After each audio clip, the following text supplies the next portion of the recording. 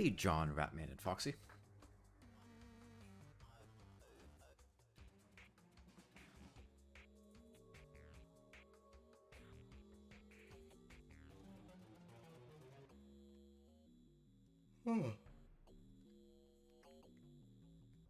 Hey, Wetfish.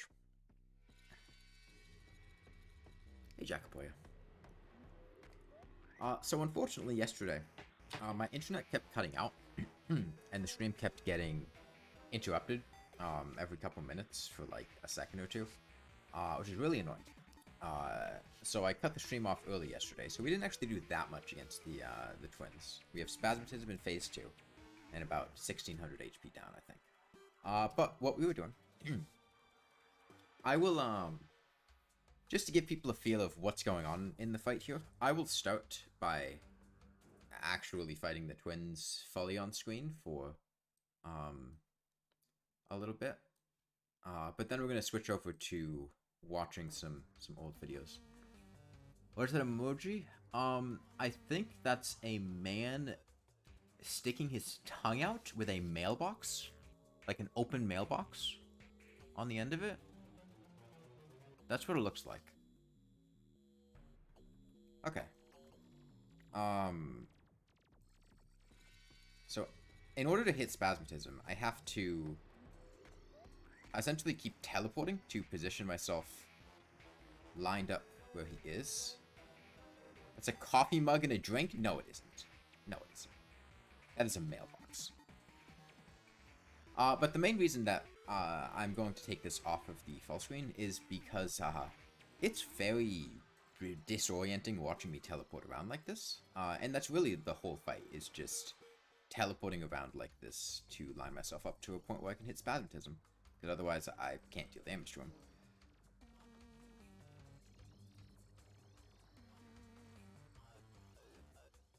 Would Rod of Discord be useful for bosses? I don't care. I'm not going to use it. It's a Rod of Discord. Get that trash out of here. Yeah, basically just that. But I'm not interested in sitting here doing that on stream for hours on end. So what we've been doing is watching old videos of mine while all this has been going on. So let me find... Is it this one? Hold on. I need to... It would have been... Oh, I see what I did. I see what I did. Okay. Let me... Which window capture was it?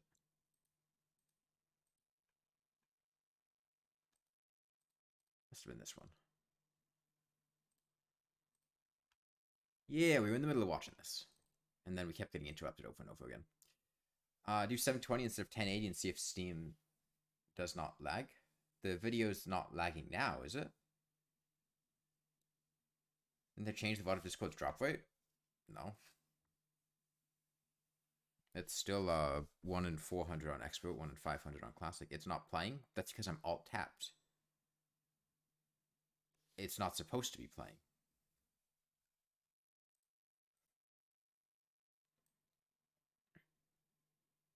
I'm just getting things set up so we can start. Okay. Let's rewind slightly. I think that volume level sounds good.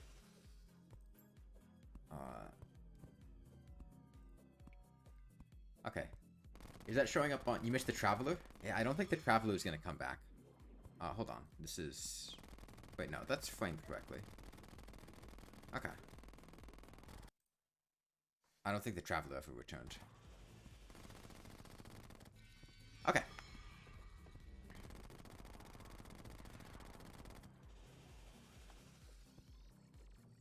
But yeah, I did this right after I did the Empress of Light with the flare gun and typing rap gun into chat and whatnot.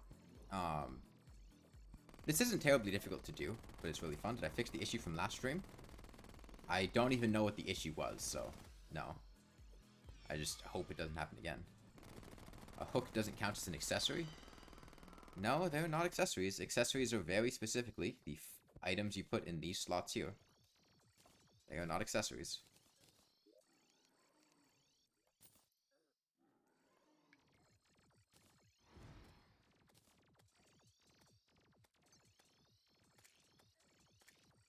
What's the next video after this? Is Blindfolded Empress of Light next?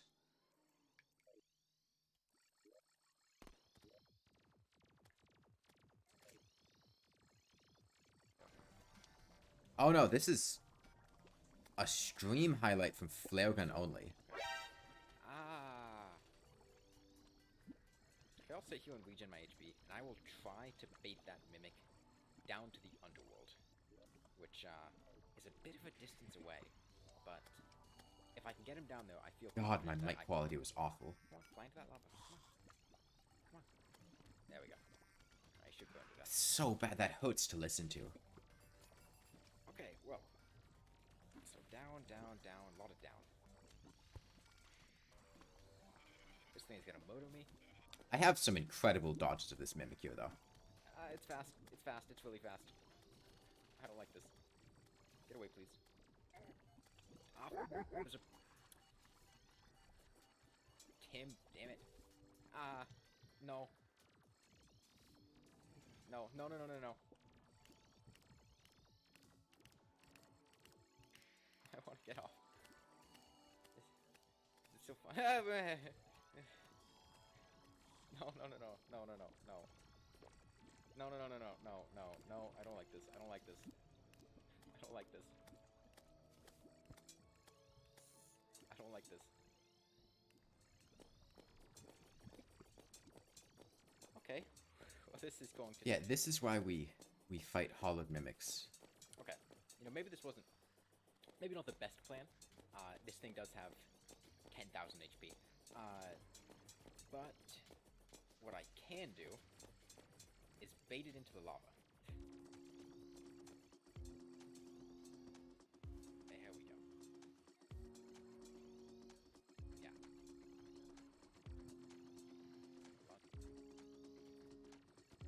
I spent a very long time killing this thing with lava. This was back during the original Flare Gun only, which was about 3 years ago. Like, I can't use like a... When I streamed this on Twitch.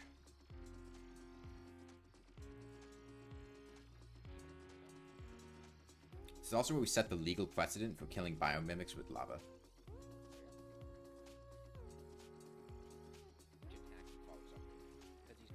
I remember really liking the way the song started, but then I don't really like this part of the song, but I liked the build-in enough that I just used this one. It's hard finding royalty-free tracks that you like a lot. Hey, Pink Mimic.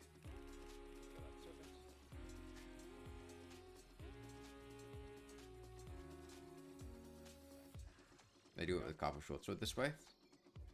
Basically. And healing potions. Good, good, good. Now, I know what you might be thinking. A flare gun. Oh, this is the Flare Gun only video. Stretching the truth, right? There's some catch. Hold on. Do I need to turn this up? How loud is it? Can you hear me talking? I was kind of quiet in this video. I'm actually narrating things now. It sounded kind of quiet.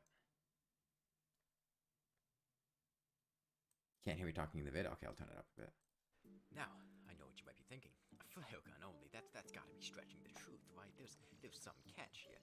You had some indirect way of killing everything, or you had a modded flare gun that was way better than the one in the base game, and no, there was no catch. It was actually a fair bit more difficult than you might be thinking. To run down exactly what flare gun only... How's that audio level? Is that good? We good like this? Do I need to turn it up more?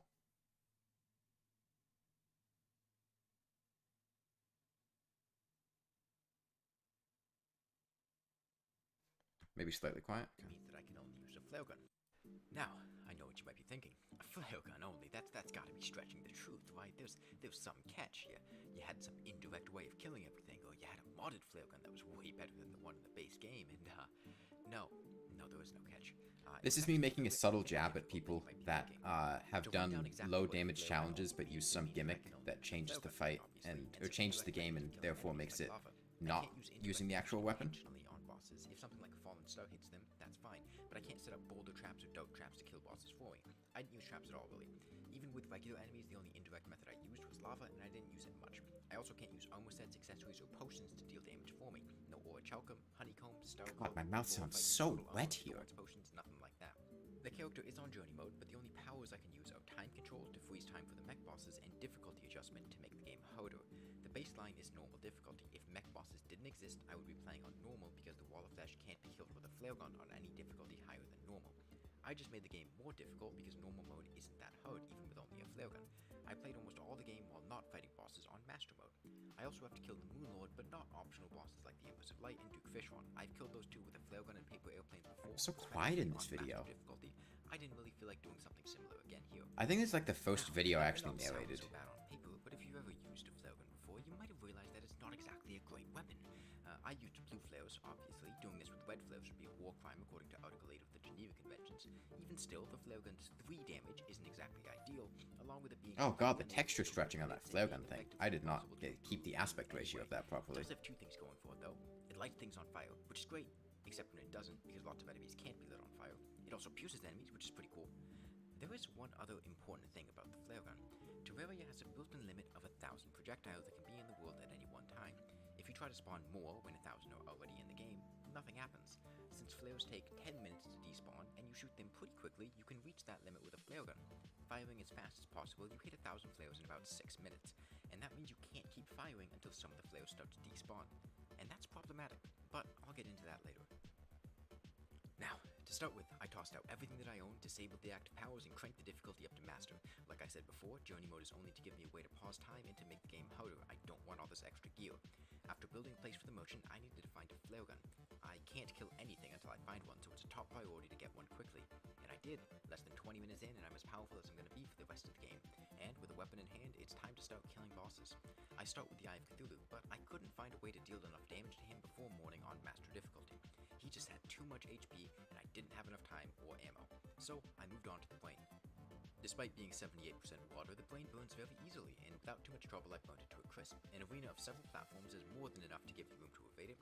I decided to knock out King Slime next, who gives up on life pretty quickly. He's also fairly easy to evade once you've got some mobility. And then it's back to the Eye. This time I'm fighting him on expert mode, and I'm giving him all I've got, which is about 1,000 flares. And it's tough. I make every flare count. What's happening? We're watching old videos of mine while I'm fighting the twins. Drops to 0. I'm fighting against the clock and my ammo. I only have about 9.5 minutes of night, and, like I said, I only have about 1,000 shots. Journey mode? I did not want to use journey mode for anything that was not necessary during this. I did not want to pause time for the Eye of Cthulhu. It is more interesting and fun to be forced to fight against a time limit than it is to have infinite time against a fight that is not difficult. 40 seconds to spare, the Eye spies death. I did not pause time for anything outside of the mech boss this time death very intentionally. I know I could have time pause time. Same thing for Skeletron. I fought him on master mode and refused to pause time. I needed to kill his hands at night and then essentially fight the Dungeon Guardian with almost nothing to help me evade it. There was just barely enough time in the night to destroy his hands, and then avoiding the instant death that is daytime Skeletron was a very tough challenge to overcome. I didn't build a hoik, I didn't get gravitation potions, I didn't use a minecart track, I had a blizzard in a balloon, spectre boots, and a ruby hook, and that's it.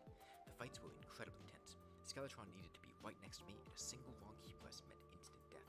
I don't press spacebar at the right time, instant death. I'm a little slow, instant death. When I reached the edge of my walkway, I needed to jump in the air, grapple the ground, and loop around him. A pretty difficult maneuver to pull off. Failing, instant death.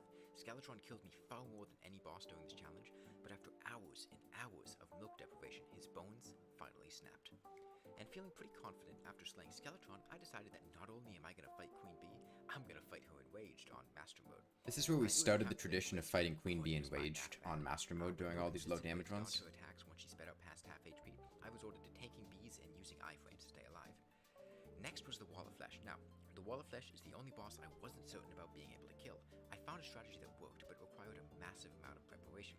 You see, the Wall of Flesh has 3 body parts, and by firing straight upward with all of them above you, you can hit each one with a single shot. But, in order to do this consistently, you need a long, flat walkway across the underworld, and that takes a really long time to build. A really long time? Kill enemies in the underworld because you're on Master Mode and you have a flare gun. But, after over half a dozen hours, I have my walkway built and I start shredding the Wall of Flesh. It can't be caught on fire, and I need to deal 8,000 damage with 1,000 shots, something seemingly impossible since he only has 3 body parts, 2 that get hit for 3 damage, and 1 that gets hit for 1 damage. I was so quiet in this video. Each shot hits 3 times. But, Because this segment's so big, it's possible to hit a section multiple times with a single hit, making this possible. And with almost all of my ammo gone and at the very edge of my walkway, I deal the final blow and plunge the world into horde mode. Now the real challenge begins. There were a couple of things I needed to avoid doing in horde mode. Firstly, and most importantly, I decided not to break a single crimson altar. Doing that would invite pirates to invade my world, and I happen to like not having pirates in my world. It's rather nice and peaceful here. That meant that I couldn't get horde mode ores aside from fishing. It also meant there wasn't much to do before fighting the mech bosses. Oh yeah, when I did Flaregun only, I just rolled up with crimson armor. And I mined and sold a bunch of hellstone to finance my journey. For the mech bosses. They're the reason this character is in journey mode. I needed to pause time to be able to kill them. They took hours and hours to kill something completely impossible to squeeze into 9.5 minutes. First up, I set my sights on a pair of Christmas-colored eyeballs. At first, I decided to do it on Master Mode, and I got very, very close. Around 4 hours in, and Retinazer only had 500 HP left, but a very lovely possessed armor decided that he didn't want Retinazer to die and killed me. That was very nice of him. I didn't really want to kill the twins anyway. It was no big deal though, I just had to do it again, and I had to do it better this time. I went down to expert mode and handily kicked their asses, flying up and down to evade Spasmatism, knowing that Retinazer's inaccurate shots were unlikely to hit me. With Spasmatism's second phase, I started baiting around his dashes and using a grappling hook to get some distance. Things were going pretty well, that is, until both of them were in their second phases at the same time. I had another 1,000 damage to deal with Spasmatism, and they were both laying into me. I was still using Crimson armor, I couldn't afford to take many hits. Even still, with the help of the nurse, I evaded death and smashed the eyes to pieces. The Destroyer came next, still on expert mode, and oh dear. There's an interesting fact about the Destroyer and the probes. The probes don't release based on how much damage you deal, just on whether or not you hit the segment they're stored in. They also don't despawn. With a weapon that pierces infinitely and does next to no damage, that's a recipe for a lovely appetizer of dozens of probes before the main course of Worm. But, with the help of a teleporter, I finished off the probes and started pecking at the big metal worm. He can't be caught on fire, but he does have a lot of body parts. It's possible. Yeah, that possessed armor was... Yes, against the Destroyer. And with the probes gone, he doesn't pose too much of a threat, and I take him out after nearly a 5-hour long. Very annoying. The last of the Triumvirate is Gaius Julius Skeletron. What the fuck did I just say? The last of the Triumvirate is Gaius Julius Skeletron? I decided to make a few pieces of hollowed armor for extra defense. I was still using Crimson at this point. That's... And that extra protection lets me comfortably take him out. I technically didn't have to pause time for this fight, but felt it would be pretty boring to fight him in his enraged mode. To stop wyverns from showing up, I took a few suspicious eyes out and summoned the Eye of Cthulhu. Oh, pro tip. That's a good tip. Other enemies almost completely stopped spawning. At this point, If you summon the Eye of Cthulhu during a mech boss fight, with 2 bosses in the world, it's not going to spawn wyverns. I forgot my weed whacker, but Plantera burns easily enough. She is a plant after all. Even on expert mode, she was the easiest of the hard mode bosses. She took the least time to kill at only about 2.5 hours. Because it occupies spawn slots. The arena I built was too big. There was a small area in the middle that didn't count as the jungle anymore, causing her to become enraged and very nearly killing me. It seems that the damage of her attacks is based on whether or not she's enraged when she fires them, not whether or not she's enraged when they hit you. That means that I would randomly get hit for over 100 damage by spiky balls in her first phase. She would shoot them while enraged and they would bounce around for a while afterwards. But, with a good amount of space and wings that can carry you in a circle around her, Plantera isn't too tough to kill, just be fast and keep your distance in phase 2. It might seem strange, but Golem was one of the worst bosses that I had to fight. Oh fuck Golem doing this run. That comes down solely to the fact that he cannot be caught on fire. It took almost 9 hours to kill him on expert mode. I was slowly going insane during this fight. At the beginning, I was reading off some of H.P. Lovecraft's stories and entries from the dungeon. Hey, that sounds familiar. Rulebooks, barely even looking at the screen. After I finished up phase 1, I took... Oh, that's my old BRB screen. ...to his last phase. There's not a lot to this fight. Go in a semicircle around him and shoot flares. I did lead him out of the temple and into... Yeah, no, Golem not being able to be caught on fire was brutal. ...briefly and very nearly killed me. At this point, it's worth talking about how to fight bosses with low damage weapons. It's all about staying alive. You don't need to... You notice how close I came to dying like 8 hours into that fight? If you don't die, if you deal at least 1 damage per hit, there's no time limit, and the boss doesn't heal, then any boss is possible. High defense, damage reduction buffs, regeneration... No flare gun? They buffed the flare gun since then. This was before the flare gun had auto fire. You need to be good at dodging. The defense and I had to click every time I wanted to fire the flare gun for this, and this was also before coast flares were a thing. Difficulties. It's inevitable that you're going to make a mistake eventually. It's important Hey, that Shark Tales. isn't crippling. Having a good understanding of how to dodge a boss's attacks is very important. Knowing what and when they'll do something and how to dodge is necessary for how the bosses take the Moon Lord. You need to know how to dodge his attacks and also when and how to dodge his healing for him to be possible. The worst boss in the game is next. The Lunatic cultist was fucking awful. off stream, and I decided to fight him on normal mode after dying halfway Yeah, through on I gave up perfect sense. streaming, partly because just nobody was watching the stream. And like fought him off stream on classic because the cultist was so fucking annoying. It was, there were falling stars that would come down and hit the fake cultist and completely outside of my control cause him to spawn a phantasm dragon, which is like borderline impossible for me to kill with a flare gun. It was solar eclipses happened, deadly spheres would spawn, and like I can't get rid of a deadly sphere. I have a flare gun. They do like a ton of damage. It was, the cultist was so awful during this run. Like genuinely, the cultist I think took like hours on end, and I think I died to the cultist probably like half a dozen times, and I probably spent like a week trying to stream it and I kept failing because god, it was awful. Well, no, I know how to avoid the things now. Oops. So I had to do it all again. Killing the actual pillars was time-consuming, but not difficult. Oh yeah, this right here, if you didn't hear what I said. With beetle armor and warding accessories, his attacks deal very little damage if they do hit me, and I just had to very slowly kill him with 1 damage hits.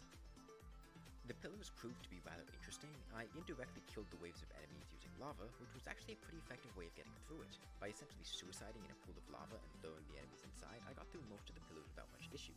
Setting my spawn next to the lava and jumping in was a really good way of knocking out the shields. And then, after knocking out all the shields, I saved and quit and realized that the shields reset. Oops. Yeah, don't save and quit after you take down the shields. Pillars was time-consuming, but not difficult. I stood very high up in the air and fired downward, dealing 20,000 damage after about... Oh, can you guys not hear it? Because I enjoy having my fingers not be in pain, I rebound the attack key. At first, I used L because I didn't think L was bound to anything. Turns out L was bound to toggle journey mode powers, and that made it impossible to... I rebound the attack key to L, and I could not get back in the menu to unbind the attack key off of L, and I had to save and quit, and I had to do the pillars a third time. I can't increase the volume anymore, it's as loud as it gets. And most intimidating challenge, the Moon Lord. Not only does he have more HP than any other boss in the game, put on he a also gain has the filter. self-heal mechanic, one that is very difficult to avoid. He can, thankfully, be caught on fire, but I needed to find a way to stop his healing before I could even think about killing him. The Moon Lord's heal is tied to the Moonbite debuff, which he inflicts with his tongue. If you have the debuff, the tongue will send back leeches with 400 HP each that heal him for 1,000. Normally, this isn't a problem, the leeches are very easy to kill, and 1,000 damage is easy to inflict again anyway. But these are not normal circumstances. I knew of 2 strategies for stopping his healing, but neither of them would work here. The Celestial Starboard is fast enough to outfly his tongue, and the Nurse can heal the debuff, but the Starboard requires killing the Moon Lord first, and the Nurse is far too expensive at 1.4. It costs like 20-something gold per heal. But I had hoped for something else. The tongue doesn't teleport with the Moon Lord. That means teleporting away from the Moon Lord when his tongue is out should get me away from the tongue. But I don't just need something that works theoretically, I need something that works with near-perfect consistency. At first, I built a long arena with a teleporter at either end, running back and forth when he sent out his tongue. But, while it worked sometimes, it was just too inconsistent to reliably stop his healing. I repositioned the teleporters a bit, and instead I started using the magic mirror. When his tongue would come out, I'd fly up, recall back, and dodge it. This ended up being very, very consistent, enough for me to whittle him down past phase 1 and into the second. At this point, things got a lot more difficult. Not only are the true eyes very difficult to dodge, but his healing occurs much more frequently. I used a similar strategy to phase 1, recalling and teleporting back, but it was still very rough. I did find something else though. Very quickly spamming teleports will stop him from healing. It seems to cause the moon leeches to despawn and never make it back to him. That gave me a consistent last resort. Even if his tongue does hit me, I can spam teleports to stop his healing. With that, I had everything I needed to finish this fight. I wouldn't have done nothing, taking over 10 hours to kill him. And now, it was time to celebrate. The skies were filled with demonized rivals. I love this glitch. And my struggle of 110 hours, 4 minutes, and 12 seconds was over. I streamed most of this challenge on Twitch over the past 2 months. The VODs are all still up, at least at the time of recording this. Although I did a lot of boring stuff off stream, mining, fishing, farming, building. I think those VODs are permanently lost to time now. What I want to do next. I'd rather not just do another beat game with bad weapon challenge, because once you've done one, you've pretty much done them all. If you have any ideas, feel free to leave a comment. I'll also link a playlist with most of the boss fights for this edited down to a few minutes in the description. Oh, yo, that playlist! I'll leave this video to my... Hold on. I forgot this playlist exists. Yo!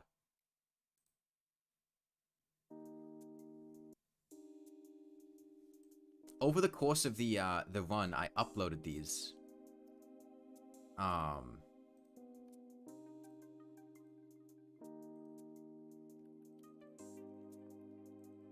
And then took them down after I made... unlisted them once I did the whole video. These are basically just all of the boss fights, but, like, edited. The pre-hard mode ones are just sped up a lot, and then the hard mode ones jump around.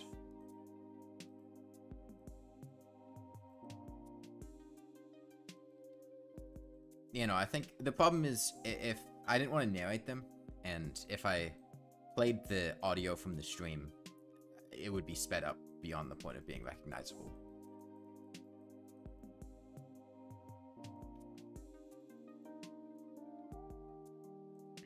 Bouncy Dynamite vid? We'll get to the Bouncy Dynamite vid. The Traveler would beat the challenge no hit. He would. He would. I feel like I used the Traveler character for something else at some point.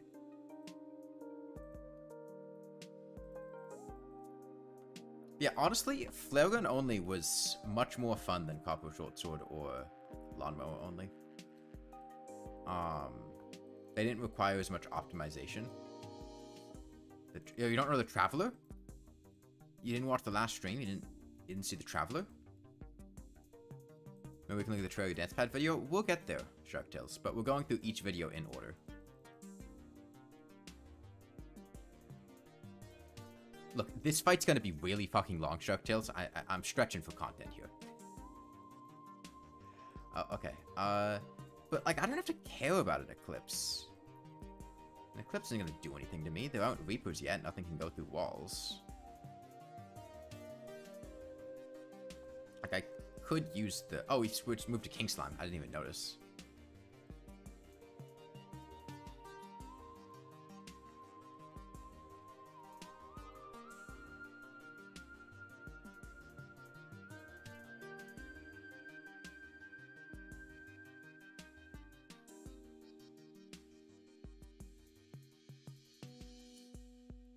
Yeah, I remember for some reason, I think the first things I streamed on Twitch...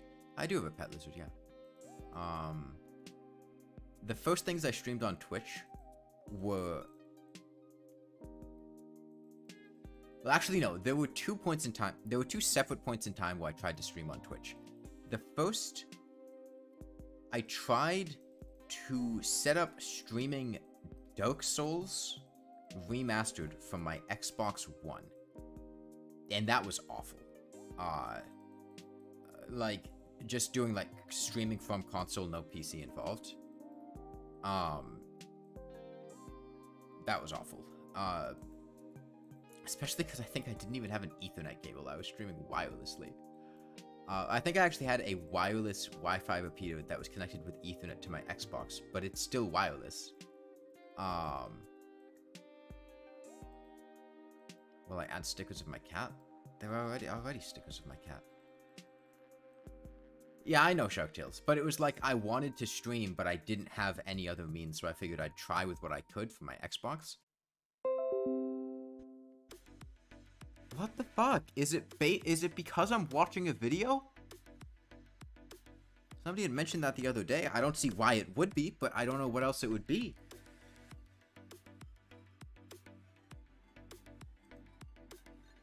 Because we went like half an hour fine. I have no idea why this is happening. I can try...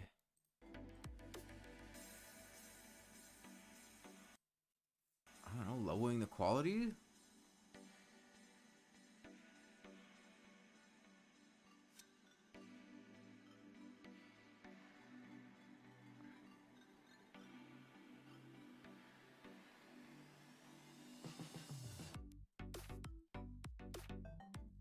What did you miss? Okay, I'm gonna skip through the pre-hardware bosses because they're really boring. Let's go to the next one. This was the Hollowed Mimic. Goblins. We don't need to watch goblins. Okay, twins.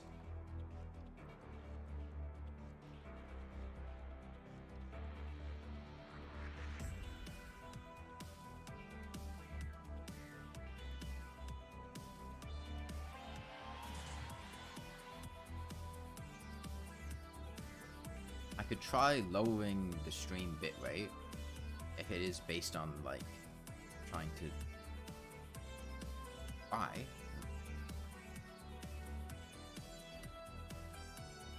Yeah, like, the flare gun fights were much more interesting because I was actually fighting the bosses. Because I'm not fighting the twins here. I had journey mode to pause time, Zacro. Like, I'm not fighting the twins with a lawnmower. I'm, like, just teleporting around and they're slowly dying. There's no fight. There's no risk of dying. There's no challenge. It's just time consuming.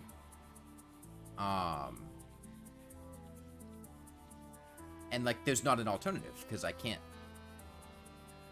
do anything else and still deal damage to them with a lawnmower because otherwise we'd be here for like 6 times as long. But the flare gun actually being a functional weapon meant I could actually fight the bosses, which made it a lot more fun.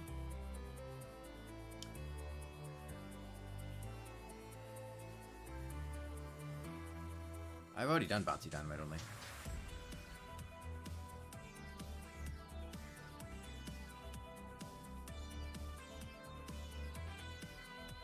I do like this song though. Like for royalty-free music, pretty nice.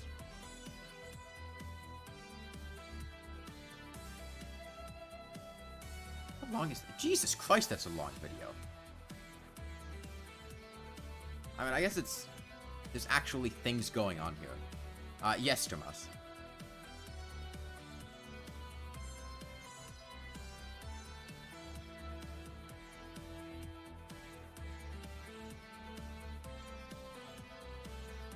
No, I am playing. I am playing Terraria. I don't know why playing would be in quotes. My hands are on the keyboard and mouse. I am... Okay. I am going to try adjusting some settings in OBS to reduce the quality of the stream. And we'll see if that helps.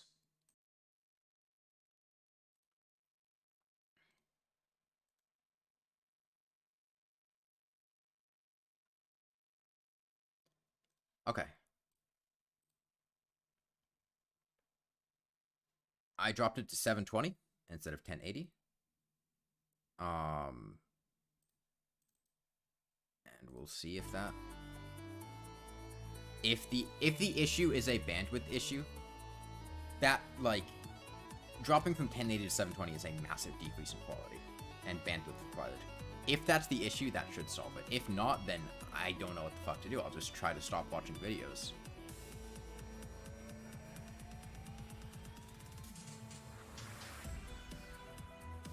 Okay, Spasm has been phase 2 now, and I'm, like, actually... I was using Crimson Armor. I probably only had, like, 60 or 70 defense. I certainly didn't have Flesh Knuckles.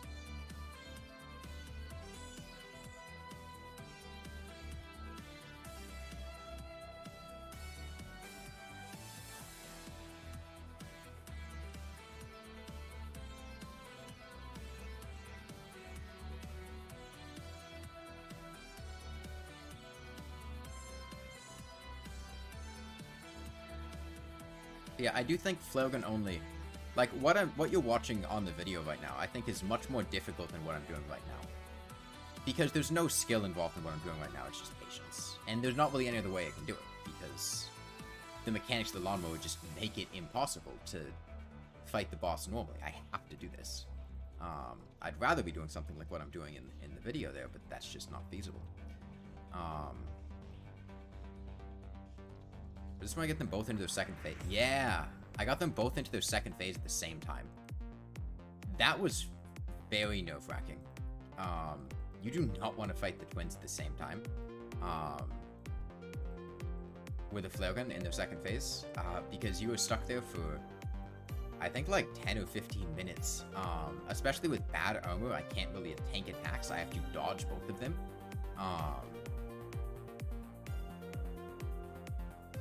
really not ideal.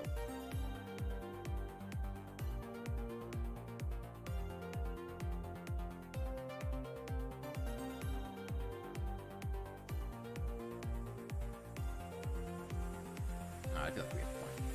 What else is in here? Worth watching. Flare gun, Prime, Plantera. Let's just go back to this. Gecko.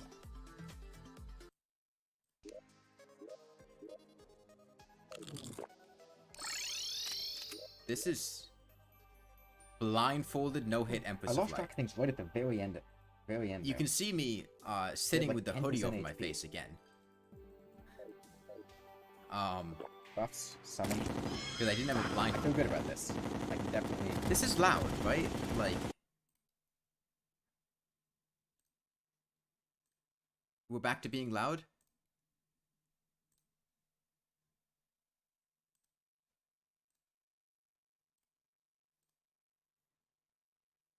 I'm gonna turn down the volume, because, like, it's loud for me. I feel like that's be loud for you, too, right? Especially because the fucking vortex speeder. Oh my god. Not making all the small mistakes that keep getting me killed. It was losing track of when in the cycle she was, and it was doing the worst attack too, because that's the one that I need to start dodging like the second. Is that better? Yeah, this is the second blindfolded thing I did. Which was basically just me having fun. After doing all the Empress of Light stuff. Because I figured, like, you know, after fighting her for 80 hours, killing her with a flare gun, I could probably just, like, put on a blindfold and dodge all of her attacks. And then I did. I don't want her to go into her second phase fight. Time death. I don't like people just saying with no reason whatsoever how many people are watching. That just makes it stressful. Like, that's just a vibe killer. Like, you don't need to say that. All that serves to do is just make me go, oh god, now I feel like I'm doing something wrong, when it's just, like, YouTube being annoyed. Like, don't say that. There's no positive aspect to saying that. That's just negative. Swords, loop back, players again. It's not going to influence what I do at all, it's just going to make me more stressed. Stow, get some height here. Swords again. Great commentary by during this blindfolded. Just saying what she's doing. Down. To the left. But the reason I was, like, calling everything out is because when you do things blindfolded, at least what I would do, is, like, make a mental recreation of the fight as things are happening. Stow, get some height. And then essentially just make a mental image of what's going on and then update it in real time based on the timing of how things should happen. Down. The bite. So me saying all this is genuinely, when I would do things blindfolded, I would close my eyes as well to help focus. Loop back. Okay, Spastism is below 11k now. 10,915 looks like. Loop back. Dash. Players. Down. Left.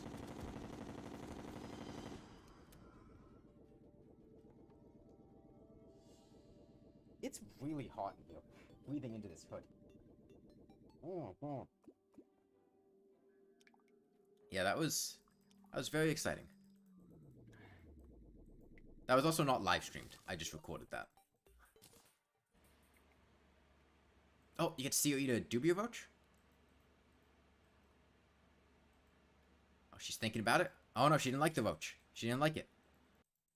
Well, that title is a mouthful. To break down what Oh, this is hardcore for the worthy master mode. Master mode on the special For the Worthy seed. How's the volume? Hardcore character, meaning that death is permanent.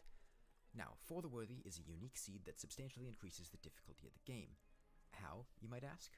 Well, all bunnies are replaced with exploding bunnies. Trees and pots randomly drop lit bombs. Enemies have even more HP and do even more damage. Pools of water are randomly replaced with pools of lava. Sky chests require dungeon keys to open. Ash in the underworld falls like sand when breaking nearby blocks, and all demons are voodoo demons. Almost every boss is modified in some way besides just having more HP and dealing more damage. Most of them are bigger and faster. Some of them are smaller and faster. So it's not exactly a walk in the park. The thing is, my Gecko gets stressed if I handle her too much, so I wouldn't want to do a whole stream with her. And the way that her enclosure is set up, she typically sleeps in a log that I don't have access to. So it's hard for me to get her out. And yes, that's a real house.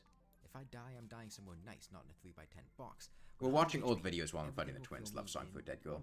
This is hardcore for the worthy master mode. Crimson biome. Every enemy would kill me in a single hit, and it would take 4 to 5 grenades to kill a single enemy. So, with 74 grenades, no other weapons, barely any torches, and no way out, I just jumped down to the Crimson with, like... 61 grenades. The main one is the... Grenades. Well, I'm fighting the twins. I'm not fighting the twins okay, running out of grenades, in the middle of no the stream. Out, also out of hold on. Couldn't really hear what I said there. I'm gonna turn it up a little bit. Grenades to kill a single enemy. I do love this so, part. With 74 grenades, no other weapons, barely any torches, and no way out, I set out to find a Crimson biome. 61 grenades. 45 grenades. 34 grenades. Okay, running out of grenades, still no way out, also out of torches, but now I've got a gun. And 2 more bombs. It'd be a waste not to use them, right? So I head back, shadowing another hut and finding a crimson rod and some life crystals. A kind skeleton was waiting for me below the crimson, and with his help I could restock on some torches and bombs. Still no way out, but that's a problem for later. Now that I'm out of the crimson, I can safely mine and start to gather resources. Platinum, life crystals, and chests are my priority. Bombs can help me to gather ores quickly. I still need to be very careful around enemies. I'm out of one-shot range of most enemies outside the jungle and underworld, but they can still... Yeah, it's more fun doing hardcore for the worthy than hardcore Get Fixed Boy, because you can actually play the game. Like, Get Fixed Boy has so much annoying shit in World Gen that it feels like you're really locked with what you can actually do, whereas for the worthy you can just stroll up and play. But they refused and they pulled a knife on me. The solution to this problem, and all of life's problems really, is simple. Use a grenade. I still have no double jump, so I'm stuck using my grappling hook to move vertically, but I've got a few layers of platforms, and grenades are pretty awesome, so I take out the goblins without too much issue. With the goblins out of the way, I grabbed the mini shark and took on the Eye of Cthulhu. He's fast. Yo, mini shark isn't too much different than normal, with all of the defense from platinum armor and a yeah, whereas exploring early game like for the worthy is fun. Unfortunately, the Eye and King Slime, I suppose, are really the only pre-hug mode bosses that aren't substantially more difficult in For the Worthy. After this, all of the bosses I have to fight... This is also before 1.4.4, so the For the Worthy revamps haven't happened yet. With the Eye dead and some decent mobility, I start to explore the rest of the world. I snagged a Guild's Potion on the way here, so I use that to get to the chests down in the ocean. Deep in the trenches, there's a lovely pair of boots waiting for me. On the other side of the world, I find a key sitting in the dungeon.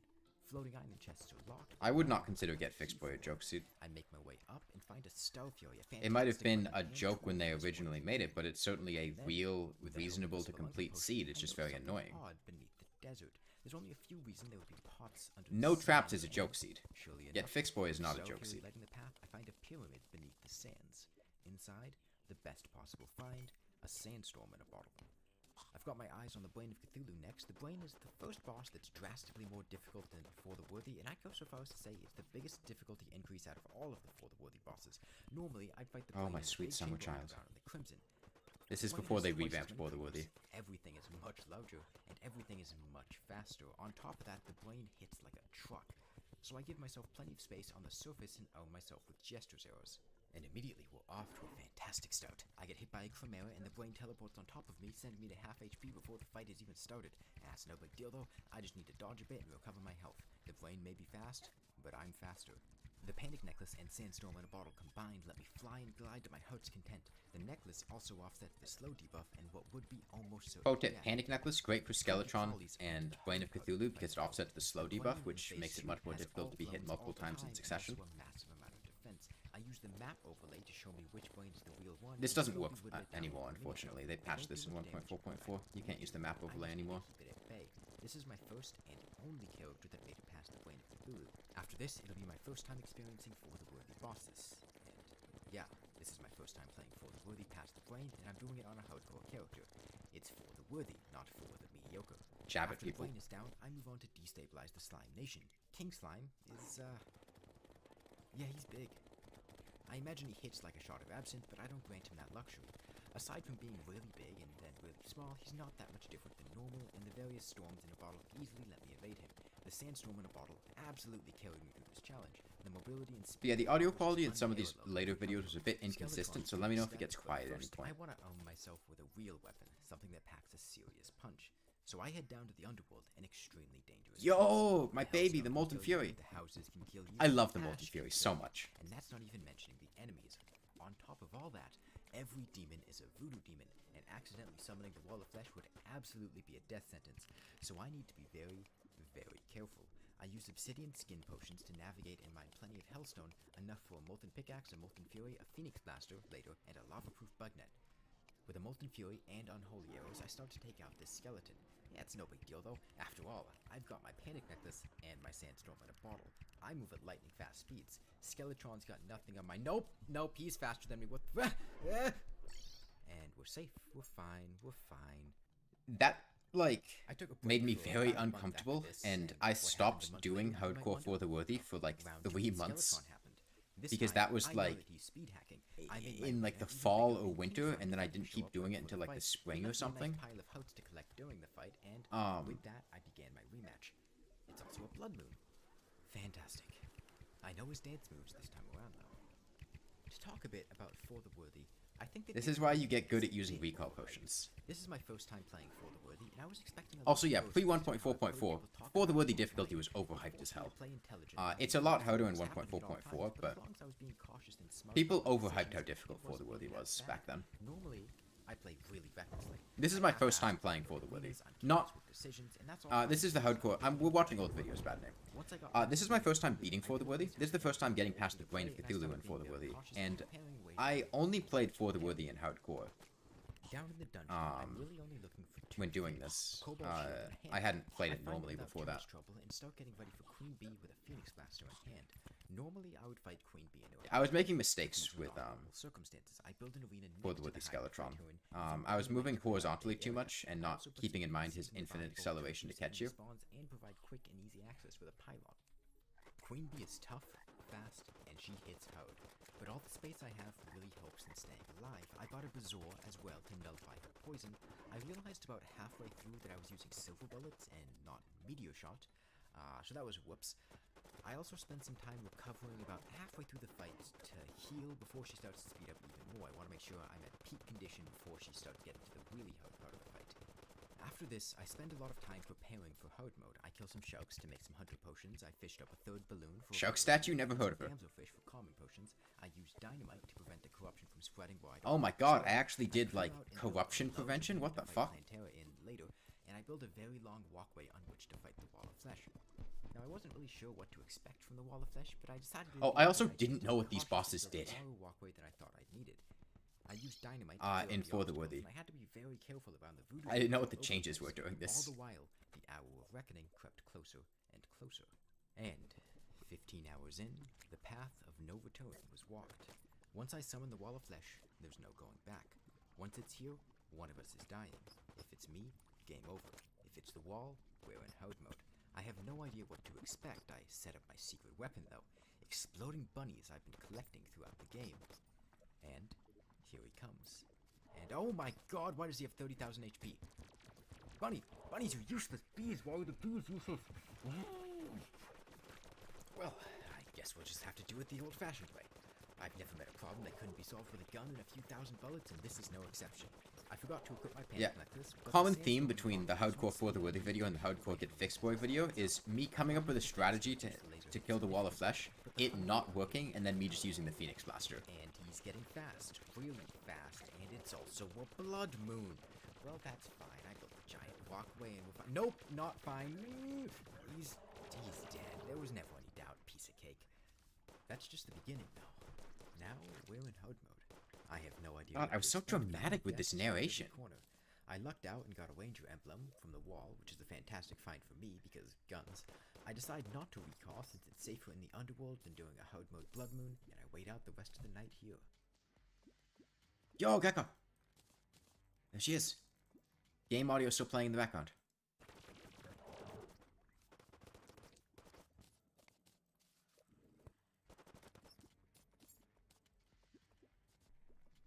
Now then. Oh god. You're really intimate with the mic right now. You wanna back up a bit? Get that thing out of your throat? Kill me if they touch me.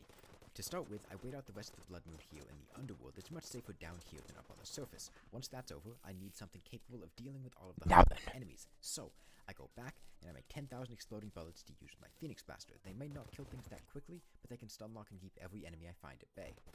Next, I go to break a few altars. The corruption in Hollow created when you kill the wall of flesh are changed a bit in the Forthworthy series. This is not true. I'm giving information here that's not correct. There was wrong information listed on the wiki that I saw when I was researching this video that talked about the Forthworthy corruption placement being different. It's not. To show me where to mine. The Phoenix Blaster keeps me safe, and after an hour or so, I've got a full set of adamantite armor. As much as I love the Phoenix Blaster, it's just not going to cut it throughout HUD mode. I need a better weapon, and there are only a handful of powerful and easy to acquire ranged weapons to choose from. So, I head down to the now corrupted ocean and I start hunting blood mummies. With the dark shards that they drop, I'm able to craft an Onyx Blaster, which is a fantastic upgrade. So, now that you've got an Onyx Blaster, you're going to start slaying some bosses, right? No, not quite. The Onyx Blaster is good, but we can do a lot better. I got it for convenience and to make the next part easier, not to use it for long. I need Souls of Night.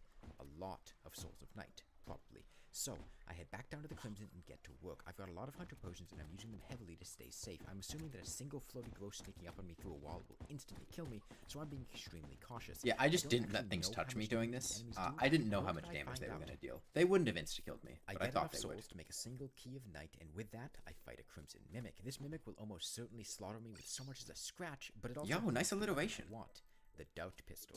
Extremely powerful. You can tell how much I tried to enunciate the word doubt there. I use this until I get a tsunami or an eventide. Thankfully, I've got plenty of speed and plenty of space. Crimson Mimics are terrifying in close quarters underground, but out in the open they're a lot more manageable. It goes down without too much trouble and gives me what I'm looking for. The Doubt Pistol is extremely good damage for a weapon easy to acquire at the beginning of HUD mode, especially when paired with Ichor Doubts. There are 4 Oh god, what did I just say? No, that's not how you pronounce... Ichor Doubts inflict... No, that's not how that word is pronounced. Very good at dealing damage. Stop. Ichor. Between enemies and are pretty good at crowd control. I don't actually have access to Cursed Doubts very easily because they're from corruption enemies, so I'm not going to use them here. At this point, I'd like to start fighting bosses, but a bunch of pirates started shooting at me for no reason. I was taken aback more than hurt, but they brought what comes next on themselves. Unlike goblins, pirates have no Ichor. So you just need to close yourself off and shoot through small pro tip holes. for pirates, Also, just do this. Don't kill pirate captains because they spawn ghosts that can travel through blocks. Their ships can't even fly, they just hover. Especially the pirate ship. If you build a pillar like this, they get stuck on it. Attack it from inside the tower. The Dark Pistol isn't very good at attacking through one block. And you can just shoot it. Play around with it a little bit to get it to work. With them out of the way, it's time for the mechanical bosses. Skeletron is the first on the menu, and in Forthworthy, his bombs destroy blocks. That might not sound like much, but he shoots a lot of bombs. I fought him in the same place as regular Skeletron, and I had to constantly keep an eye on the platforms to make sure I had a place to land. Now, for every boss, I mostly use the same potions. I used Iron Skin, Swiftness, and Regeneration potions because they're easy to make and provide helpful benefits. I used Endurance and Life Force potions. These ones aren't as easy to make. Oh god, what is the image quality on these pictures? To get the materials, but they kept me alive and well. The upscaling on these potions just looks so bad. Random enemy spawns. Hunter potions to keep an eye on everything and prevent myself from being They're like washed out around the edges and just do not look right. These bosses have a lot of HP and a lot of defense though. Even a weapon as powerful as the Doubt Pistol takes a long time to whittle down 71,000 HP. I don't bother trying to kill any of Skeletron's arms, and the few times I got hit hard. I don't even know what nearest neighbor upscale is. And the bombs still hit for over 150 and the lasers for around 70. After the fight, I spent some time cleaning up the mess and rebuilding the arena, and then I move on to the twins. These two are smaller, faster, and shoot faster, but they don't give me much trouble. I used the same accessories throughout most of HUD mode, a Charm of Mist to help stay alive after taking some small hits, an Obsidian Shield because I can't stand to make the pixels knockback, consistent. I mean, I can do that just by a bunch of other... a pair of boots, No, I know how to upscale images, Batman. I made this video like 2 years ago. I just didn't upscale them correctly at the time. Soon after, I imagine they have very high contact damage, but the projectiles didn't hurt too much. The Destroyer is up next, but first, I've got a few upgrades to make. I got enough hollowed bows for a full set of hollowed armor from the twins and Skeletron, and I make that immediately. What probably happened is I just downloaded the thing and put them into the video editor and upscaled them there, instead of taking it into an image editor to upscale properly. Then I head down Nearest neighbor is the good one. This is the big arena I don't need it. It's like I can just do it in GIMP in like 5 seconds. I don't need an external program for it. Currently using. I end up with Butterfly Dust and I move on to kill some wyverns. Now you might be wondering what defense and endurance potions actually do when most enemies just one-shot you. Well, that's exactly what they change. They make it so that enemies don't just one-shot you. 371 damage in a single hit. That's already been reduced by 56 for defense and 10% for the endurance potion. Without those, it would have hit for around 475 damage. That goes a long I do not have 475 air sound. I spent some time finding a fashionable outfit, Is that and then I take on the Destroyer. Echo? He's big. He's longer and larger, so I play things safe, using Core. to avoid risks. Unlike most bosses, Core. you get far away from him, so you can use teleports to make the fight easier. If he were to hit me with his head, I would probably die, so I make sure to keep away from his body. Probably. The crystal darts make easy work with the destroyer. Yeah. And at this Yeah, point, if the destroyer licks me, I'm dead. I've got two options, Duke Fishron and Plantera. At first, I get a few truffle worms and try to take out the Duke, but I'm a bit rusty on the fight. Last time I fought him was several months ago when I killed him with paper airplanes, and I messed up the transition from his second to third phase. Oh yeah, this was also the first time I did horde mode in like multiple months when I was doing this. I had not played Terraria in months before doing this. I could survive a single hit, but not more than that. So I moved on to Plantera. I built an arena for her in pre-horde mode, so I should be all set to go, right? Well, not exactly. I want two separate arenas so that I can avoid having spiky balls build up and bounce around in her second phase, and the one I built just wasn't big enough for my liking, so I built another one underneath the first. Getting her back there proved to be a bit of a pain, but once I lured her there, I started to take her out. Plantera's first phase isn't much different than normal. I think she's a little faster and shoots faster, but it's pretty similar. Go in a circle around her in phase 1, avoid the spiky balls, and then go in a bigger circle around her in phase 2. Phase 2 is disorienting, though. This is back when I used the multi-arena strategy for Plantera. It's strange and hard to get used to, but I used crystal darts to kill the tendrils, then I baited her around and killed her with echo darts. She didn't drop anything useful, but at least she's dead. Now you might have noticed that I've gotten a few biome keys to drop, a desert key, 2 jungle keys, and a crimson key. The horde mode dungeon is open Pro now, tip here. so what comes next is pretty obvious. I completely avoided the horde mode dungeon. Hey, don't go to the horde mode dungeon, it sucks there, it's a death trap. Back to Duke Fishron. As a famous philosopher once said, everybody makes mistakes. Everybody has those. Yeah, days. shitty joke. Well, Don't say those that days again. are every day. I just wanted Tsunami, and I'm doing a terrible job at Fishron's third phase. The problem is I can't afford to take any hits. I refuse to build any arenas, and I'm doing a bad job at transitioning from his second to his third phase. I go through well over a dozen truffle worms just to kill him twice. The first kill gets me a flare on. It's a good weapon, but not what I'm looking for. I make sure to take life force potions and endurance potions before each fight, which requires a lot of fishing to get the components. And finally, why was I still using Dope Pistol? What else would I be using, Zeko? The jungle temple in Golem now. Yeah, not in Hardcore for the worthy AT-217. Potions and chlorophyte arrows I cut my way through. What's a hoik? I don't know, never heard of it. Let's go through the horde mode, the temple on foot. I take the tiny golem out into the arena and make quick work of him. The tsunami ripping him to pieces in the open space, letting me easily avoid his attacks. I imagined this fight would have been much more difficult inside of the jungle temple, which is why I didn't fight him there. Don't take unnecessary risks like that on a hardcore character. I've played a lot of hardcore characters in the past, and I've lost a lot of them to stupid and reckless Glorified decisions shotbow late do in the like game, a billion, the worst of which was billion blowing DPS. myself up with a rocket I'd rather use the shotbow. This was before the shop. Oh, sorry. This was before the pistol got nerfed. I use bows and guns. I also think I wanted to avoid the underground destroyer emblem, which is a pretty mining in the underground jungle if I could avoid it. I forget if that was get fixed by before the worthy. But I just like the pistol. I was hollow to catch any lace wings. gonna use the that. solution is simple. That's right. Say it with me. Holy water, easy and cheap to make, gets the job done quickly. Important thing to note about lace wings, they disappear quickly if they're outside of the hollow, rather than take them to the No, they're talking about the Dope Pistol, not the shotbow. Turning it into pearlstone with the holy water. I just wanted to use the Dope Pistol. Normally for quite some time, and I'm used to dodging her with either very good. If you're trying to pick out why I didn't do things optimally, I think you're going to be sorely upset because I generally don't play optimally doing these. Still using hollowed armor, and that I don't upgrade to Shroomite. I even have a Why did I use the Dope Pistol? I went, what's a weapon I can get? I can get the Dope Pistol. Okay, I'm gonna use the Dope Pistol. It starts raining halfway through the fight. That's the extent of the thought process. The fight didn't really feel too much different in Fourth Worthy. From my understanding, the downtime is a bit different. She attacks faster, but it didn't really seem that much different to me. Reminder that I was using Crimson armor when I fought the twins and the destroyer. The endgame wasn't ready for me though, as with the a flare gun. refused to show up after I killed his buddy. Saving and quitting doesn't help, but my enchanted sundial solves the problem easily enough.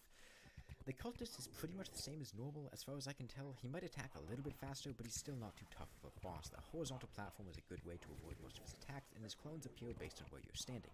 If you're on his left, the real one is usually on the right. If you're on his right, he's usually up top, and he never appears on the God, bottom take a left. shot every time I Usually describe how the summons cultist deadly, teleporting and works during these Now is things. the scary part. The pillars are pretty terrifying, but there's no bypass. Oh yeah, fuck the Take out the pillars. vortex pillar first. The pillar spawned in a convenient place, and I was able Reminder to that when I sit went there back to do and another fire hardcore off for the screen, worthy run because enemies couldn't on approach me stream, from the left, and they would spam as like the first thing I streamed, I didn't have died any to the difficulty Nebula pillar fighting the vortex because I got pillar first. I telefragged didn't by make a weapons, I just kept using the tsunami for the rest of the something in game. the Nebula pillar. The Stardust pillar is next, and it's not too much of a Isn't that what I challenge, said, but Badnik? with fight time granted by the strong insignia, I can stick to the skies and kill the Stardust cells. They replicate themselves. The but allow me cultist to spawning on the recover right and the top. very quickly. They also prevent other enemies from spawning. Didn't I say, as far as I can tell, he never uses the bottom left? A walk in the park compared to the other pillars. The solo pillar is the next one on my hit list. Why do I talk so and it was fast? just so I don't want the stressful. video to drag I on. constantly walked in and out of the range of the pillar so that only a handful of enemies would spawn and so that I could I don't kill them like safely. things that take a long time. Manageable when you don't have other enemies to deal with. Draco Mayo Riders. Terraria is a long game. The video's already long and it's split up into 2 videos already. The video audio isn't super good. You mean it's quiet? But I came prepared. They may reflect ranged weapons, but I've got a flare on, which interrupts their spinning and kills them without the Turn it up a danger of bit. killing yourself.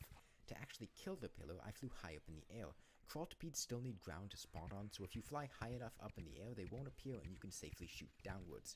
The nebula pillar is the last one, and I use a similar strategy to the solar pillar. Yeah, pillar and pro splitting tip, the if there's edge of not, the pillar's range. Nebula floaters are the only islands problematic above enemy, them, and they're only really problematic you when can you've got fly other enemies to straight deal up in with the air or and then multiple shoot down as long as floaters, you're so I kept within safe by range of the being able pillar. to cut off enemy spawns when necessary by getting out of range. I didn't kill the pillar right away though. Once the shields are down, I went to fish a little bit more. I used up almost all of my life force potions and I needed to restock on seafood dinners as well. I went back, killed it, pick up the fragments, and nope, let's not do that. That was Don't you go completely down unnecessary. for I a did not second. need to save and quit I there. I used the could rest have of just my shot it, fragments but I to make kind a of just celestial panicked. sigil, and I prepared to fight Because the I hadn't Lord. decided I drank whether or all of not my remaining red potions. I was going These to are be very unique potions strictly that against appear save and for the quitting. worthy chests and grant 3 bonus buffs for 30 But when I did minutes. get fixed for it canceled later, the I made sure unnecessary not to buffs, use any save and take my quits. last potions, and don the beetle armor. My main concern when fighting the Moonlord is chip damage, which would cancel out my hollowed armor buff and would. Look at my accessories. Hold on. My main concern.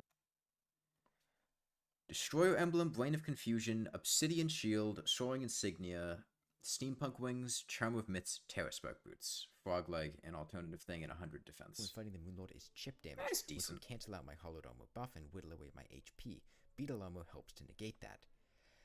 I mean, And Soaring here comes Insignia and the final Steampunk hurdle Wings, the rest of it doesn't matter worthy. too much. I'm I surprised first I had a failed to Destroyer pass the Brain Emblem. of Cthulhu, fighting all the way to the Lord of the Moon.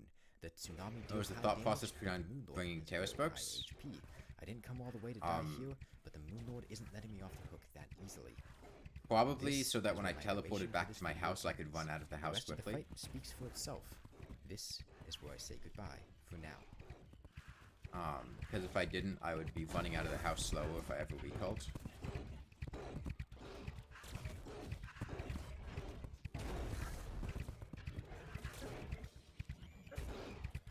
Also, I think I just generically had Terrasparks on constantly because it's for the worthy and there's lava everywhere, so I probably just didn't care much about taking them off. Okay, this is just an unedited, like, 5-minute long fight. We're gonna skip to the next video. Yo, the original How to Cheese the Moonlord and Empress of Light video. I'd like to take a moment to talk about the most broken weapon in Terraria. God, why are you so quiet? Speak up. You turn back on the gain filter. That's right, the flare gun, and I say that with complete sincerity. Broken is the Yo, it's the eye. That's the same eye that I'm using right now. The flare gun is the only reliable method that I know of, at least, for reaching the projectile cap and breaking the game by preventing more from being spawned. I talked about this briefly in my video covering how I beat the game with a flare gun, but I couldn't take advantage of it very well during that challenge because, well, I had a flare gun. Bosses that rely primarily on projectile-based attacks like the Moonlord and the Empress of Light are made virtually harmless if you manage to reach the projectile cap. However, you're also subjected to the cap, and projectiles encompass a lot more than you might think. Ranged attacks, magic attacks, minions, whips, yo-yos, several other melee weapons, grappling. The nurse also can't go with things. Can be used when the cap is reached. The Okay, easiest way Spazzin's to below fight 10k. is to summon minions before you reach the cap, which I'll say about afterwards to help you fight enemies you want to kill. Why did I The make this an Moonlord up ASMR first. video? This character is on I don't know why I'm Master deep Minions, throating my uses mic and being really sorts of quiet. accessories to help damage. It's by no means heavily optimized, and I just use what I had on hand. To start with, summon your minions. The Yeah, Stardust I Dragon don't know. and the Terror Prisma make this very simple and should be used if possible. Whispering On like low it's some sort of difficulty secret. with a heavily optimized I might have build, recorded you this at would like be 2 a.m. high back when I damage was living with my mom strategy because you have a and limited didn't time. want to be loud because I didn't want to Start wake firing people up. flares as fast as Hello you there, can. Mayo Buy a Eggnog stack of Spilling Girl. 999 from the merchant. The slower you shoot, the less surprised time I read you have that to kill the correctly. boss, so you There were a wanna lot make of sure letters you fire there. as fast as you can. Consider rebinding the attack key to something more comfortable than mouse click and switching fingers as You know, well. some of my That's old easy to videos fight have with audio the issues. time. This is one Keep which is track really of how quiet, many but that's why I players added you have, subtitles because to it this takes video. 60 seconds from the spawn in after using the summoning item, which you're going to want to use when you have about 140 flares left to fire. I also like to use the sharpening station at the same time that I fire the first flare, which will act as a clock because the flares take 10 minutes to disappear. Ideally, you'll leave yourself with around 4 minutes to fight the Moonlord. Once he's in the world, you can just stand still and do nothing.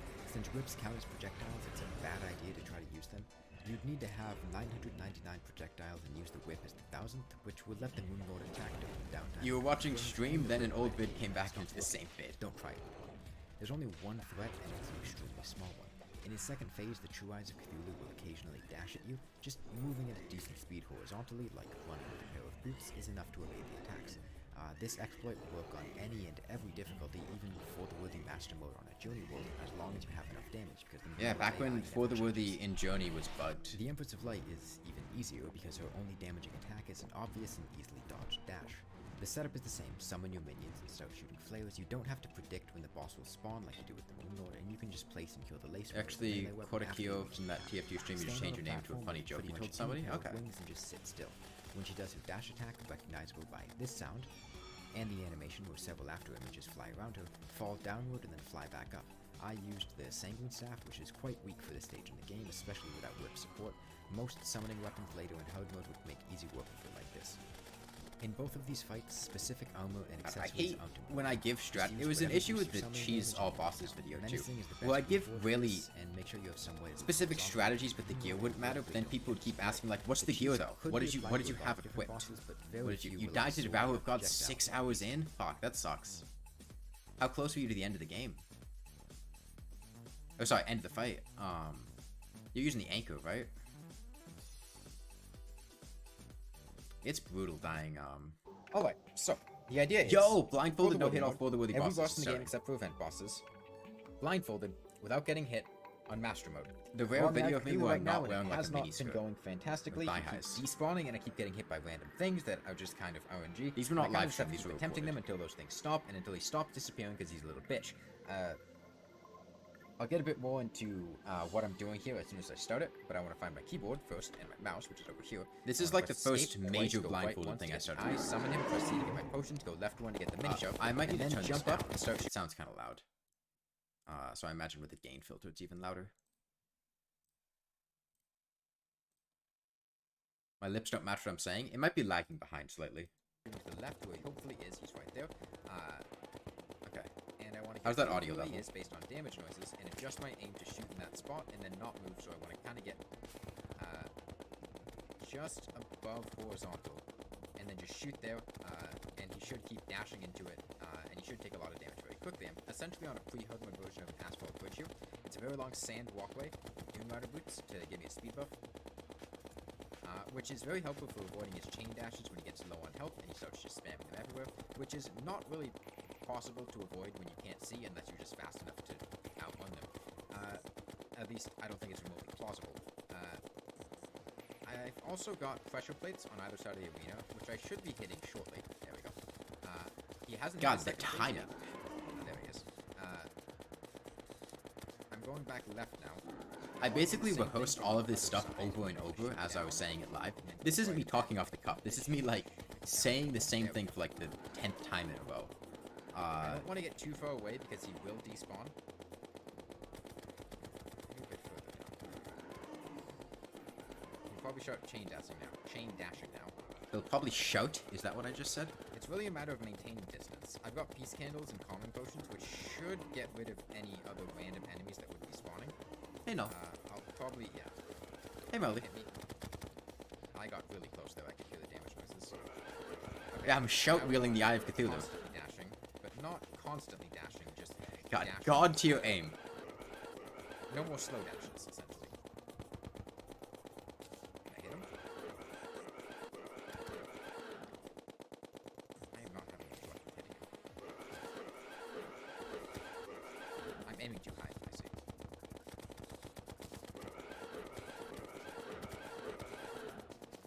Back here. How do I still look like I'm being held hostage, even after I got a blindfold? Yeah, I'm using gear that is pre-Eye of Cthulhu. Just granted, nondescript white wall behind me, some of it really is not bad necessarily shading. very easy to I'm like obtain looking pre-Eye of down, shadows all over my face. Cthulhu, but it's certainly obtainable. Okay, now he's in constant dashing. So how's the audio level? might We have good? this. Oh, is he dead? Yeah, nice, nice. Okay. Found footage Usually aesthetic? equipment, top to bottom, I believe it is shark tooth necklace, balloon, lucky horseshoe, boots. Second pair of boots? I forgot the frog What's leg. the other accessory? Something else there. Okay, moving on to the Brain of Cthulhu. Now, I've heard some people in the past questioning whether This or not fucking I'm wearing thing. a blindfold when I'm doing this. So, to prove a point, I'm gonna go ahead and throw this on. And if you still don't believe me, then I don't know what to tell you. Back to the game. 2 more, for instance, 1 more. I fucking hate this. But I had the dumb idea to... Oh my god, that star cannon is loud.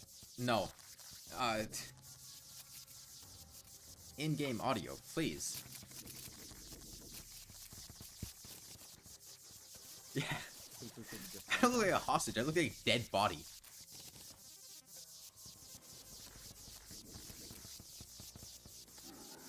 Pick a direction and hope I'm right. Finding a way to deal with the Brain of Cthulhu here sucked so much.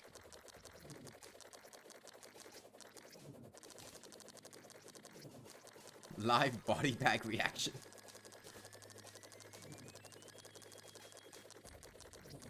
Oh no, because that was the sentiment that I kept getting from people, is like,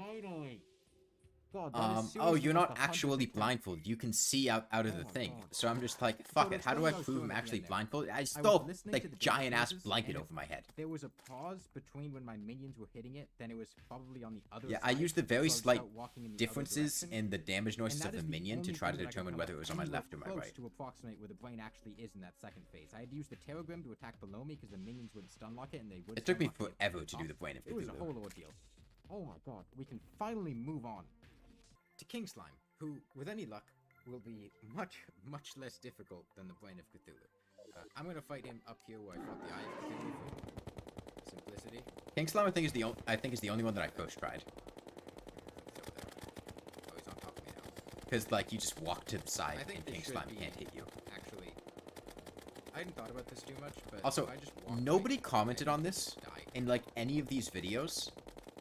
Nobody, like, pointed out the fact that I just had a gradually growing mountain of plushies behind me. Very difficult. And that makes me sad.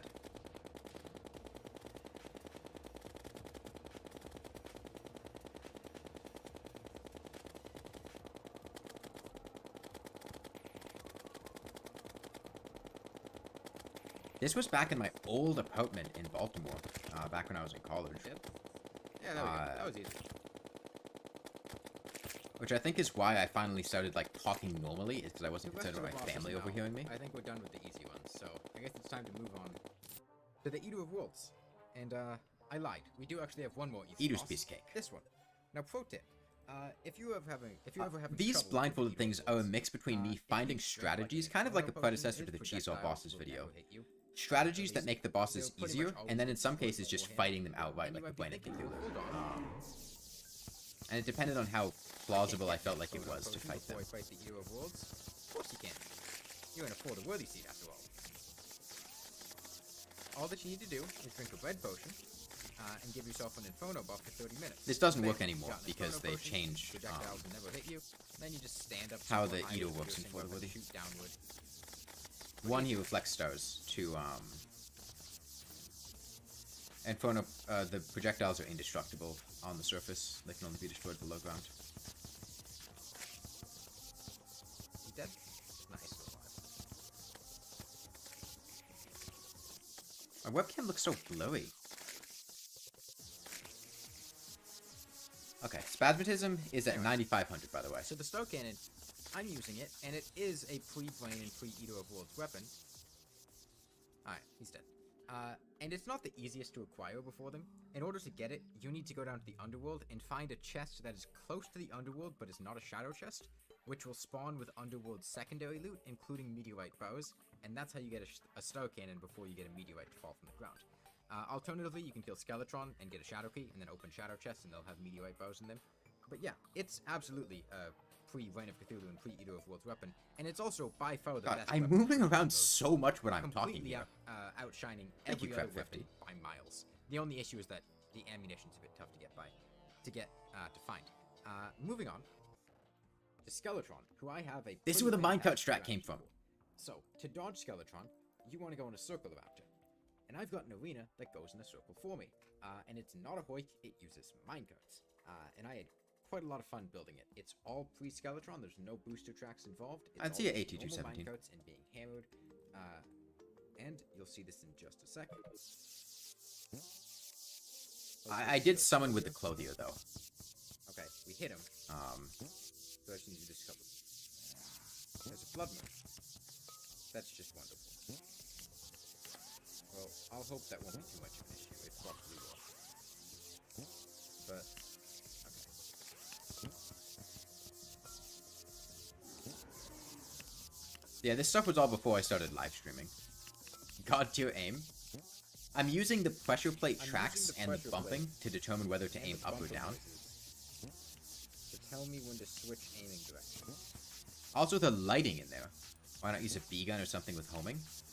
Ew, mage. And I need to pay attention to those noises. As much as I'd love to talk a lot. Magic weapons? Ew.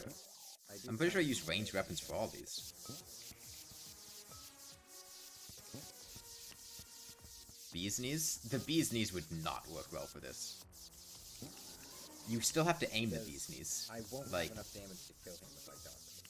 If you're just incidentally throwing bees all over the place, I don't think I'd deal enough damage to kill 4 the worthy Skeletron by the end of the night. Like, you have to... Not if you make a closed arena. You still have to aim at Skeletron. It's not very good at homing. I had a lot of fun building this. If you don't hit, like, around him, they're not going to do very well. He will not hit me, as long as Why is my skin very pink nowadays, like my last in-person stream? Centerpiece Reese, I was wearing pink body paint. Every other minecart, and then there's I had makeup on. and every other minecart besides that is pretty much identical in terms of speed. I'm just going to max speed. Which I don't is 66 actually miles look an that hour, pink. And I'm going in a hexagon. Why? I was wearing a so I lose cosplay. space.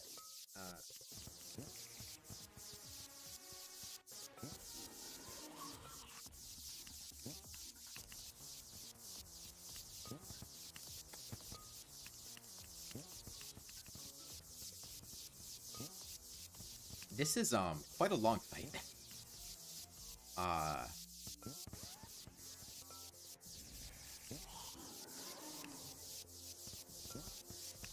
Was that one of his hands dying? I heard him say, "Is that one of his pants dying?" Okay, nice.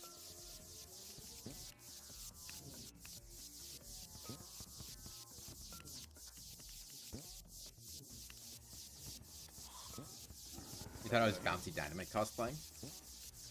No, but I do like to blow. You don't need to take buffs yet. That means it's in less than 4 minutes. No, I wasn't. That's special plate. Okay, let's Talking really disrupts that. let's speed this up a little bit. Especially because I think it was mostly silent during the Skeletron fight. What happened? I was aiming behind it.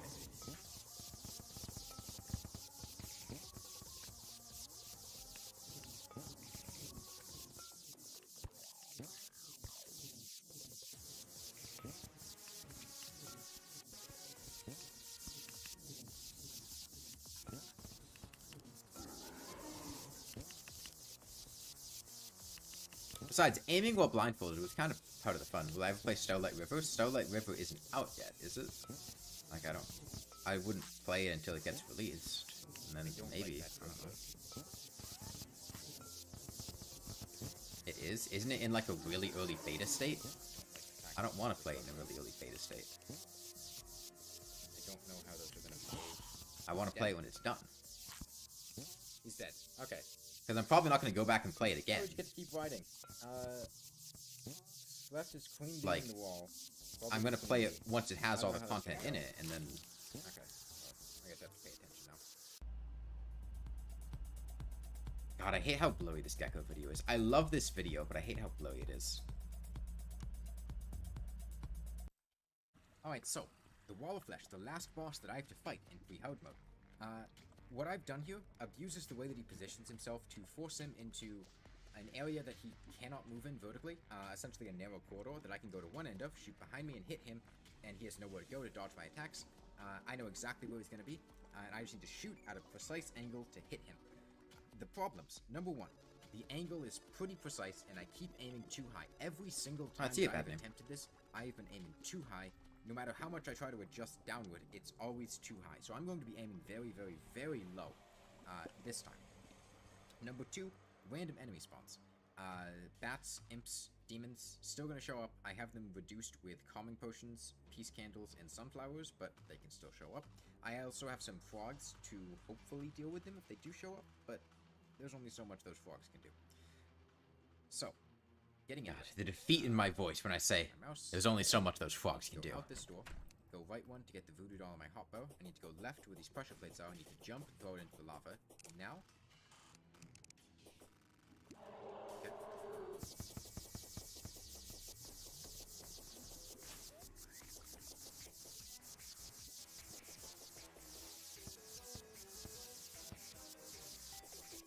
If I can't hear it hitting the ground, I am assuming that... This video actually has subtitles.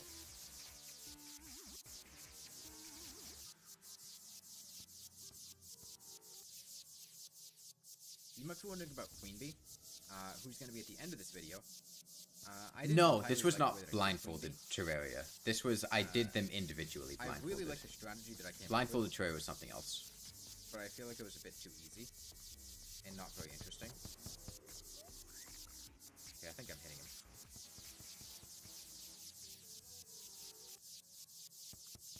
I'm using the music to gauge distance.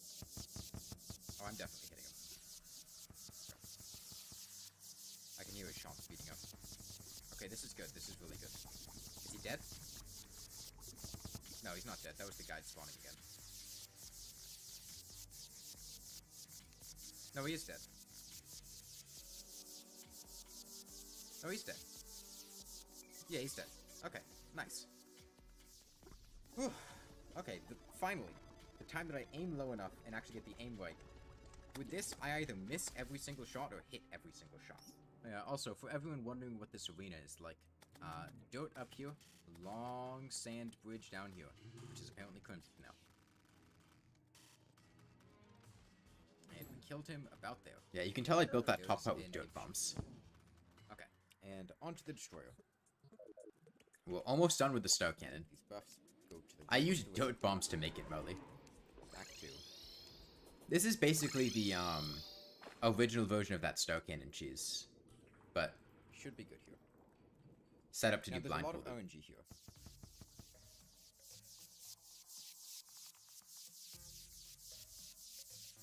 I basically line him up horizontally, and then kill him with stars as he approaches.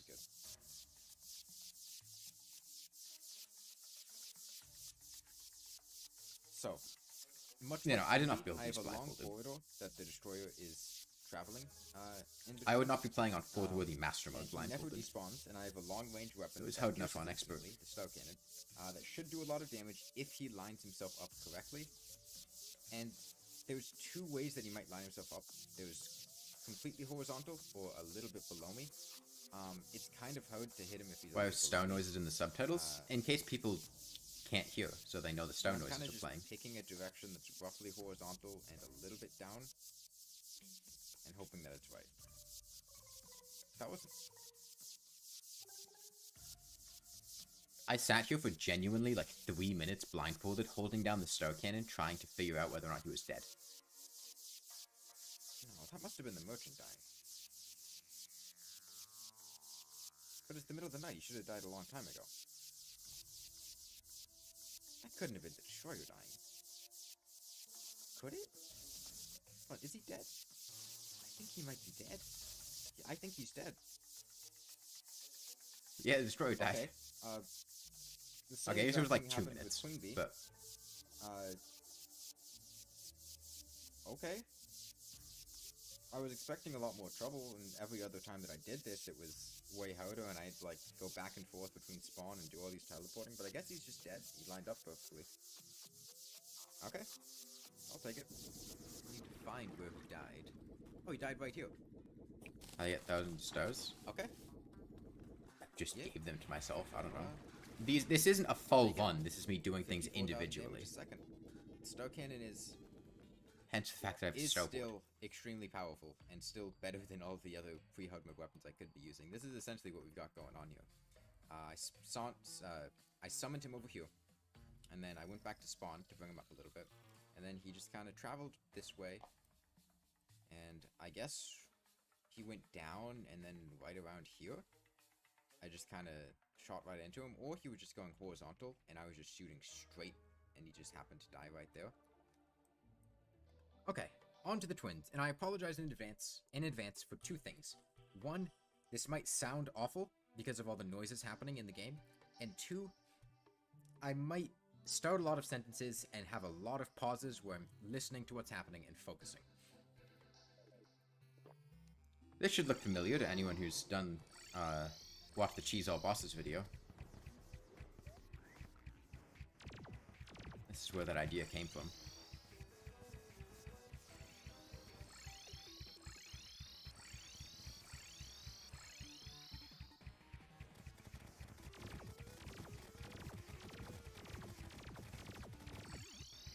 I'll do one more.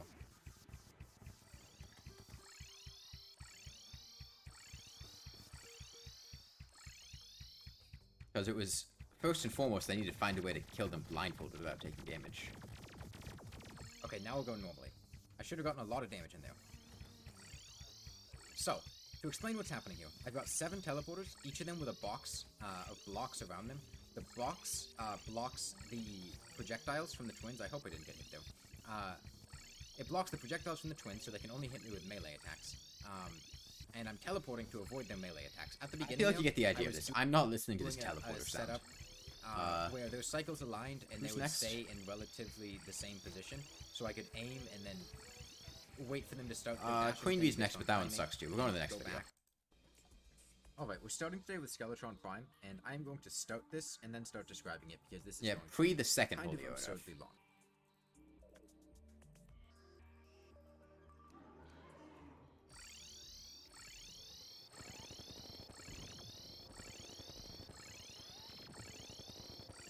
Find where he is, where the hole is.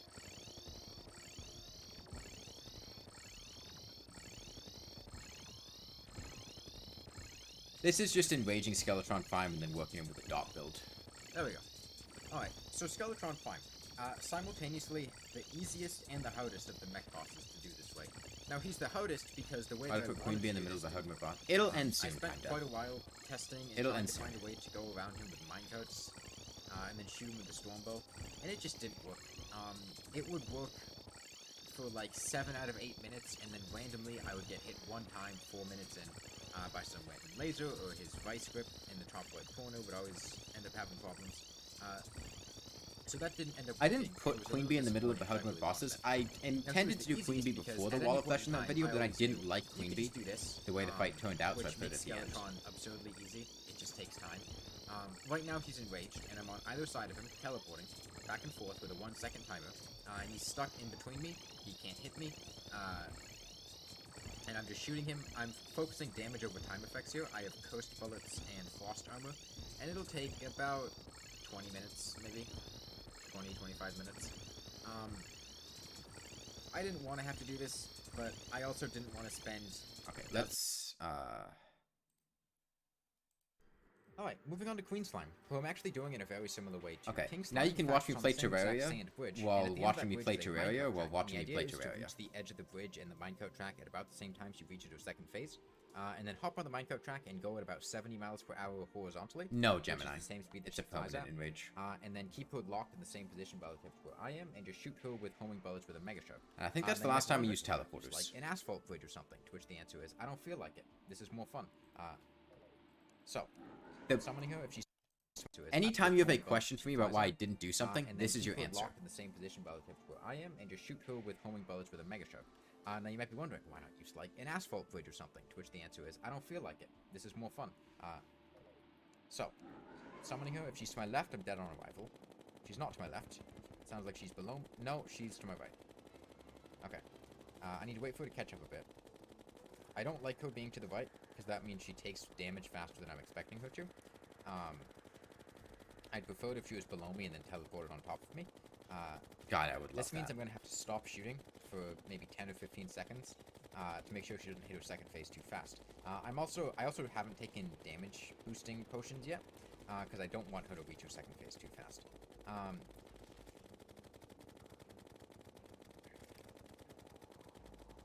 I'm going to stop shooting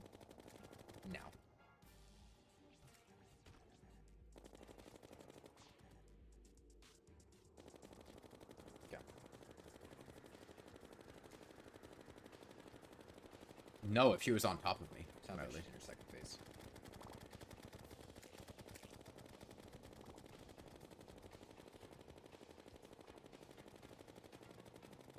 I think we're good. I'm Okay, listening to... So one thing that's a little unfortunate when I'm doing these is that I don't have the benefit of having a script to read from. I have to do all this off the cuff, essentially. But I do have the benefit of doing the same thing dozens of times in a row, so I basically end up memorizing a script anyway. She should be dead any second now, I think. Okay, yeah. And then to end this, I am going to get to the edge of this bridge, and then fall in the arena where I killed the Brain of Cthulhu, and then die from, like, I'll say 860 points of fall damage. Maybe I was right, maybe I wasn't. Moving on to Plantera. Okay, so, Plantera, who is proving to Fucking be the most Plantera, difficult this boss in fight. the game, past even the Brain of Cthulhu, which I was not expecting. If things go well, I'll explain more near the end. Okay, she spawned to my left. This took so long.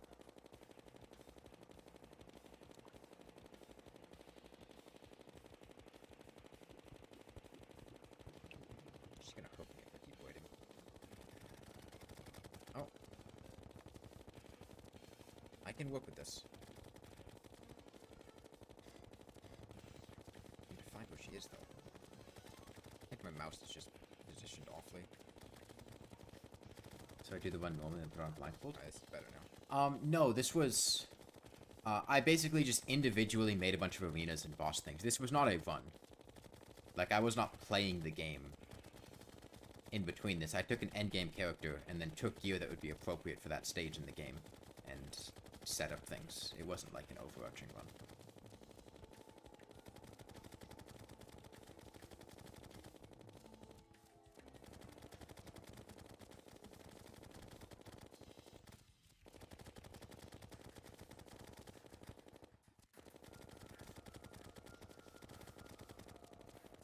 Golem was also really nice. Plantera and Golem, I'm really proud of in these videos. Yeah, this is really difficult to do right here. Dodging Plantera like this blindfolded.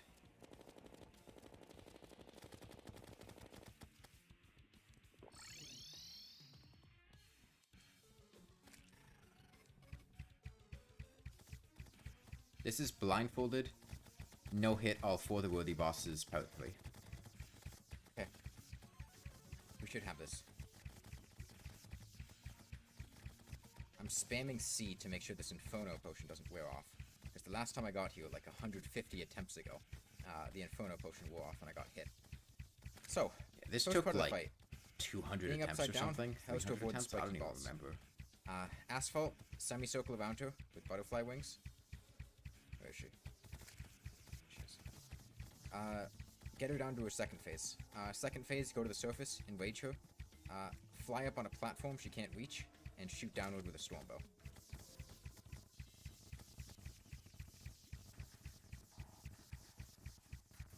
She's moving. This is like... I want to say it's like the 200th attempt. I started with 300 sticks of dynamite. You can see how many I have now. Use the audio low. And that's not an exaggeration. I don't know. That was the graph potion. I mean, I'm probably not being That super means the loud. Inferno buff will be wearing off soon. I'm kind of out of breath and I'm not talking too much in this video.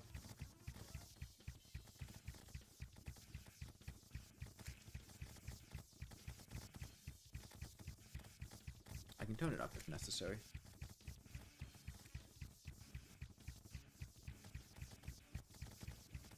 Die already? Better? Or is there another video on the bottom right? That's Skeletron. Fine. Okay. I am 100% serious when I say that I consider her to be the worst. God, she was miserable. She took by far the most attempts. I don't think she was as bad as the Brain of Cthulhu. Okay, I'm just gonna do this while I talk. I don't think she was as bad as the Brain of Cthulhu. She was definitely more difficult. But at least I knew what was happening with Plantera, and I knew if I get her to her second phase, I'm fine. That is the second time that I've got her to a second phase on the surface. On Subway The Surfers first time Family the Guy? Inferno Potion No, wore off, I so don't the spores. The want Inferno to Potion play was there Subway to kill the Surfers or spores. If you Family don't know, Guy. she has a range Family attack Guy is in her also second phase. copyrighted She content. shoots these spores at you. They're destructible when you attack them, and if you're attacking her normally, you probably won't even notice them because they just get destroyed. But I needed something that would destroy them as they approached me. That was what the Inferno Potion was for. So yeah, that's Plantera. His prime took Golem. like 25 minutes or something, And Marley. Golem, who thankfully is a lot easier than Plantera, although still pretty difficult. I want to fight him outside of the jungle temple, so I'm taking him to the left into a more open area through a bunch of actuated blocks. I've got asphalt lining the bottom here. And I've got pressure plates on either end. When I hit the pressure plates, I know to turn around because I've hit the edge of the arena. I've also got NPCs all around the place. The NPCs help to reduce the spawn rates even more. Because calming potions, peace candles, and sunflowers alone aren't really enough to reduce them to a negligible amount in the jungle, because the jungle's naturally higher spawn rates, so the NPCs help to give it an extra little push. I'm also using a chain gun with chlorophyte bullets. The chain gun's the fastest firing weapon in the game, and it's very good for things like this. It makes it very It is easy part of to the video handle I'm watching, okay, Marley. based on damage noises. And also, it's good for hitting Golem's fists and making them retract. And chlorophyte bullets, obviously, the homing makes it so I don't have to aim nearly as well. I just need to be in the Fresh general chance for second vicinity. phase I'm gonna soon? be quiet I until still the have second phase, 1600. I need to focus and pay attention. Which you should be doing in just a moment.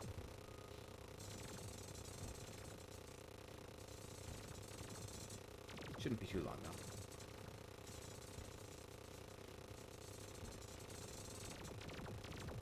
We don't have to worry about Retinator second phase though. He's even less harmful in that phase.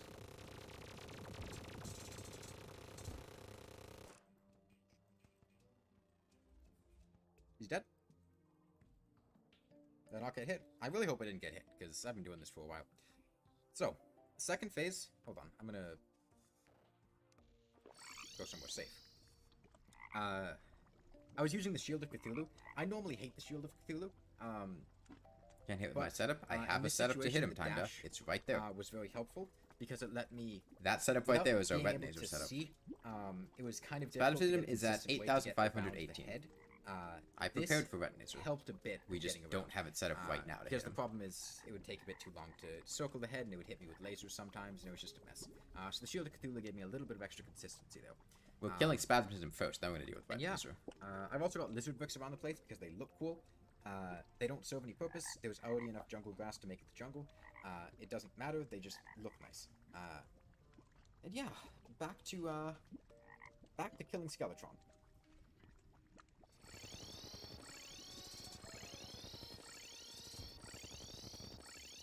Dead.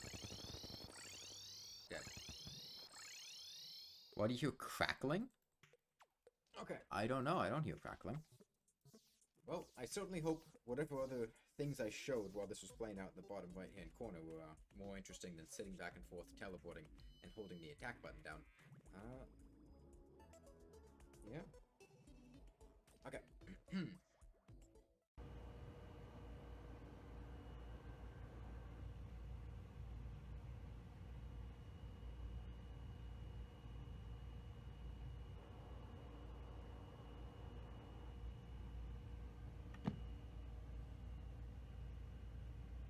Destroyed Skeletron Farm and the twins in the same night with one hand only. Nice. Hold. Human, do not produce light. Light, and all those who bear it, are unwelcome in this place. And that is the gist of this challenge. How's the audio Producing level here? light might sound pretty simple, but it is absolutely not. I took this to mean a lot more than just don't use torches or glow sticks. If something my character does Quiet? Sounds kind of quiet. generates light, I can't do it. If an item produces light, I can't use it, craft with it, or craft at it.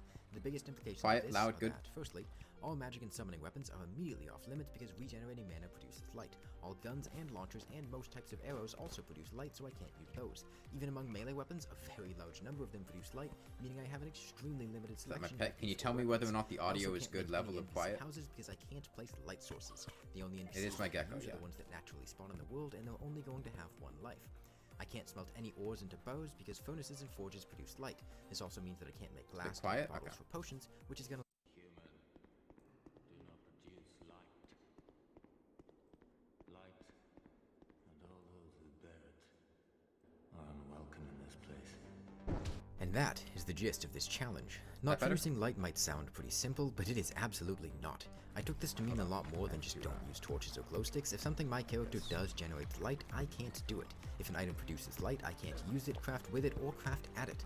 The biggest implications of this are that, firstly, all magic and summoning weapons are immediately off limits because regenerating mana produces light. All guns and launchers and most types of arrows also produce light, so I can't use those. Even among melee weapons, a very large number of them produce light, meaning I have an extremely limited selection of usable weapons.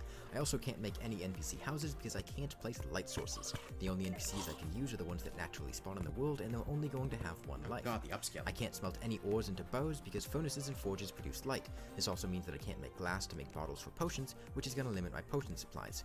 Next, I can't use any mounts or minecarts, and I can't do any crafting with the hard mode souls because they all produce light. So I can't make any wings that require souls of flight, can't make keys of night or light, and I can't craft summoning items for the mech bosses among some other things. And the less obvious one, I can't fucking see anything! So yeah, there's a lot going on here. To start with, I make a medium-sized expert world with a random seed. Having a seeded world would kind of defeat the whole purpose. I make a crimson world because initially I thought Ico arrows didn't produce light, and I hop right in. There is plenty of daylight, so I try not to let it go to waste. Lots of wood is going to let me navigate the world easily, so I spend a minute to gather some.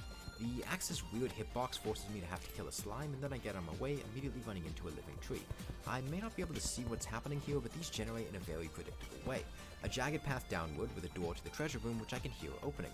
I find my way into the chest room and open it without seeing anything, and then make my way back out. No, it's not producing light. And yes, it's not light, it's just... That's going to happen a lot. Unfortunately, it's there's a ton of stuff producing outside light. of my control that produces light.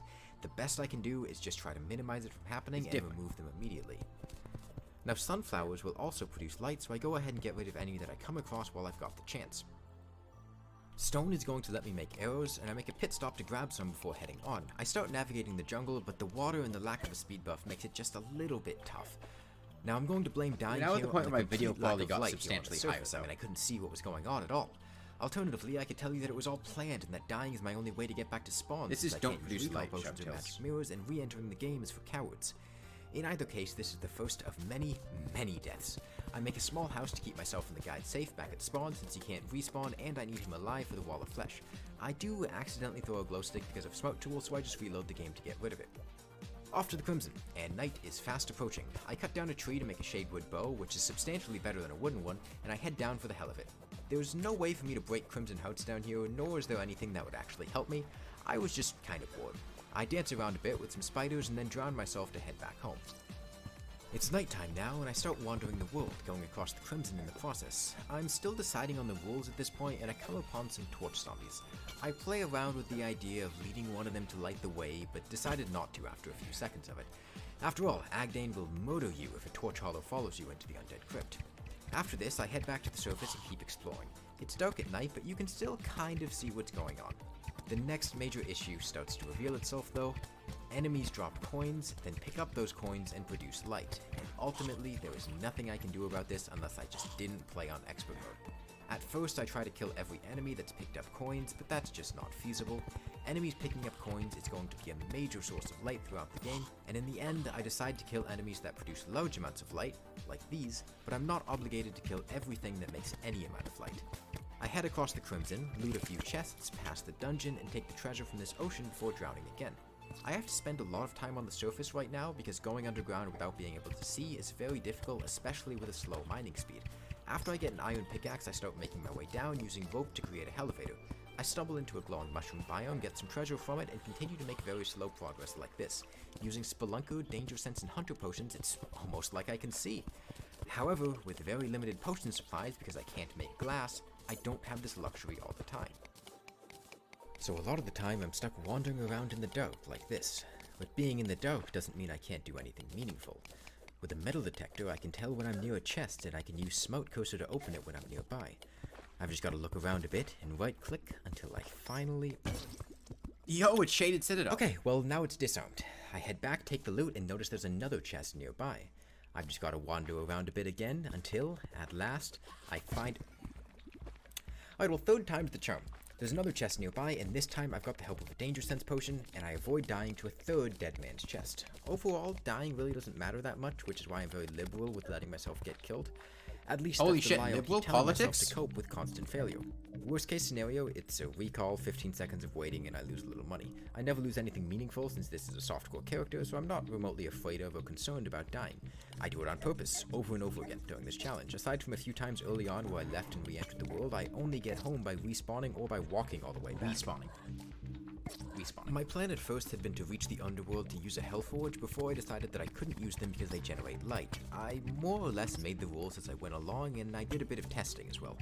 There are plenty of times where I will try out a weapon or item to see if it makes light, and not use it if it does. This is fairly casual, and I'm not approaching it in a hardcore way. If I make a mistake, I'm just going to fix or ignore it, and then move on, and not Here's my response.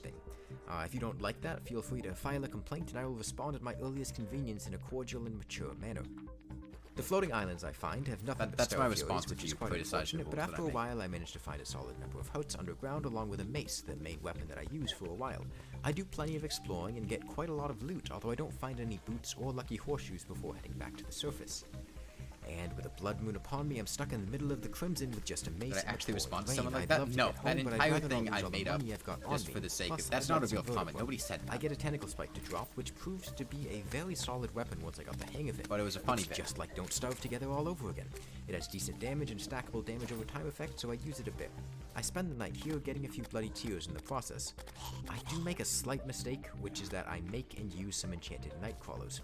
I thought they were like truffle worms and didn't actually produce light, but it turns out they glow very faintly.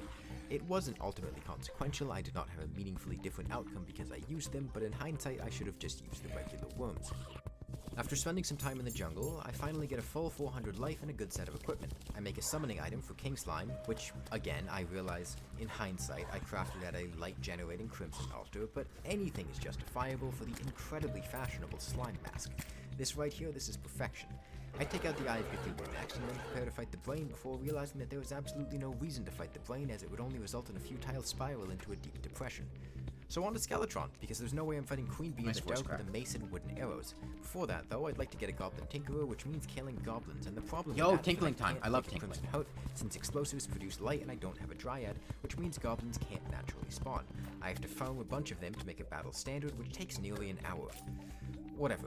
Goblins come, goblins die, and I figured out how to use the harpoon effectively for crowd control. It only took about 3,500 hours. If you overshoot your target, it'll pierce infinitely on the return trip and deal heavy The knockback harpoon away during from this you. challenge, It I isn't remember completely this. worthless, unlike myself. In fact, I would go so far as to say the harpoon was quite important for my success in early pre-hard mode. One, you I go overshoot your underground, target find is the infinite Tinkerer, piercing on the way back. illuminated Didn't know that area, for like and head out. 3,500 hours. Meaning jumping Two, into a it lake, kicked drowning. ass during Skeletron.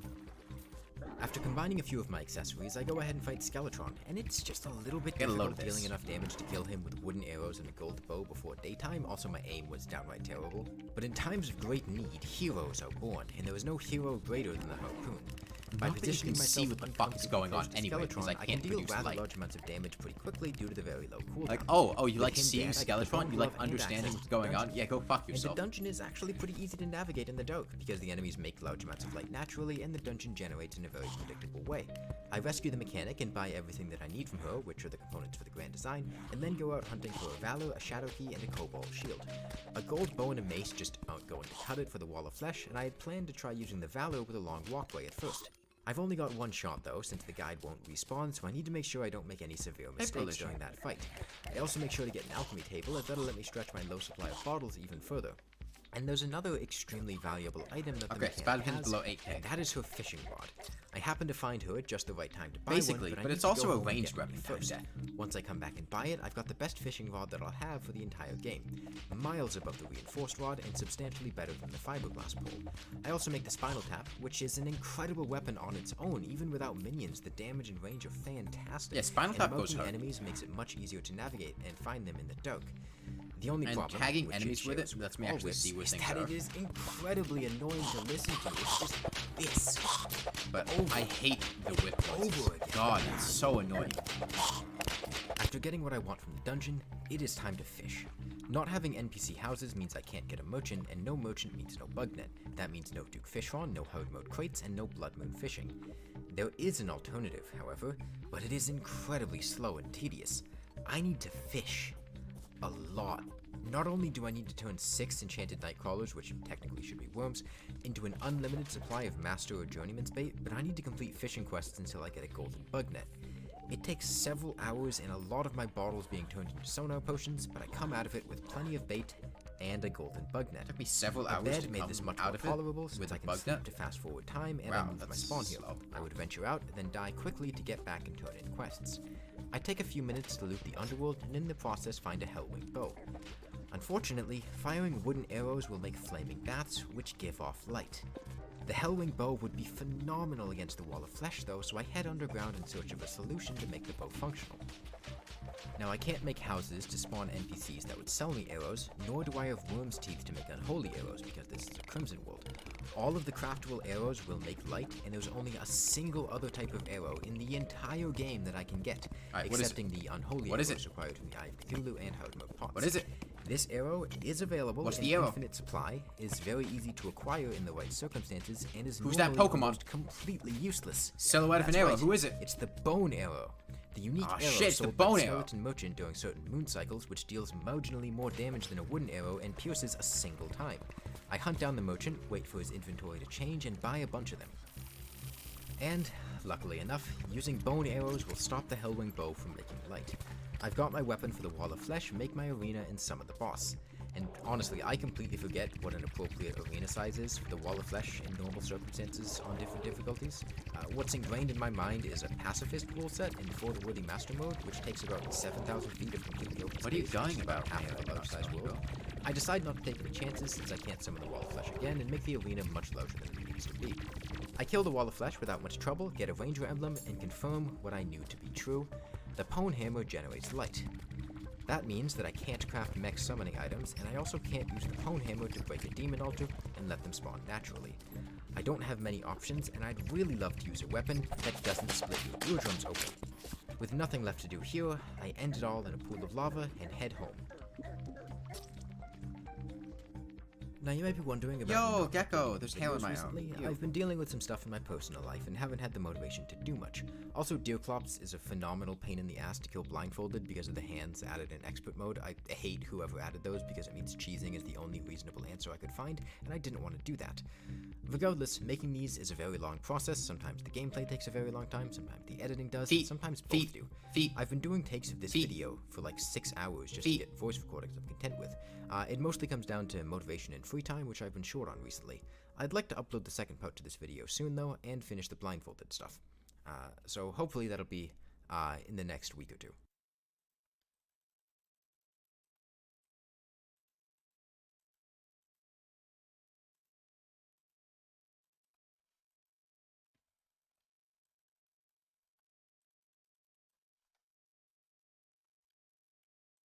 Really quickly before this video starts, I'm not going to explain what this challenge is again. Watch the first video for an explanation if you're confused. It's pretty self-explanatory though. I'm in hard mode now, and things kinda suck. You don't notice it if you aren't paying attention, but practically everything in hard mode either makes light or requires something that does. Wings are almost completely off limits now, as is smelting the hard mode ores. Melee weapons start getting glowing projectiles. It's and really amounts, difficult and I can't to find even make things summoning that don't items produce from light mech bosses or break generate altars light. with a Pwn Hammer. With my current equipment, it's a struggle to kill or that the most involves basic of something to hard mode generate light. enemies, so my first priority is getting an upgrade. Now I mentioned that I can't did I do smelt to this? hard I mode don't ores, but remember. that doesn't mean that I can't use them. Through Blood fishing, I moon can get the fishing. metal bows in a ready-to-use form. Each tier of crate has the corresponding tier of metals available. Pearlwood has only cobalt and palladium, Mithril has mithril and orichalcum, and titanium and Going on? iron We're crates watching have old all of videos them, while I so kill I the want the twins. best crates possible. I scrape together enough palladium for a pike and make that. It isn't a fantastic weapon, but it does what I need. I make a enough. palladium pike. The metals aren't the only thing that I want through fishing, though. That is my I weapon. want to break a demon altar, and you don't need to use the Pwn Hammer for that. You just need a hammer with at least 80% hammer power. And, lucky for me, there is exactly one other hammer in the game with enough power that's available before the mech bosses, and it doesn't produce light. That's right, And it's this the is hammer the- axe that's the dropped by only Humagon situation Chugs you in ever Blood Eagles, want to which you have fish the up hammer during axe. Blood Moons. And Is you that's can't not use all. the These Pwn enemies Hammer drop for some weapons reason. You need too. another These hammer enemy that can staves do is the only good demon thing that comes from hard mode Blood Moons. I can't use the Blood Thorn, which is a magic weapon, but the Drippler Crippler is exactly the sort of power that I need. But to get these, I do need to actually kill the enemies. The Hemogoblin Chug has a whopping 10,000 health, is knockback immune, and is extremely agile. I'll be honest, it sucks to fight. Unfortunately, the Hemogoblin Choke has one glaring weakness, which is that it cannot go through solid blocks. I use sand to trap them and whittle them down with my bow at first and then the pike once I make it. I kill quite a few of them this way, but it's pretty slow to do. On the other hand, you've got blood eels, which are much quicker and much easier to kill. They've got 12,000 health, but they've also got multiple segments, and the bone arrows that I have do pierce once, so it's more like they've only got 6,000 health. They're really just slightly faster wyverns. I didn't know what to expect at first because I'd never fought them before, and I do die to the first one because I didn't have quite enough speed. I realized I just needed a tiny bit more, and I grab a Shield of Cthulhu, which was honestly complete overkill, and you really just need, like, a swiftness potion. But they're simple to kill, and I take out plenty of them. I get a Chumcaster to help out, and I go through 3 Blood Moons, getting the Hammeraxe and Dripple Crippler at the bottom of the ocean. Unfortunately, for anyone who thought I was getting fin wings, the angler went to a foam upstate, and he's not coming back. He's in a better place, though. He's no longer locked in my Yo, there's a basement. picture of Dr. Dre. By this point, I've gone through all of my sonar and crate that. potions, fishing up dozens of crates, and even with all of that, I barely get enough together for an assortment of basic tools. I've got the pike, a pickaxe, an anvil, and a repeater. There's no chance for an armor upgrade, and this is the gear that I'm working with for the mech bosses.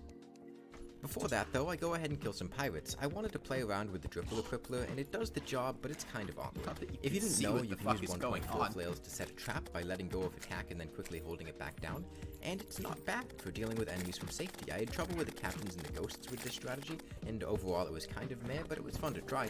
I did get a discount code though, which is really nice because that jackass underground charges me insane prices. He's unhappy and is taking it out on me as if I have some personal responsibility to ensure his happiness instead of him improving his life on his own like a normal person, the selfish bastard. I did get a mechanical eye as well, so I take out the twins first. I have an adamantite repeater, and with bone arrows, that is plenty to kill them.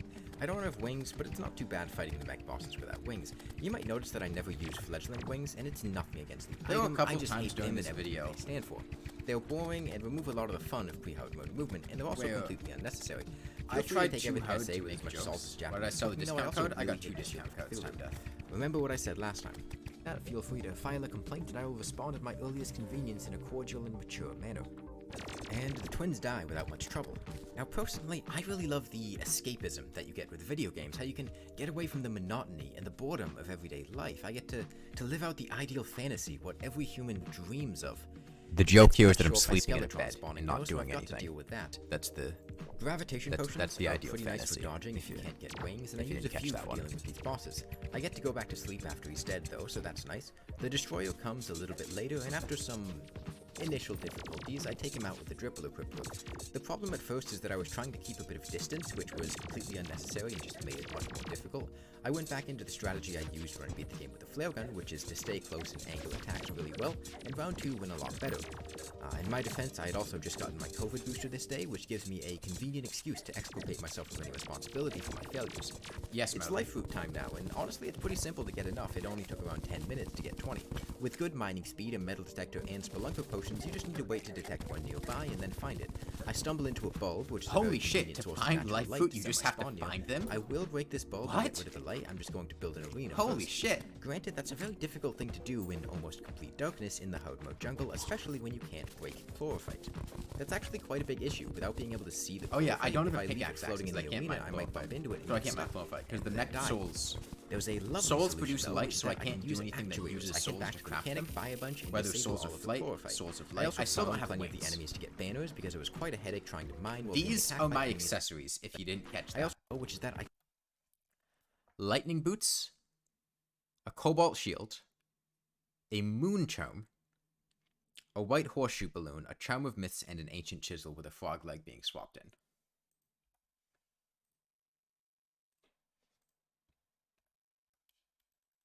Hold on.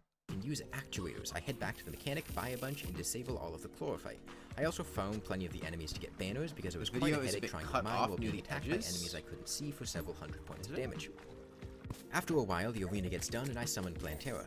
Unfortunately, Oh, I it looks lost like the it's a fight bit a little I had oversized. forgotten I was using Featherfall potions and my gravitation potion had also worn off at the worst possible time, getting me killed. It's no trouble though, I find another bulb and give it another shot. Okay. It took a should bit of fix it. work getting her back to the arena because I was having trouble finding the path, but I get there and start working her over. I'm using just a pair of boots and a white balloon to dodge along with a Featherfall potion. I took the Shield of Cthulhu, which I guess if you take a few shots first, you could delude yourself into thinking You've noticed how often you useful. see people It was go, part how of to why get I this died thing, in the first and they attempt, haven't and I even avoided used using the it in the keys yet? second. What You can't was see it, I but I talking am about? What using was the hollow advice? I armor don't and the even remember. dribbler crippler, and I'm also upside down to avoid the spiky balls. Once I got a feel for what was happening, I could take her down and get the best possible items from her treasure bag. Firstly, wings. Probably, Rocks, but, I love you, and I love your wings, and the fact that they don't produce light. They do have this weird luminous thing when they're visible in the dark, and I don't really like that, but I'm not going to hold it against you, you know, nobody's perfect. I also get the flower power, which is a Finally got a pair of upgrade to wings. the dribbler crippler, a high damage flail. That Oh, shoots find it by projectiles. finding it, does yeah. kind of struggle to hit enemies, but it's trying its best, and, you know, that's all I can ask for. With my new weapon and wings, I leave in search of my final equipment upgrades, and that path leads straight to Duke Fishron. Since I did quests for a golden bugnet in pre-herd mode, I can catch truffle worms and fight him. The flower pow struggles a bit, but it whittles him down slowly. In his first 2 phases, you really just need to keep distance from him, while the third phase is just a basic math simulator. It begs the question, can you count to 3 and keep track of how many dashes he's going to do? And for me, that answer is often no, because I don't focus that much unless I have to. It might sound like I'm just making up convenient excuses to shift any responsibility for performing poorly or personal failures off of myself, but you can't really blame me for that. Let's call it a personality flaw. I kill so Fishron many of quite these a lot, jokes and quickly fly get a over flare on people's to help heads. speed things up, which is pretty much the ultimate melee weapon for this run. I wanted Tsunami though, and it takes quite a while to get one. I get 2 more developer sets, which don't have the weird luminous thing, so sorry Grox, but Sanx's wings look cuter. I also get Fishron's wings before the Tsunami, but it finally drops and I move on to bigger fish. Metaphorically, that is. I tackled the Jungle Temple, and if you've never used it before, the grand design pretty much trivializes It just the doesn't traps in work the anymore temple. at 1.1.1. You can just cut the wires and disarm everything. The nice thing You about can't cut the Golem is that wires he with coughs up Golem. fireballs, meaning I can actually see what's going on. I use the flare on and take him out, and then head up to kick Mrs. Light down a few notches. We've got an interesting, probably toxic relationship though, so I don't really know what a normal arena is for her. I took a guess, but it made it too small vertically, so I kept running into the ground. It made things pretty messy, and it did take several No, attempts. Dark Mode and, 2 area is let's make a permanent scapegoat brain of sucker playing through all of the blindness. end of the game in one 7-hour session for those mistakes. With the insignia in hand, I kill the cultist and head onwards to the pillars. The nebula pillar is the first to go, followed by the vortex. I don't make any weapon upgrades though, because honestly, I'm not the biggest fan of the vortex. Yeah, the tip doesn't work regardless of anymore. whether I they usually have to use light my or mouth. not. The vortex meter is loud, really unnecessarily I don't loud, like and the this joke. phantasm I don't is like- just barbaric. I don't Look like at this. It's chaotic, I don't like uncouth, I don't like this unpredictable, line. it's I don't like what I'm about to say. I really don't. This, on the other hand, this is refined. I hate my delivery elegant, on this. and beautiful, a weapon for a gentleman or a lady. God, I or a hate this. gentlemanly femboy or a lady like No, that. God, my delivery is so also, bad. It's really old explaining to people why I didn't use the phantasm in my hardcore photo with the master mode character. Please stop asking. My God. The Stardust God. pillar is next, and then the hate solar. the The solar delivery of pillar that. is still mildly annoying, and without any good crowd control, Why I can did I stick not to take edges more to cut off takes? spawns. I wait to kill the pillars until there are enemies so I can die and head home as soon as possible, and then get ready for the Moon Lord. He comes and he dies. It's pretty straightforward. I love the soaring insignia. It's one of my favorite accessories in the game, and it really makes the Moon Lord a much more Really enjoyable obvious fight, audio in my cut, opinion. like that. He's not the real final boss though. This entire run is about not generating light, and I'm not gonna let some sparkly bullet-held bitch get away with it. I catch another lace ring and teach her that it is not okay to produce light and bring happiness to this world. This land is cloaked in darkness. It is gloomy, it is dismal, and I would not have it any other way. Light and all those who bear it are unwelcome in this place. I take my prize from her corpse, head straight down to hell, and cast it into the lava where it belongs, like the trash that it is. Oh, Gecko, view from my old apartment. Yo, femboy reveal. Warmers.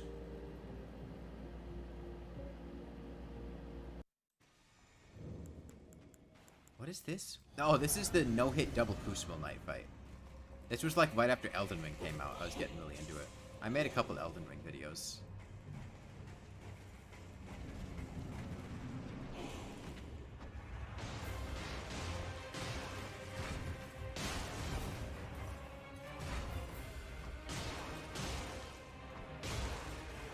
I'm doing this with like a +1 weapon.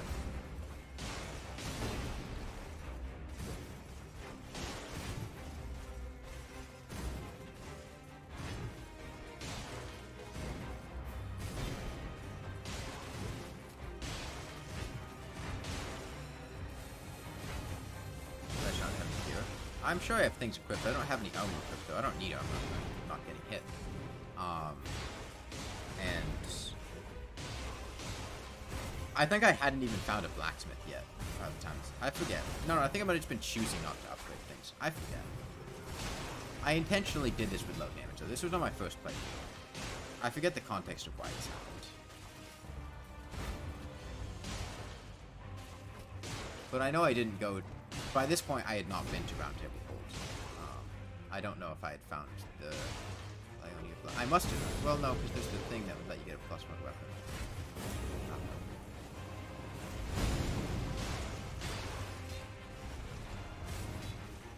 You know, armor get buffs or something. Some armor does, but for the most part, it's defensive.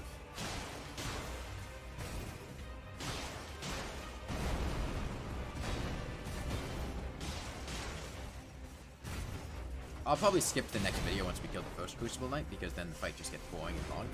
Because, Sword Crucible Knight is, by the way, staggering Crucible Knight with thrown projectiles and a dash.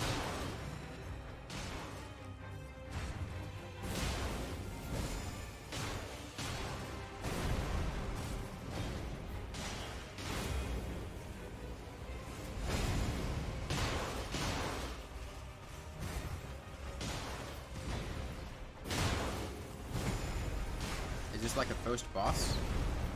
Crucible Knights? No, this is one of the hardest fights in the game.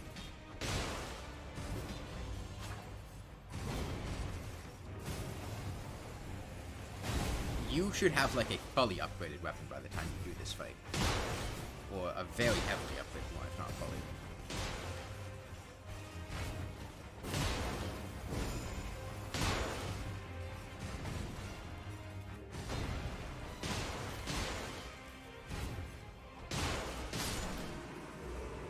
Okay, and then I'll probably just... Because the problem is that's like a third of the video, and the rest of it is just kind of slowly baiting this guy around.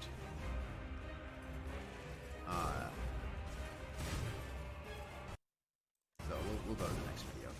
Yo! So if you're like me, you might have picked up a bunch of cracked and ritual pots in Elden Ring on your first playthrough, and then never used a single one. The crafting system and resource scarcity I felt like didn't encourage me to make and use them, but I felt like kicking things up a notch and trying to use only pots for the entire game, and that is absolutely not an open and shut case for being possible. It was pretty questionable whether or not I'd be able to do it at all. I hit walls multiple times that seemed nigh impossible to overcome. This is very different from like a consumables only challenge. To be clear, the following things are not pots. Shields are not pots. I can't block attacks or parry. Spells are not pots. Perfumes are not pots. I know they both start with P and function similarly, but they are not pots. Throwing weapons are also not pots. That's a somewhat arbitrary list, since you could argue that things like flasks or the horse or armor are not pots, but that's what I'm working with for the rules. The only things I can deal damage with are pots, and sometimes my fists if I get bored. Armor is fine, but I'm only interested in wearing a skirt and a pot on my head because that is peak fashion, and I can't use weapons or shields. So to answer the burning question up front, are pots good? No, not really. I mean, they're not bad. Some of them are really good. They're okay, I guess. Early game, they're pretty strong, but you're also going to struggle to have a meaningful amount unless you run around specifically trying to collect a bunch of them. There are also so many different types, it's hard to make blanket statements. If you optimize as hard as you can, they're going to deal decent damage, and they do let you keep some distance, which is nice, but they're also really slow to throw. Fire and lightning pots scale with strength and dex, so they can supplement melee builds decently well with elemental damage and range. The magic and holy pots consume FP, and I feel like you might as well just cast a spell at that point instead of throwing a pot. The utility pots range from completely worthless, like the oil pot, to pretty damn strong, like rot pots. Sleep pots are situationally very strong, like against Godskin enemies, particularly against Godskin Duo, and volcano pots are pretty powerful. Also, there are a lot of bosses in Elden Ring, and I'll be real, most of them aren't super interesting or enjoyable to fight. I'm gonna beat the game and do whatever side content I feel like, but this is not an all bosses run, and the amount of HP bloat on late game bosses is just exhausting, and I had little interest in doing the late game optional bosses like Moog, Sax, and Malenia. Not that I didn't give them a shot, just that I didn't feel like grinding them out and trying to optimize every single possible thing to see if I could do it. To start out, I need to run around and collect a bunch of pots. I start with 3 as my gift, but to get enough to kill anything noteworthy, I need quite a few more. It's impossible to craft items mid-combat, so I need to bring enough pots up front to kill a boss. For the first hour or two, I am just riding around and picking up pots. I get the cookbook near Stormvale Castle to craft fire pots, and then farm the resources by the nomadic merchant in Laonia to make some. This isn't a good spot, it was just convenient for where I was. With that said, I would guess that this entire run was about 75% farming and 25% actually playing the game. Because, my god, making firebombs craftable with materials that cannot be bought makes it a phenomenal pain in the ass. I greatly preferred the system of every FromSoft game before this, of just buying the consumable instead of farming the material to then craft it. There are consumable you can craft on the fly in Elden Ring, but you can't craft in combat, so it's not that much better. You have to craft I pick up with some more items pots and that find you better collect farming around the locations, world. and now, with 12 And pots, I go ahead and beat up in the order boat to man. use a 12 lot pots of is not them, nearly enough to you kill need to him, just so I go can run away run around mid-fight, and but I come collect a back to ton 12 of more, items and to it should craft be the more pots than with. enough damage. You can't He is buy no the match for my materials, Erdtree which juice is really pots. annoying. In every Except other he is a match because they use FromSoft game FP for before something, this, the so I have to run comparable away item again would to be make fire Fire pots, Bombs, which is and just finally, a bomb you the throw. boatman dies. And now, I go back to you could getting just more buy them. pots and materials. I kill some small bosses here and there, and take out a few Erdtree avatars for runes. They're quite weak to fire, so fire pots can do a ton of damage. At first, I completely misread my pots, and I thought that the cursed blood pot would cause bleeding, because, you know, there's blood in the name. So I'd been killing bears for beast blood. But no, it enrages summon spirits? Okay, I don't really know what that means. I guess it has something to do with, like, the spirit calling bell, but honestly, I have no idea. I didn't use any of them. I grab a lot of the cookbooks for the various pots, but unfortunately, a lot of them just aren't very good. Well, they are good, but they take extremely rare and difficult to acquire ingredients like these, right here. There's a very limited number of old fangs that you can pick up in the world, and the only way to get more is to farm them, and they are not a common drop. I'm also not in Arcane build, and my item discovery sucks. I had heard that these Misbegotten in Warren Castle could drop old fangs, and I need them. This was also like shortly after Elden Ring came out, so like a lot of the use at this point. But oh my god, the drop information on like the best places to farm stuff wasn't mushrooms out and yet. butterflies to craft fire pots, to then use those fire pots to farm Misbegotten, so I can get old fangs to make red main fire pots. And the whole thing just takes so long.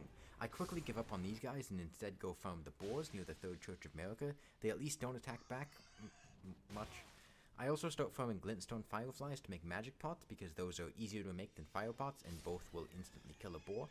The problem is, these red main fire pots are for killing tough enemies. Modding is popular in bosses. Elden Ring. I'm going to use all of my weak pots. I got first, burnt and out then on Elden start Ring using after strong I did ones, Graceless, but and if then I die, I have to I mean, I just did go it on back advanced and pad, but I don't really farm have that much again. interest in playing it Or, again. worst case scenario, I use all of my pots and it's not enough to kill the boss. I start from nothing and just go back to farming. Seriously, it's nothing but farming, and it only gets worse as the game goes on because I have more pots to replenish. On that note, this is where I went to farm materials throughout the game. That's a nice For word, mushrooms, though. I went to the Church of Pilgrimage in the Weeping Peninsula. For smoldering butterflies, there are a bunch of them by the Warmaster Shack in Stormhill. There's also gold-tinged excrement along the path there. For Fulgerbloom, there are 2 patches near Castle Sol, but earlier in the game, I went by the Putrid Avatar in Caelid and then would die and respawn at that Stake of America. For Old Fangs, I killed these boars by the Third Church of America. For Glintstone Fireflies, I went west from the Scenic Isle and picked them up there. I got You're just toxic covering mushrooms from all the of Church the Plague, different vine crystal places buds I from went the to trees farm the southwest of materials to Valdina, make the fire pots. blossoms near the Zamora ruins, volcano stones in Seathwater River, and blood-tinged excrement in the Mogwin Dynasty Blood Lake. God, Oh yeah, Elden Ring and is then a there's big these game. bastards. By far the most powerful pot in the game in terms 10 of or 11 potential, videos till rock Dance Pad pots and Terraria. Aeonian butterflies. Best way to farm them is in the Lake of Rot from the basilisks, but they're still not a very common drop. Once you kill Commander Niall, you can get the Silver Scarab to buff drop rates, and I eventually respec'd into an arcane build to improve the drop rates from the basilisks. Silver Pickled Fowl Feet also help a lot. It was and just you a can lot farm of the feet foaming enemies easily for just really past the rare Church of drops. Ella. In any case, I get enough pots to feel comfortable taking on Stormvale Castle. I've picked up more or less every pot that I can at this point, although I didn't feel like going to Alta's Plateau quite yet. Margit is up first, and I've got more than enough damage for him. I'm more concerned with hitting him than avoiding damage, but he's not too jumpy and his openings are long enough to Please land speak in pots English, easily. aren't you? I blast him with a 12th pot, dump A it good in way to kill Wall of Flesh for the Worthy Mage. I would suggest getting Imp Banners from Imp statues. Stormvale has 2 pots to pick up Jack? inside. That is huge. You know, if Godric had grafted pots onto himself, maybe I'd be a bit more interested. Actually, he deserves to be punished for not doing that. Like, he's got pots right outside his door, but at no point in time considered grafting them onto him. Like, what the fuck, man? I head in to test the waters, and the damage isn't too bad. I know I don't have enough to kill him right now, but I should be able to. And do then just enough use when I Demon come Sight back would be with all my- of my pots. why is I need English to get only more a rule? mushrooms first, and then more butterflies, and we are back in business. All right, Godric, it's time to teach you a lesson Because about I bad want to be able decisions. to understand what Apparently people the are bad talking decisions are all about. mine, since his whirlwind attack deflects projectiles. I miss one single pot, and also mistakenly throw one here and only deal half damage, and it's not enough damage. If I had landed that pot, he would be dead. Instead, guess what? Back to foaming! More mushrooms, more butterflies, more old fangs. I kill the frenzied duelist, and I said I kill the frenzied duelist, and I kill the frenzied duelist in Gowl Cave. There, see, I did it. I'm John Elden Ring, and we are back, and now I know that he can deflect projectiles, so we are good, we are fine, nothing else can mess me up, and it's not enough damage now. More mushrooms, more butterflies, more fangs. I killed this guy, he's weak to fire or something, I guess. kill this tree dude, and that tree dude knocked up 4 levels into strength, and we are back, and we got this, and the damage is fantastic. Godric doesn't stand a chance, and okay, this time, the pots all hit, everything is perfect, and he dies, he's dead forever. Please let me leave, let me move on. Contra on that memory, more strength, more butterflies, more mushrooms, more fangs. Off to play Burger King Pocket Bike Racer game. I find the King's Pet Dragon, and yeah, not doing that. I take a detour through Manos, the Hands of Fate, and then head to the racing track. Okay, now that I've finished having a mental breakdown in this video, English only is a rule because I want to understand everything that people say, and if they're saying things in a language that I don't understand, then I don't know what they're saying. They could be saying something that's very inappropriate, that's against the rules, and I can't interact with them. I can't speak to them, and that's the whole point of chat, is to talk to me. So I don't want people saying stuff that I don't understand, and it's not funny because I'm not going to translate it. All it is something that I don't understand and could mean literally Puppy anything. Time. It's Champion's Great Wolf. I mean Royal Rat Authority. I mean like, Sif. I mean a dead Sif. And he was guarding another pot. It's a wonderful day if you ignore the dead I've dog. had issues with At this people point, coming I in and seriously saying doubt my things ability that to are kill very Two-Faces inappropriate phenomenon. in languages that I need can't more power understand, and and more I can't power do is anything an about it ultimate because plateau. I just I can't get both read halves of them. the grand lift, get lost and burn down another tree, take a ride up the elevator, stroll up to the Capitol, and nope, not doing that. I keep going, ride past the gargoyle, and what I meant to say was ride around the gargoyle, get some butterflies, and head down to what is just a fantastic dungeon. I love this place. The imps, best enemy in the game, hands down. Trying to find out how to get to both side areas for both pots, not the least bit annoying.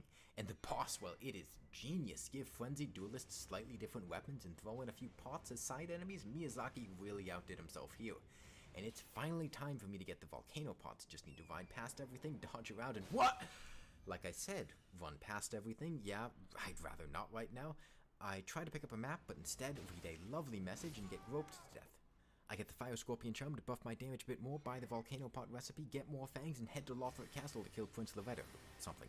More pots and pots from the second creepiest guy in Korea Manor. I do really like the script of this video.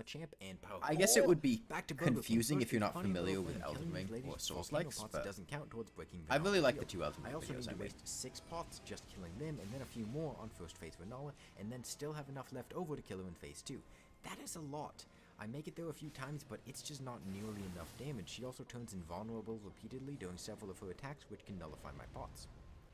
I need to re-strategize, and the best bet is to kill her in one burst in phase 1 to save pots. I kill the Dragon Bear or Putrid Avatar for runes, get the Ritual Sword. The issue Towers, here and is then that pump this as much boss, damage into her as coming up quickly ahead, as I can, finishing her off with a she regular has fire pot. phases where With you all have the to pots I attack save, I had minions a of few hers to spare, make and I her could kill them in vulnerable, phase and if 2. I didn't deal enough damage Finally in head off to one the Round go, Table Hold, talk to the Hands then I girlfriend, didn't and have head enough on over damage to play kill her because I have a alternate limited reality number of Isaac items to use. Thankfully, Volcano So I pots had deal to plenty of damage, and they are more than enough to just keep me out of optimize my trouble. damage really I hard came to in get just to test burst her down damage, but realized that in I one could go kill him.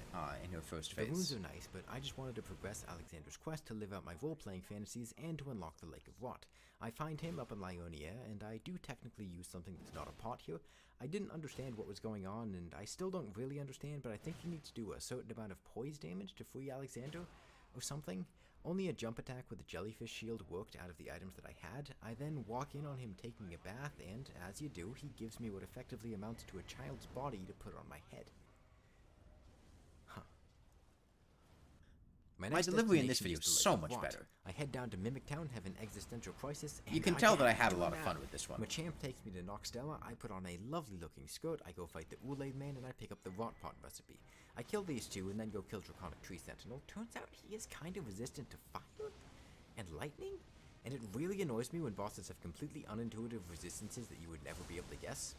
This fight takes a while, but I can run away and go craft more items mid-fight. I run through Lanedell, give these guys a taste of their own medicine, kill Stray Demon, cook some beef jerky, head down to the depth for another pot, and no. Not weak to holy either. Magic and lightning? Probably not gonna happen. I get the last of my pots though, and it's Godric time! I need to free aim my pot because of his thigh gap, but the damage is solid and he dies. On to Morgoth, or as I like to call him, Morgoth. My damage is still solid for this point in the game, and I feel pretty comfortable taking him out. He's dead. On to the wonderfully named Forbidden Lands. And yeah, I'm not doing that either. Damage isn't awful, but these guys just suck to fight and move around so much that trying to keep them in a fog cloud is just a chore.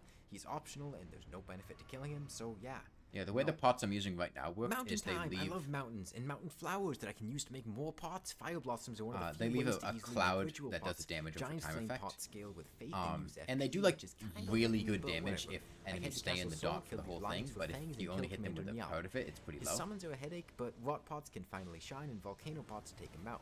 Not anywhere nice though, just to like Applebee's. I go to the frigid outskirts Zapinator good with next. full warding? I don't really play mage. I would just use Demon Scythe. I get to the Halig Tree with no difficulty whatsoever. I double back and go to Mogwin Palace, and then give up on killing the boss with this damage, and then go back to the Halig Tree, and then decide that Loretta is also a bit too tanky to reasonably kill at the moment. Aurora Borealis? Though, I can kill that. The dragon's having a bit of trouble, but I burn it I to don't death, like that joke slowly very much. and I don't painfully, like the like fact it that I put deserves. that in there. I also take a trip to the side dungeon and kill an ancient hero of Zamor for the hell of it. I get to Fire Giant, and turns out he is quite resistant to fire. And has But like this- 40,000 health. this I'll coming be up honest, I horse don't flying want to glitch, fight this boss. He this is was- not I very loved fun, and this I would when have it was to in min-max Elden Ring. the absolute They patched it hell out of shortly after this everything video. and land every pot perfectly on a weak spot like his head, and maybe that would be enough. Alternatively, This right we here. could have fun. And by fun, I mean flying on the horse, of course. There was a lovely glitch where you jump off the horse and quickly save and quit the game, and then kill the horse and resummon it, and the horse's collision breaks. This lets me craft items mid-fight with Fire Giant because I can leave the arena and then come back. It's still difficult doing this because I can't really dodge his attacks well, and I get more or less one-shot, but it is miles more fun than actually fighting the boss. I go to Farum Azula, and now it's time for fun. Demon Scythe's better than Water Bolt. So as you might have noticed, it's been getting very difficult to deal enough damage to kill these bosses, and Godskins are resistant to fire. There is a line, and only a single line, that I could find that would deal enough damage to kill these two. Spec fully into Arcane and use a combination of Swarm Pots, Freezing Pots, and Rot Pots. 20 Swarm Pots, 9 Rot Pots, and 1 Freezing Pot. I need to land almost every pot, 2 Rot Pots to rot Godskin Noble, 2 more to rot him again, a Swarm Pot to deal the last of his health, and then kill Godskin Noble. Then, when Godskin Apostle is resummoning Noble, throw 2 Rot Pots to rot him, and then 3 more Rot Pots to rot Godskin Noble again. Then use the Swarm Pots and Freezing Pots to bleed, freeze, and damage them to death. The problem is, getting Rot Pots takes a really long God, time, that audio and this cut. barely gets me enough damage. Once I put all my points into Arcane, Swarm Pots did enough damage that I could afford to miss a couple of those, but I can't miss any Rot Pots or Freezing Pots. Oh, and I also can't, like, die. I go ahead and farm some souls from the bird to put some levels into Vigor to avoid getting one shot. I can't use a bow, but who needs a bow when you can shot put like a god? But I'm doing it. I land every pot, rot once, Godskin twice, Duo is 3, awful. 4 times. Bleed, bleed, bleed. Don't block my pot. Die. Bleed, bleed, bleed, bleed. Please, bleed, bleed, bleed, bleed. Seriously, I probably spent like 10 hours just farming basilisks for rot pots. Since I had 1 rot pot left over on that attempt, I decided to bring the freezing pot, and I faced them again. Ready to... I face them down again. I rot once, block him on the pillow, hit him with the bleed pots. Rot 2, rot 3, rot 4, phase 2 into bleed, but the pinball wizard strikes me down. Like hell I'm gonna give up because I suck at pinball. I've been to enough Chuck E. Cheeses to know that pinball is a terrible... I am on a first-name basis with Charles. We were cellmates after being convicted of armed robbery. I am intimately familiar with his pinball machines. source of getting tickets anyway. Rot 1, 2, 3, 4. I find the openings that I can and I bleed them. We're getting there. The damage is good. The problem is the increasing resistances that the bosses have. The more I bleed them, the harder they get to bleed. If I can kill the Apostle, I know the Noble will be locked into a summoning animation that I can abuse. Apostle dies. Pinball dies. Apostle goes to resummon. Bleed, bleed. More blood. Freeze. Kindly die. I would like to keep playing the game. Thank you. It's time to go kill the weirdo that gave me a kid to wear on my head so I can take his insides and give them to a kid to improve my pots. These pot quests are weird, man. I have to go and do Dialos' quest line, but I get the talisman from Joburg and I'm ready to move on to the boss gauntlet. Also, I'm just saying, like, Ziegmeyer and Siegwood didn't try to fucking kill me and eat me. Like, Alexander didn't even go insane or anything. He straight up just wants to stuff me into his insides. That's fucked up. He's not a very friendly guy. I suspected you might have to kill a boss to progress Dialos' questline, like Rhea in Dark Souls 1, and it seemed to work after I killed Astel. On to Malekith. Unfortunately, he is way too jumpy to use Volcano Pots on, but Fire Pots deal solid damage to him. I use Volcano Pots around pillars on Beast Clergyman, and then use the single hit pots on Malekith. Why? Why?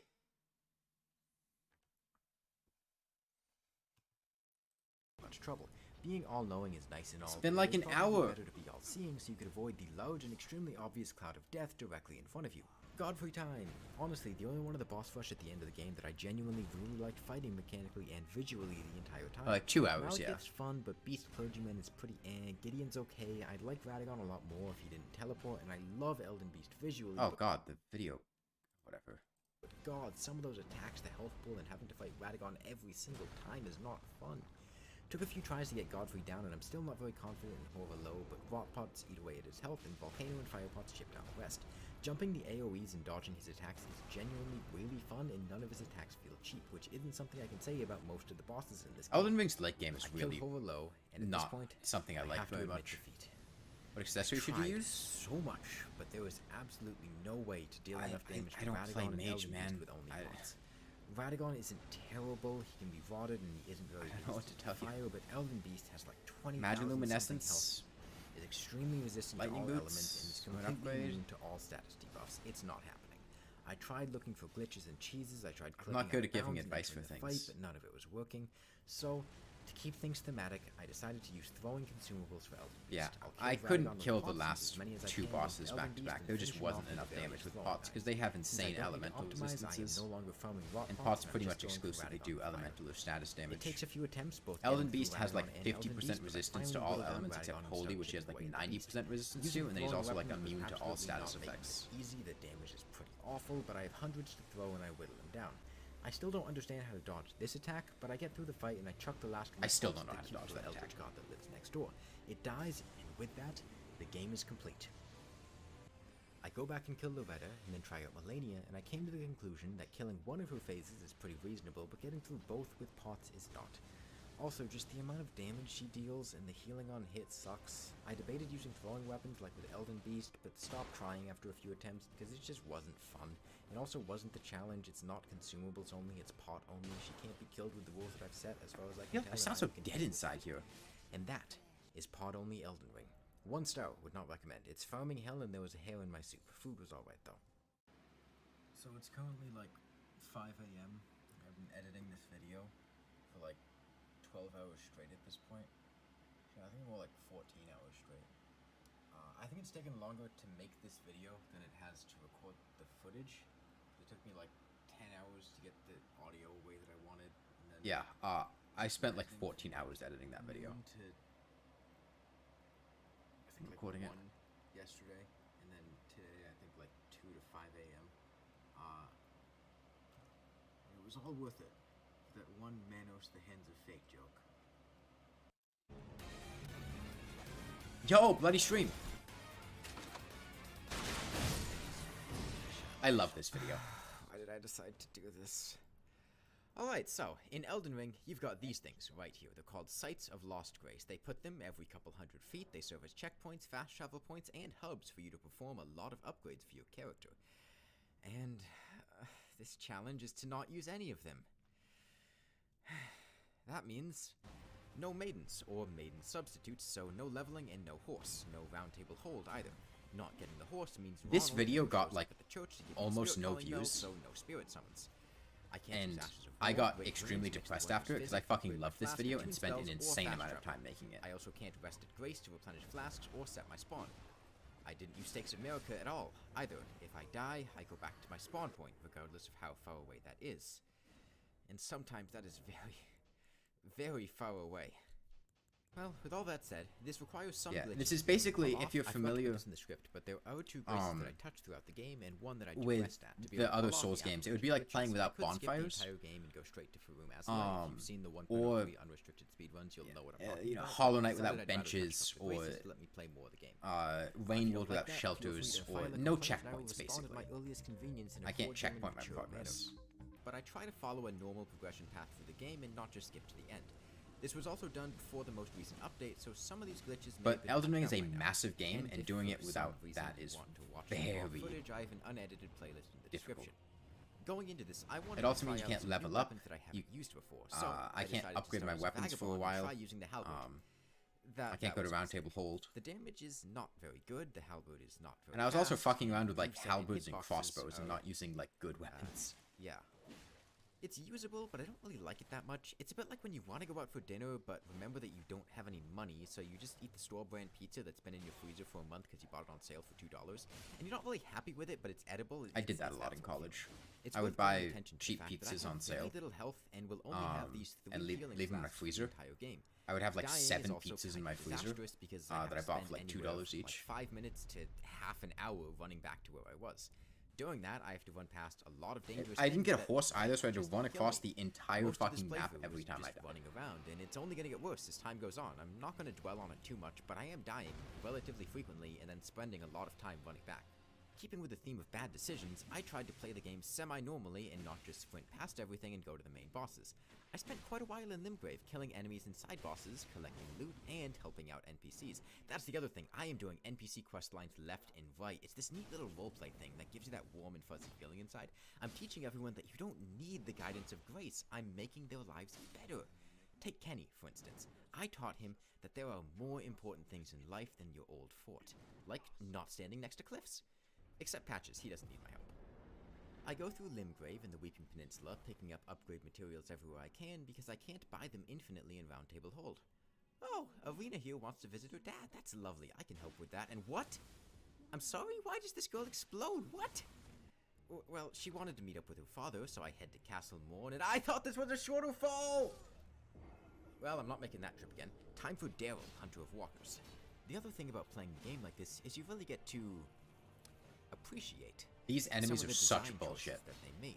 Take this enemy, for instance. For some reason, They Bloodhound just Knights can snap out of their spontaneously recovery decide animation to cancel their spontaneously, and it recovery makes them like period during basically battle. impossible My to weapon is consistently slow. hit with I don't heavy have weapons. many openings, and maybe 10% of the time, the only opening I have isn't safe because the boss just decides that it isn't. When you respawn right outside and can fight them again immediately, it's not as much of a problem as when you have to spend several minutes running back to the fight. And it's not just this boss or this area. Sure, this guy in Limgrave isn't that bad, but when it's the dogs and birds in Caelid, the nightmare of a run-up to Malekith with all the birds and lightning, there are some questionable things that the game justifies by putting a grace before or immediately after. Keep a close eye on the video. I'm going to put a bagel on screen whenever there's something absurd going on. It's time for Stormvale. Getting there in the first place isn't the easiest. I need to run up to the keep an eye out for Stormgate and bagels. get past all these guys. For a while I was killing them to try and get a crossbow to drop, and eventually it does. That's another thing. I wanted to use crossbows a People lot. ask me to play a lot? What do you mean, I get to multiplayer? Margit after about 3 hours, and I feel like going back to fighting Margit I do after multiplayer Warlock sometimes, is really but- difficult because they use the same attacks, but a lot of the timings and combos are What the video same. is the one playing? This is And Elden Ring every without time grace. I die, I have to run back through Stormgate, back through these guys, through the tunnel, then die again, and do it again, again. Why did I do this? Anyway, he's dead, and woo! Stormvale Castle, yeah! And oh, right. Anytime I die in Stormvale, I have to run back from the graveyard. This is only getting started, but I can safely say I never want to do this again. A lot of the times when I finish a challenge, I'll be willing to go back and do it again. Maybe not immediately, but they're usually fun and interesting ways to change up how you play and keep things new and refreshing. I'd recommend trying a good amount of the stuff I've done, maybe not for the whole game, but just as a fun little thing, you know? Not this. I would rather be bound, gagged, and forced to... Was it? Something I don't want to do? I'd rather play a MOBA. I don't like MOBAs. I take my runes instead of rather good amount of the stuff ways to change up how you play and keep things new and refreshing. I'd recommend trying a good amount of the stuff I've done, maybe not for the whole game, but just as a fun little thing, you know? Not this. I would rather be bound, gagged, and forced to... Was it? Something I don't want to do? I'd rather play a MOBA. I don't like MOBAs. I take my runes out of Stormvale Bank, kill Godric, and get to Liurnia, the land of friendship and happiness. There are upgrade materials in most of these I don't know buildings if the dotted glitch in throughout the lake, Terraria? so I run over I and pick them don't. all up. The shrimp here are pretty terrifying, but you can stealth around them easily enough. I find this lady, and apparently somebody stole her necklace, and she wants me to kill them to get it back. What? Hell no! I love this guy. He's got shrimp. I'm gonna kill... What? Bird. Anyone know what Fuck. the tune Oh, hey, that I'm saying Blood bird to is Nice. there? I can use that for... I don't like you. Please stop. Please don't. Please. Okay, but really, please stop following me. Please. Thank you. So I noticed pretty early on that the game is kinda dishonest with you. It tells you that killing groups of enemies will replenish flasks, and that's only true in the open world. Inside dungeons, even the big legacy ones, they don't give you back flasks. That makes those a lot harder to get through, and I'm... alive? Or this one. Oh, hi, Mr. Lobster. I'm not here. Have a nice day, though. Out in the open world, though, I can kill enemies to get my flasks back. That's a large part of why I have the crossbow, to safely kill enemies from a distance. Oh, nice, shiny. I'd like, no, but let me through, though. Let me... I'm dead from poison. Well, I go help Alexander go through a journey of self-discovery, assume his place, go shopping for some snazzy armor, and decide to dual-wield S-Stock because I like the pokey-pokes. Also, the shield penetration on the weapon out is pretty nice. I don't like these enemies. Why am I doing... Oh, he's dead. And we're at EG. I was really excited when I found EG my first playthrough because I thought FromSoft was going back to a Dark Souls 1 style thing where there were various blacksmiths with different usages throughout the world, and I found EG before going to I have not Roundtable played Hold. Tears of the Kingdom. But no, EG doesn't do anything special and does less than Hugh, and the Roundtable Merchant takes the role of selling upgrade materials, so he feels kind of out of place. He does sit by a treasure I would very much like to have, though. This Inside fucking King's thing. Realm ruins is a Royal Revenant, but behind it is a really cool ice rapier that I can wield and use as somber smithing stones to upgrade. I want it a lot. But holy hell, these enemies are nightmares! Like, who the fuck designed this? I'm going to Caelid now, Dragonbearer specifically, for the other half of the Dectus Medallion. I stopped by the Divine Tower because I wanted to kill the Godskin Apostle, but...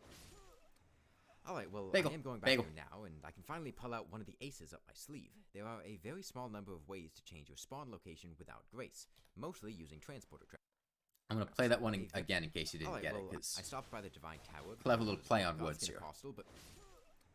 Alright, well, I am going back there now, and I can finally pull out one of the aces up my sleeve. There are a very small number of ways to change your spawn location without grace, mostly using transporter traps. This one here leads to the cave near Celia, and I am dedicated to exploring Caelid now that I've upgraded my weapons. Bright side, I don't have to travel far. Not so bright side, I have to get past these guys every single time I respawn. Because like it was transporter trap, and then you take out the word quarter, so it's trans trap, and it turns you trans, and then like you pan down and you're wearing thigh highs. Falling Star Beast, no! This was actually a really big like you- disappointment for me, coming back here and realizing that they nerfed this boss into the ground. The baby Play- falling play Star on Beasts words. look so much less cool and not nearly as much The fun as bagels, those bagels are ones. great. Commander O'Neill is struggling a bit, but I get the needle prepared, and alright, that's it. I'm murdering your daughter. Wouldn't have done it if you had just died, but you forced my hand. Yeah, not so funny now, is it? I need to get out of Caelid now, and... The trip is not an easy one. Here, I just get stuck with literally no way out. Whatever, that was the wrong direction. I just need to sneak past. Fuck, he saw me, they all saw me. No, please, no, let me go. No. Remember, no stakes of America. I finally get out, go to the teleporter by the Third Church of America, go to the Dragon Bearer, and I'm poisoned. Cool, guaranteed to die. Whatever, I got the medallion. If you thought Yeah, you can tell that I had a really fun time making this video, which then made me just really depressed when it performed extremely poorly. Get through all of Limgrave, I think it took go the back months to way even around get like Stormvale 100 Castle, go views. through all of Lyonia, up the cliffs, and get to the Bellum Highway. Then get past everyone here, including these horse knights. No, please let me sneak by. Stop following me. Get to the Grand Lift, activate it, and start Radon's Festival. Except, nope, activating the lift doesn't trigger Radon's Festival. In fact, I'm fairly certain I cannot fight Radon, and I think the trigger is Lighting a Grace in Altus Plateau. I came back here several times, and at no Both the point twins was are dying? the festival active. There was Baptism's at 5,900 HP. Well, as much as I could, at least. Well, the whole reason I came here was to fight Radon, so now I need to crawl out of Caelid again and set my spawn to Mistwood by using the transporter trap next to Patches. Now, the route is running out of Limgrave through the path around Stormvale to Lasgar Ruin, take the transporter to the Ray Lucaria entrance, then go in there. Then run through all of Ray Bro, Lucaria. it takes time. This was a mess. Is Red this Wolf like gave me a bit of trouble, mostly erectile this match dysfunction right comfort? Here. I upgrade my weapons I a bit no, more, it doesn't try this usually take again, that and long. I don't. God, this enemy, I am going to go to Japan and find out whose idea this was. Bagel. I put strawberry fruit spread on it. Cinnamon. Spray butter on it. Wrap it in eBay tape. Dip it in milk. Take a bite of it. And then pull an egg Red out of the Wolf, milk. Please die. No, back to Limgrave. Red Wolf, please die. No, back to Limgrave. Red Wolf, dead! Ding dong, the dog is dead! Go burn in hell like you belong! Straight on to Renala. No flasks, no health after Moongrim stabs me. If I die, and I have to do the run back here again. You've never had a bagel? I kill her in sorry to one hear go in that. phase 1, then... Alright, it's just me and my crossbow. It's slow, but that's Okay. fine. I know how to dodge. Important everything. question coming up. There's gonna be a song playing. I want to know if anyone recognizes this song. I try to skull it bot her, but that's not working. Just dodge.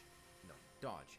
She can't hit me. Everything is going amazingly. I'm never gonna have to run back through Ray Lucaria again.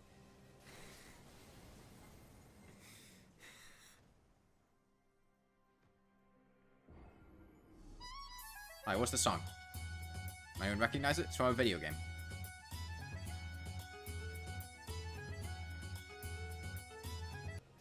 Look, we're back. She's dead. I don't feel happiness. It's just Anyone? emptiness. But I can finally leave and move on. But now we're happy because killing Renala sets my spawn point here to Lyonia, so I never have to run back out of Limgrave ever again. I just need to go to the teleporter at the top of Ray Lucaria, and I'm at the Turtle Church, and the Pope is in my sights. That's way too much health. I guess you're fine. Fun fact, nothing I've done so far is a sin. John here is a pretty cool guy that gives me smithing stones, so I help him out at Ray Lucaria. I go to the ruins-strewn precipice to pick up even more smithing stones, get the ones in Korea Manor, and what is the delay in the tracking on that? Jesus, this game really is Dark Souls 2 too. That enemy looks like it's out of Go Dark down Souls to the 2. Ant Colony to It pick happened to up 1 even HP more to area? smithing I don't stones understand and the question. butterflies, then go back to Altus Is it and an face obscure another game? Falling Star Beast for smithing stones. It's a PS2 game. Not the smoothest, he does one-shot me, and I'm trying to see if Scarlet Rot is I wouldn't effective. call it obscure. It's not with a normal crossbow, but I kill it and head on to the capital outskirts. Yeah, these two need to die. I'm not running past these two every time I want to go in here. Thankfully, they're weak to Scarlet Rot and poison, and they also can't reach you if you stand up here, so I slowly take them out. I go If you didn't recognize it stones, immediately, get I'm this not guy to sure you break would. statue It's and the, try to get me back once he isn't aggroed to me. Except nope, this is the Great Hollow apparently, freshly greased branches. The, like... For going to the capital, it's actually faster to run backwards through Ray Lucaria and then use the You know, entrance to go to in Valley Highway. The problem is that running backwards through old Ray games Lucaria where if you is, idled on the not title the screen, easiest. there would be, I like, go to the a various trailer tunnels that and would caves play. in Altus Plateau with upgrade materials, then decide that it's time to move on. There is another You guys know what I'm talking about? spawn point, and that is to die to the Virgin at the bottom of Ray Lucaria. He is my ticket to Mount Gelmir and Volcano Manor. I get past the two virgins in the basement cave. The polycross It's bow. like I am the very song excited for about the it. Upgrades trailer Somber Stones, which is and like the awesome, thing that and would this play game there the Avalon. for You know, Mr. Dark Blue, you might Cloud have 2, something also known as Dark Chronicles From this outside of point, the It's US. actually possible to go straight into Volcano Manor by I falling think in down Europe here. it was sold as It Dark eats away most Chronicles. of my flasks, but it's so But that's the much Dark faster Cloud than trying to song move from Dark around. Cloud 2. I take out Godskin Noble with some difficulty. You can't, that's not... Respect the pillar! Dead. Onto Vikard, and... Oh boy. This attack, right Left here. over from How arcade do you games, dodge yeah. this? Seriously, anybody watching this, please, how do you dodge this? You can't iframe it, you can't run away. If I put literally... I like Dark Cloud 2 a lot. I can block it a single time. So it's obscure, you've never heard of it? Just because you haven't heard of it doesn't mean it's obscure.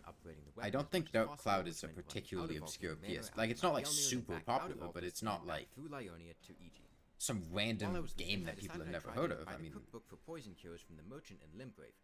The problem is I need to Dark Cloud's a decently popular series. What happened to Hardcore? I don't understand the question. Like the video? I don't think we've gotten to the video yet. Like, just doing it as a whole, I just stopped trying because it was not fun. People that know that know Dark Cloud too. I don't know, I don't talk about PS2 games with my friends that often. It's very helpful to have, but it won't stop the one-shots.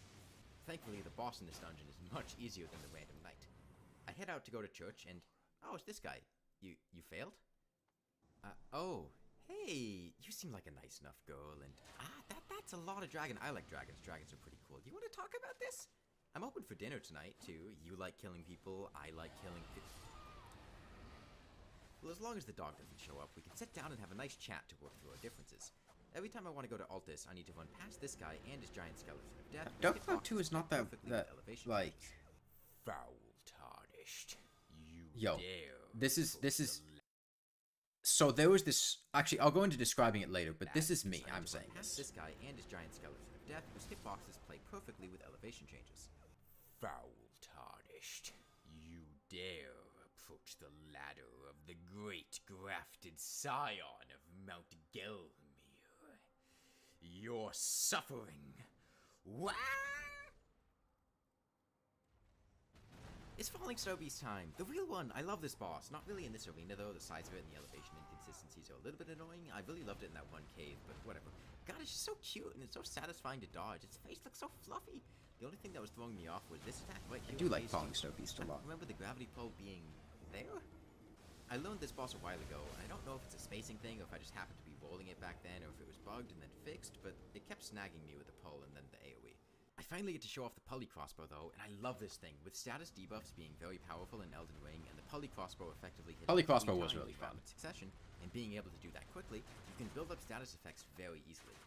However, spending some time on the Fextra Life Wiki, it seemed to me that I think it was this video that made me stop making videos primarily and move to streaming. Like, fully grown Falling Star Beast here is listed as having 252 poison resistance. The bolts each deal 66 poison buildup, so I would expect him to get debuffed after 2 bursts of 3 bolts. That's 396 poison buildup.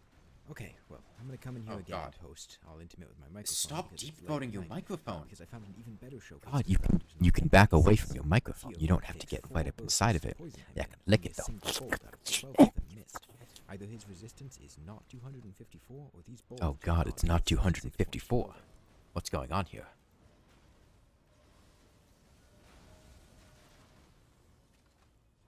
Regardless of that, I finish him off. Side note, I think a Falling Star Beast plushie would be really cute, and I would buy that. Miyazaki, I would buy a George, Falling Star Beast plushie. Falling Star Beast Back in are the cute. capital outskirts, I spotted another friend off in the distance and asked them for some help. Just some homeless explosive shot at them, and slow down please, you don't need to come that fast, and we're out. I have zero qualms about using save and quits when I have to climb out of the pits of Volcano Manor every single time I want to get here. It's Puff, the Magic Draconic Tree Sentinel time. And for more evidence, these guys are listed as having 154 poison resist, but it takes 2 bursts. I like that nickname. Similarly, Puff, the Magic Draconic Tree bleed, Sentinel. 6 bolts of 50 don't cause it to bleed, 9 bolts don't do it, hell, 12 bolts don't do it. In any case, I snipe him down with my poly crossbow. I start using this thing fairly heavily now because it's really fun to use and because it's generally safer than melee. Still not that safe though. Here we have a rare treat. A female Runeclaw bear raising one of its cubs. Nature's lumbering giant is gentle and peaceful, so long as you take care not to disturb— Fuck, it saw me! Ah! Seriously, the reload sound design and animation on this thing love is the way so the poly satisfying. crossbow I feel like feels, they though. absolutely nailed the feeling for God, this weapon. It's it not is painfully like an slow orgasm Outland in weapons audio the form. previous games. There's no forced reload animation on crossbows, and the debuff buildup is incredible. I could gush about this thing all day. Oh yeah, and this is as far as I can go without touching Grace. Fun fact, this door will tell you that you need to get more Great Runes when you actually need to go to Round Table Hold. I have 3 Great Runes, you only need 2. Now it's time for both of the 2 Graces that I need to touch. I need to execute a wrong warp to glitch into the capital. To do that, Yo, I need to wrong teleport warps. to a Grace that's bugged such that Pretty sure it's this on an was unstable patched a ground while the ago, game doesn't but- think is a valid place to load in. That is Perfumer's Grotto. Next, I need to put myself in the capital and be able to teleport. To do that, I need to go to the Tower of Return in the Weeping Peninsula, use the trapped chest, and then rest at the Grace in the capital to allow myself to fast travel. Then I just fast travel to the grotto, save and quit, and I'm in the capital. The game doesn't know where to put me, so it puts me back to the last location it remembered me being in, and then in the default location, which is the beginning of the area. That is the most parsimonious way I could find to do this that didn't just skip Yo, straight. parsimonious, Absolutely. great word. One small thing though, these 2 locations are on the complete other side of the world. This is gonna take a while.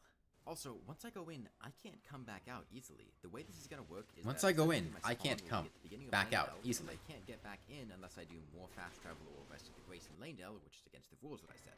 So I make sure to do all of the upgrading and resource gathering that I want beforehand. Pulling out even more from my bag of tricks, I stop by McDonald's, pop a cap and Officer Big Mac, and pledge my service to Ronald, because this will set my spawn here. I need to talk to Grimace, the Hamburglar, and Sunday first, but he finally lets me leave. More importantly, this I is spent Kingsville. so much time coming up with the script for and editing these. Miss the resource gathering that I want beforehand. Pulling out even more from my bag of tricks, I stop by McDonald's, pop a cap and Officer Big Mac, and pledge my service to Ronald, because this will set my spawn here. I need to talk to Grimace, the Hamburglar, and Sunday first, but he finally lets me leave. More importantly, this is right next to Kingsville Ruins, where this wonderful enemy is. I am at the airport, boarding my flight to Japan.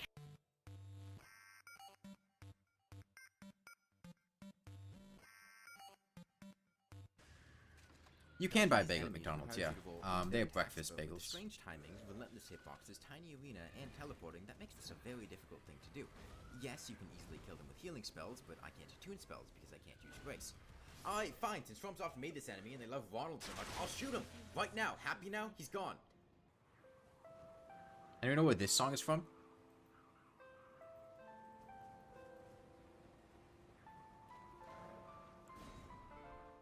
I go back to fighting the Revenant, and I win. He's dead. Whatever. I don't even care anymore. I get the Ice Rapier and upgraded. This thing is really cool, and I like it a lot. Can't hear it? Shoot a projectile, it deals purely physical damage, and it's a Is software it that upgrade. quiet? This thing is Can you awesome. guys not hear the I also video? make sure to hunt plenty of bones to craft bolts with using high explosives on the local wildlife, and I pick up the Source Eel from Fort Faroth.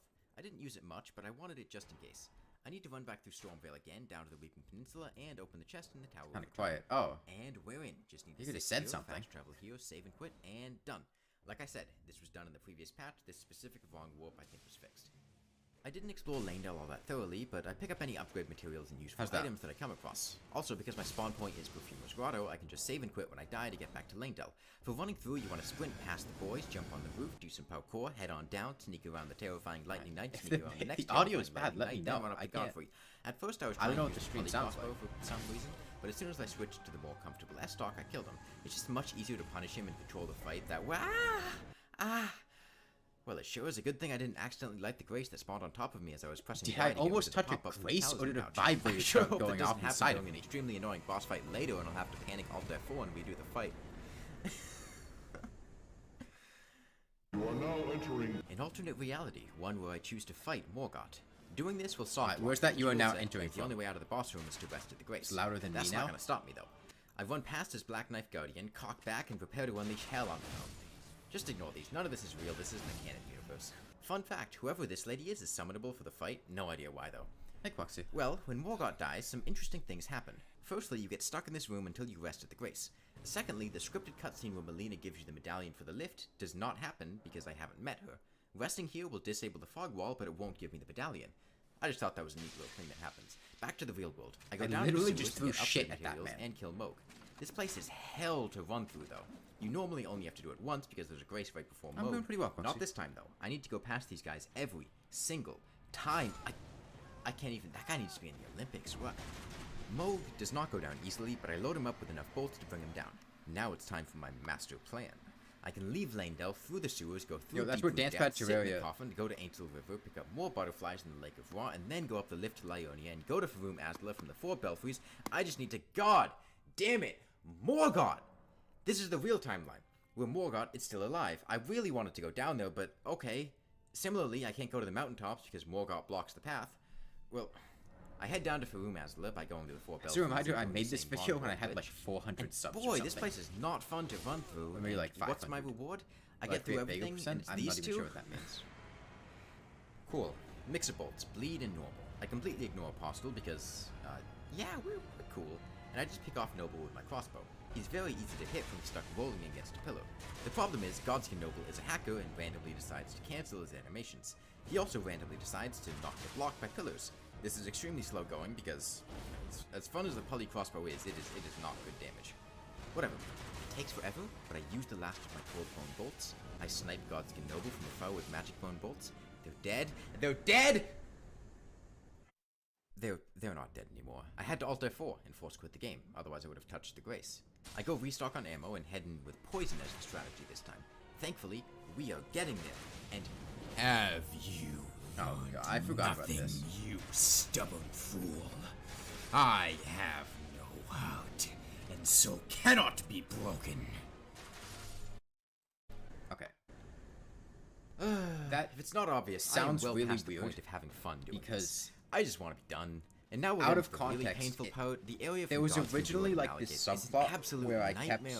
saying To start out, you my need to get quotes past during these this guys video, throwing the homing but then distance I at you, only liked which a is not couple of easy. them, and I ended up My cutting strategy a is lot to of round it. this corner, wait up here But then for I him kept to a turn couple around, of them then in jump, go through because this the doorway, narrative jump of the to this script outstretched kind of pillar needed to them avoid to be aggro there. on the other ones. So it Then just you need feels to kind jump of past weird this there. Crucible Knight, that's easy enough. And then, oh But god, that's no, what that not was. the birds, please, That not was the birds! saying There's Grave like Mine 10 of them quotes. here shoved in this narrow pathway while lightning is being shot at you all over the place and you're also in water! The birds are faster than you, trying to kill them is a mess, and all the falls are just long enough so you stagger on hitting the ground so the birds can catch up to you. Then you need to get Hello, past Amber. them, run past this dragon, get past all these beastmen, and you're probably gonna fall to your death at least once here, and then you finally get to the Draconic Tree Sentinel, and if he does bad RNG, he'll run up and melee you through the fog wall. And then, you know, you need to actually kill Malekith. I quickly decided that I was absolutely not doing this cold. I went in on another character, killed Godskin Duo, and then went to practice dodging Malekith. I got his attacks down pretty well, and then started trying on this character. That doesn't mean it went well, though. Firstly, Beast Clergyman's shrapnel attack comes out from off to one side so he can snipe you from around pillars. Malekith will guaranteed one-shot me, and I don't deal much damage to him, so this is not a fast fight, and I can't get hit once.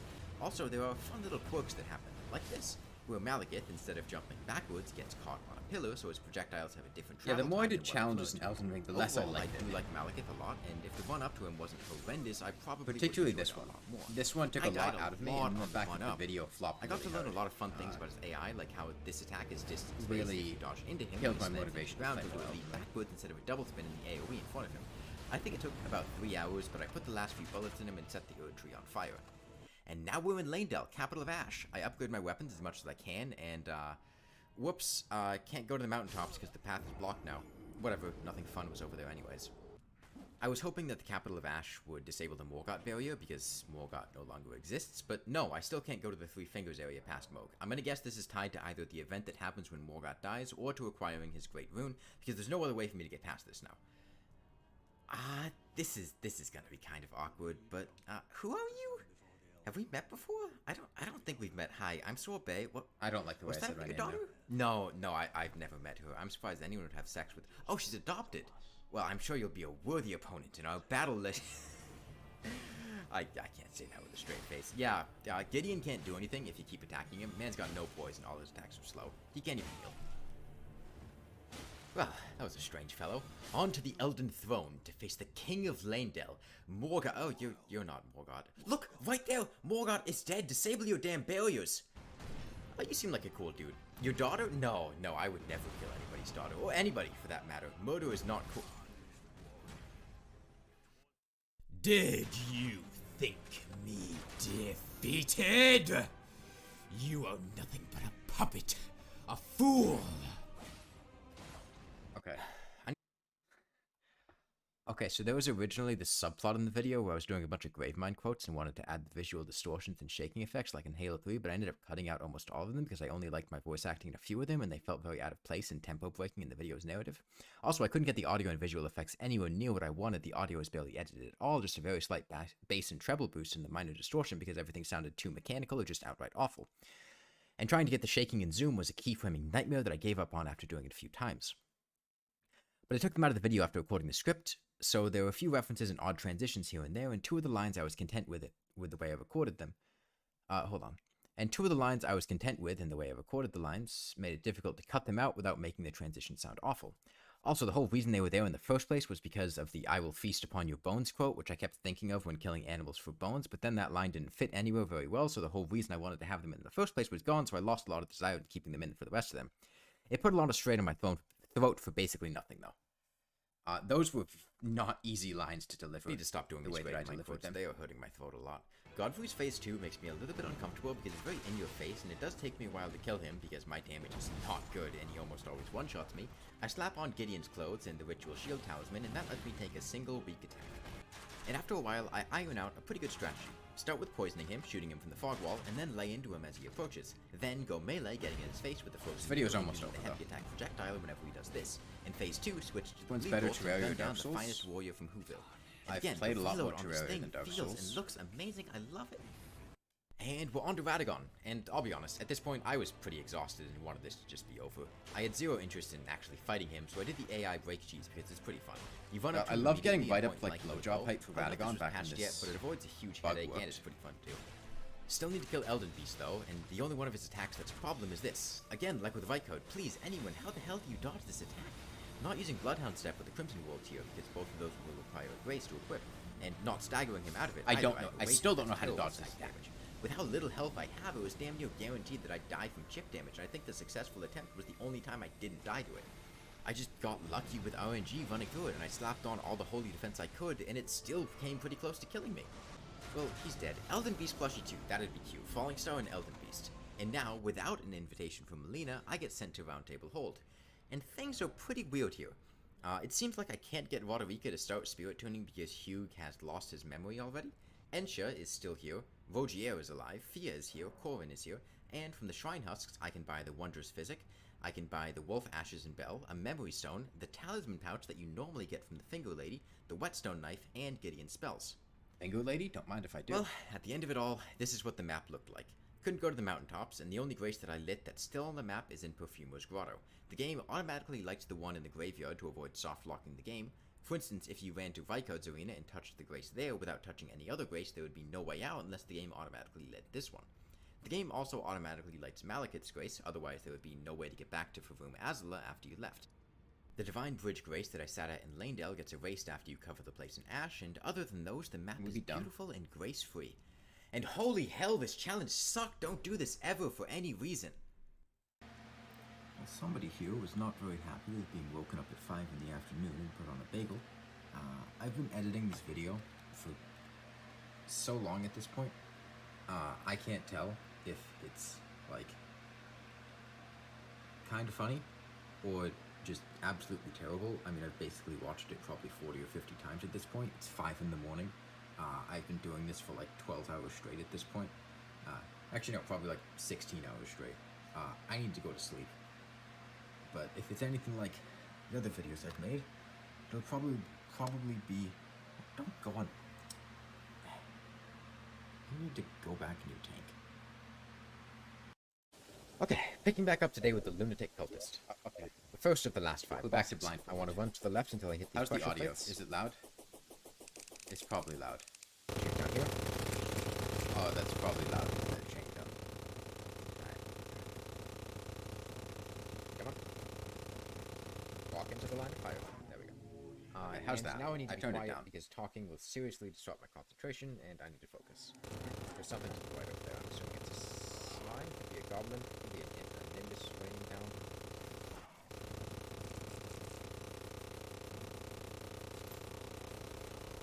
This was really difficult to do. I remember this.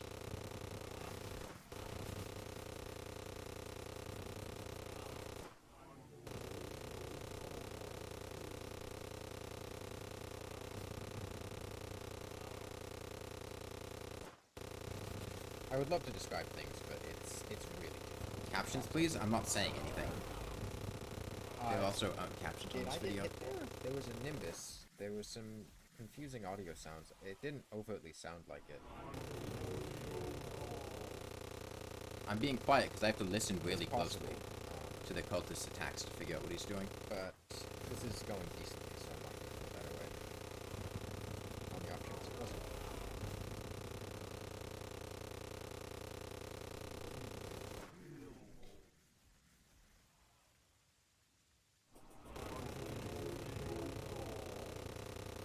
Yeah, run to the right to make sure he spawns above me, and then shoot.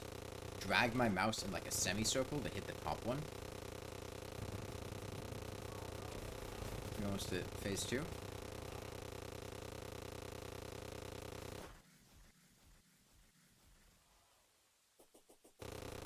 Like most of this video, I'm just not saying anything. Should be hitting phase 2 soon. Like I said, should be hitting phase 2 soon, which is like not very noteworthy. It's in phase 2 now. Okay. That was a good call. Most of what I'm saying is Prophecies probably not and terribly don't be a interesting. bitch.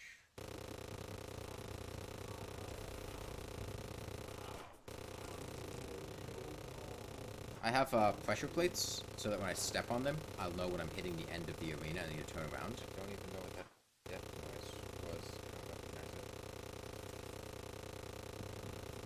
I think it was a Nimbus. Stop with the prophecy's end, dude. The way the cultist works is he'll sub in attacks randomly to replace the You have lightning. things in his second phase. The Ancient Light and the Prophecy's End attacks. And so it's kind of RNG whether you get Dude, lightning! What the fuck is wrong Lightning with you? or Prophecy's End, and you want to get Lightning because Prophecy's End is RNG, spawns all around you, and can just hit you without really Thank you. you being able to do anything about it. And I kept getting the Prophecy's End attack, which is why I kept getting annoyed. Okay. Cultist is almost down. Who's next after Cultist? Empress? Okay, I really hope that Nimbus didn't hit me. I really hope that Nimbus didn't hit me early on. There's something out there. He attacks on consistent cycle. Fire Ice, Lightning, Fire Ice Summon in phase 1. And he always moves in a consistent location when he does the summon. So I know if I'm on his right-hand side, he'll always be up top, and I can sweep around the right-hand side of the screen to hit him up top. In phase 2, it's a 7 attack cycle, but it always ends, well, it usually ends with lightning. For some reason, he was doing the Prophecy's End a lot, which is annoying because that attack is completely RNG, and if he spawns it on top, Spasmodism's down to it's 4,737 right now. But yeah, that was... We'll definitely get through Spasmodism today. On to Duke Fishron? I think I'm doing Duke Fishron Oh, Duke, next. oh, Duke Alright, on to Fishron. Duke Fishron. I need to take my potion buffs, Duke throw the fishing line, Fishron. run out the door, down into the lava, wait for him to bite. He hath bit, and now I need to start shooting. So I'm using an arena here that's very similar to the one I fought Plantera in. It's a box with asphalt lining the top and bottom, and there's lava on the bottom of the arena to shut off enemy spawns. And I think doing this blindfolded stuff is like the first time I've ever used asphalt.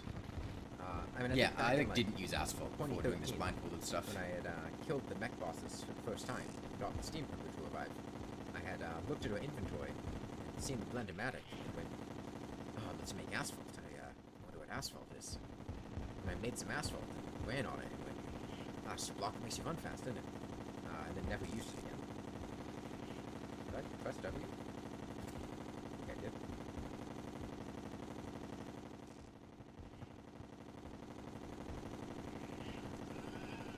Oh shit, he's dead.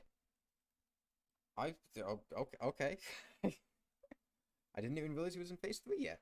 Yeah, alright. This is the also lighting like in the these first time things I've is ever really not made an good. arena for Duke Fishron. Normally, I just fight him out in the open because I don't like making arenas for him. I don't find it very fun. I much prefer just fighting him out in the open. But yeah. Alright, on to... I don't know if I'm doing the Moonlord or the Empress of Light next, but on to one of those two. Okay, well, I'm doing the Moonlord. I need to summon the Phantasm Dragon. Oh, these ones are not very interesting, because I think the Moonlord I ended up cheesing with the flare I'm doing gun. the flare gun strategy, so I just need to sit here and do this. So he's not actually for very like interesting 6 here. minutes, and I'll pick back up when I The find reason for 1,000 that is flares. because I was losing motivation to keep doing these after Deoclops was added. Because Deoclops was a phenomenal pain in the ass. So I kind of just wanted to finish the video rather than the game can't handle spend a more than bunch of time 1,000 trying to projectiles at once. So if you spawn in 1,000 flares, hit the Moonlord. the Moonlord can't shoot Dodging anything him normally, because no more because that would projectiles take a can be very spawned. long The time to do. Phantasm Dragon that I've summoned can just kill him. I really like Yeah. that exploit. In the twins, I was Just gonna skip ahead. okay, and the Empress of Light. Now I lied a little bit. I said that I was using the Celestial Starboard. I'm not. I'm using the Shrimpy Truffle. Second blindfolded no-hit Empress of Light, by the way. Spawn her in, and then get going. So I'm using pretty powerful equipment right now. That's going to kill her relatively quickly. I didn't want this fight to take forever. If you want to watch a longer blindfolded fight, you can go watch the last time I fought her blindfolded. I think it took like 3 minutes. I'm not paying much attention because I'm talking. So going horizontally, pretty solid way to avoid the Empress of Light. As long as you know when you need to loop back around and which attacks you need to do stuff, you should be going phase 2 in just a moment. God, the vortex speeder is loud. Now, try to focus downward. Sounds good. It's mostly a matter of knowing when you need to loop back around. The thing is, she's doing this now. Doing a I wanna much end worse up on job the of right dodging hand side than you. after I dodge this attack. Great dodging, by the way. Well, actually, I guess not, because I want to dodge the flares. Problem is she's going to do it now? Oh, she's dead. Okay. Yeah, it worked out. Okay, and then... Okay, just Deoclops left now. Oh, I was do on. like the Empress of Light a lot. I was debating doing this with a chain gun, but I would really like to get this video out by tomorrow morning. And I don't want to spend a ton of time doing it. She is really fun to fight blindfolded, though. I think she's one of... Her and maybe the Lunatic cultist, if he was tweaked a little bit, I think are genuinely, like, pretty fun to fight blindfolded. Because they have consistent cycles, and you always know. If the Lunatic cultist's second phase was more consistent, I would actually... Like, I would think he was a lot more fun. But she's... Fighting her blindfolded is nice, as long as you have the space and everything. Okay, and lastly, Deoclops. I'm not fighting Deoclops normally. I'm doing the flare gun exploit. I do have a lot of stuff to say about Deoclops, which I'm going to edit in after the fact, but until then... Alright, my thoughts on Potion Deoclops. buff, summon him, Let's listen to him. and then fly up here. You might have noticed the very long gap between Part 3 and Part 4 of this series, and that's all because of Deoclops. I completely lost all motivation to continue after he was added, and finishing this was entirely conditional on cheesing Deoclops. If I wasn't cheesing him, I wasn't doing this. and it all comes down to the hands. In expert mode and above, Deoclops will randomly spawn. They were so awful. They can come from any Deoclops' direction, hands. come at you in a random pattern, and at a very. I spent hundreds of attempts, and there is no rhyme or reason to how they work. There's no consistent strategy for dodging them. It is just a random hand that shows up and flies at you in a not predictable pattern from a random direction that goes through blocks and speeds up and gets more frequent over the course of the fight, which means the longer you do it for, the more likely it is you just get randomly fucked by RNG. 80 to 90% of the attempts ended because of the random hand spawns, and that's not a matter of skill. It's not fun throwing a brick wall at myself until I get perfect RNG. Even being able to see, I'll use an analogy here.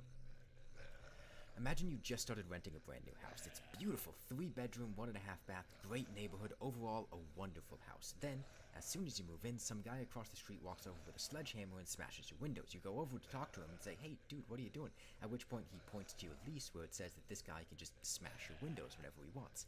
And now your house sucks because of this small addendum. In this analogy, the house is Deoclops, the sledgehammer guy is the hand attack, and I'm me. Even when I can see, the hands feel inconsistent and unfun. It feels random. Deoclops' hands are the equivalent of your neighbor smashing your windows with a sledgehammer. Is the that happens, takeaway there. If a hand shows up and blocks the path, you can't stop committing because now he'll hit you. So you just have to run into the hand. It's evident to me that Deoclops is trying to, and honestly does in a pretty fun way, simulate Don't Starve's combat in Terraria. Instead of kiting in and out like in Don't Starve, you run in and go through Deoclops' legs and then dodge the double-edged shockwave every third time. That's fun, I like that, but the hands mess all that up. And I'm not saying that Deoclops is particularly difficult, or that the hands make the fight unreasonably challenging. I've killed Deoclops hundreds of times because I would finish off failed attempts. The hands do very little damage, and confirmed I would finish off Deoclops. You're not going to struggle with them at all. If you can see them, it's not terrible to kill him without getting hit either. It just feels a bit random sometimes. They're not difficult, they just make the fight not very fun in my opinion. And it really sucks because I like Deoclops otherwise quite a bit. Look who's dead. Go to hell and don't ever come back.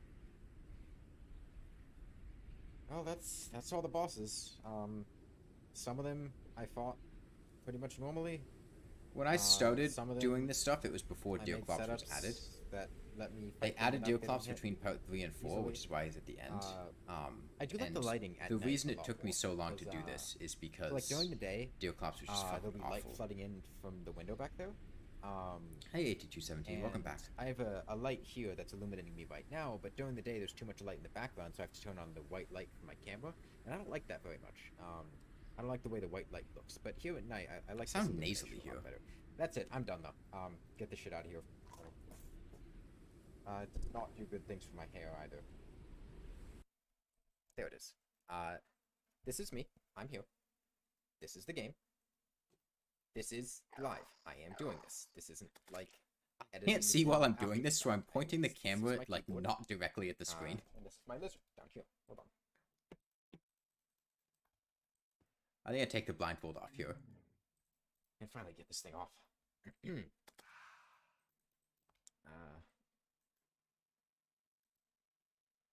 God, I give off massive twink energy right now. It's in focus. This camera has focus issues sometimes. The light's a bit of an issue. Hold up. There we go.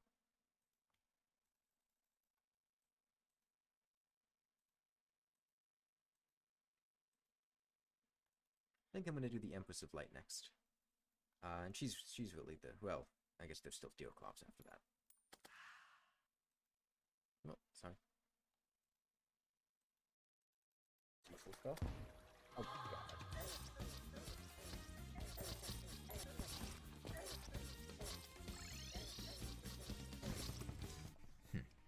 So it turns out a little tougher than I'd originally expected. There's To 1 HP explain what's going hardcore on now. here, a little over a month ago, I decided to start doing 1 HP hardcore runs in For the Worthy Master mode. Now what that means is that I can't, for any reason, at any point in time throughout the entire game, ever take damage or else I just die. Now the reason I started doing this is because I just finished doing all the blindfolded no-hit stuff, and I figured that, well, if I do it when I couldn't see, then I should be able to do it when I can see as well.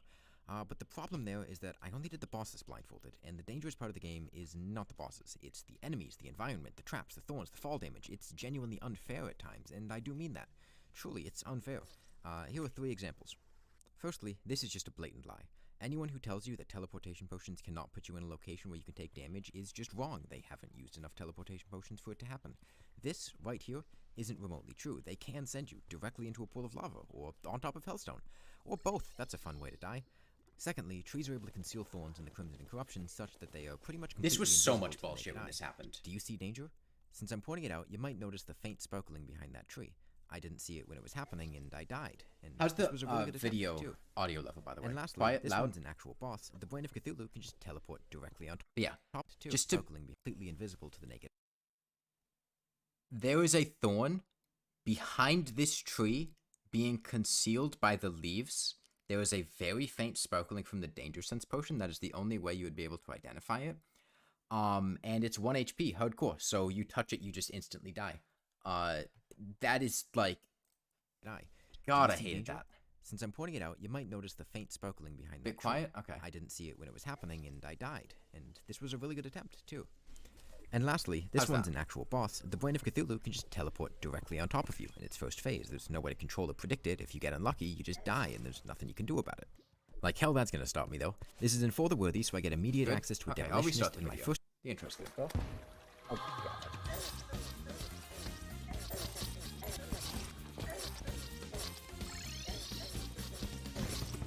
Took me a long time to. Turns out a little tougher Sync than I up had that originally start expected.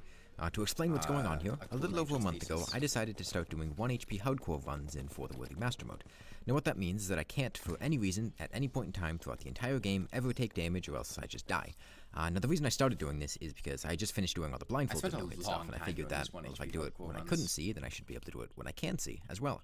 But the problem there is that I only did the bosses blindfolded, and the dangerous part of the game is not the bosses. It's the enemies, the environment, the traps, the thorns, the fall damage. Spaz It's doing genuinely unfair at 4,241. times, and I do mean that. I'll probably finish Truly, off it's like unfair. the last 1,000. Here are 3 full screen. examples. Firstly, this is just a blatant lie. Anyone who tells you that teleportation potions cannot put you in a location where you can take damage is just wrong. They haven't used enough teleportation potions for it to happen.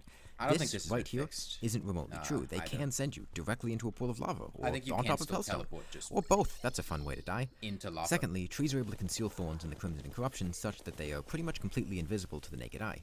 Do you see danger? Since I'm pointing it out, you might notice the faint sparkling behind that tree. I didn't see it when it was happening, and I died. And this was a really good attempt, too.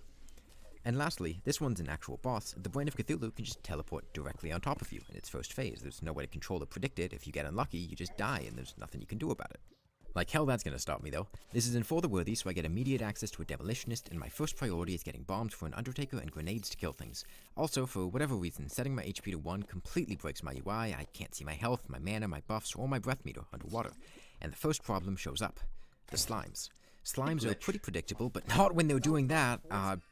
There's also the fact that they are just everywhere all the time. Slimes on the surface, sure, you just walk up to them. They're not that tough. Slimes in the darkness as you're walking into a cave, those are a little bit more difficult. Black slimes that are almost impossible to spot underground, those are a nightmare. With genocide still being considered a war crime, I was left with only a handful of options. Firstly, I want to constantly shoot and throw glow sticks in front of me so I can see anything that's there. Secondly, I want to get hunter potions as soon as possible so I can I see mean, the anything thing is, like, lurking I'm in the always darkness. talking in these Lastly, videos. and this one is the long-term solution, I want to So, get like- the royal gel from King Slime to make slimes passive. Okay, so that's how you deal with slimes. There are a lot of other enemies, though. Let's stroll up to the desert next. Vultures, thankfully, are pretty easy to avoid. You just need to walk straight up to vultures, don't hesitate, don't back down, confidently walk up to and directly past them. Any hesitation is a sign of weakness. Oh, no, Any you could do attack it, timed upon up. sensing weakness. Just keep walking, and if I'm they sure I corner you, could do it. seek shelter immediately. Wooden platforms are the natural predators of vultures, and they will be unable to pass through them I and just attack. didn't The desert find it is fun, only part and I of the stopped journey. wanting to The try it. destination is the swamp of Aeonia, and I do need to make my way through it. Thankfully, the enemies here are completely harmless. With some wooden platforms, a copper short sword, and some quick thinking, you can easily avoid every enemy here. Even in complex situations like this, you can just dance around a little bit with the Chimera. By the way, Doesn't I'm do going it. to play this clip Even again. some wooden- Bear in mind, and I do need I have 1 HP and no weapons whatsoever. to attack. The desert is only part of the journey. The destination is the swamp of Aeonia, and I do need to make my way through it. Thankfully, the enemies here are completely harmless. With some wooden platforms, a copper short sword, and some quick thinking, you can easily avoid every enemy here. Even in complex situations like this, you can just dance around a little bit with the Chimera. It doesn't do anything to help against the slimes that I can't see, though. Well, that was just terrible luck with enemy spawns. In the Crimson, I can get an Undertaker, get an Arms Dealer, and eventually get a Mini Like- Shark. And the Mini Shark is great because the rapid I was fire fucking clean, the dog. I rapid was fire lets like you hit enemies and really on top knock of them avoiding back. and enemies when I was Stunlock doing them. The these Mini Shark hardcore is 1 HP great for normal runs. enemies, but all that matters is finding a way to kill the Wall of Flesh. I I want to was get Dune Rider boots for all incredibly that good extra at speed, traversing and that the means Crimson going without to the anything. underground desert. Right. You know, I love reptiles reveal. because Leg. reptiles eat worms, and I can vicariously get revenge on these goddamn on these worms. They're not the nicest of enemies. I really don't prefer them. With Danger Sense potions, you can avoid the cacti and antlion eggs, and I can also get fossil armor while I'm down here. Once I get Dune Riders, I kill King Slime and go straight to hell. My goal is to kill the Wall of Flesh with the Star Cannon. I search the chests just above the underworld, find meteorite bows in them, and make the cannon. And it's Wall of Flesh time. I need to make an arena, a very long one, lined with sand. It's pretty dangerous, and I try to fill the top and bottom with blocks to force the wall into an area I can predict. I don't have this recording anymore due to storage space issues, but this is the best recreation I could muster.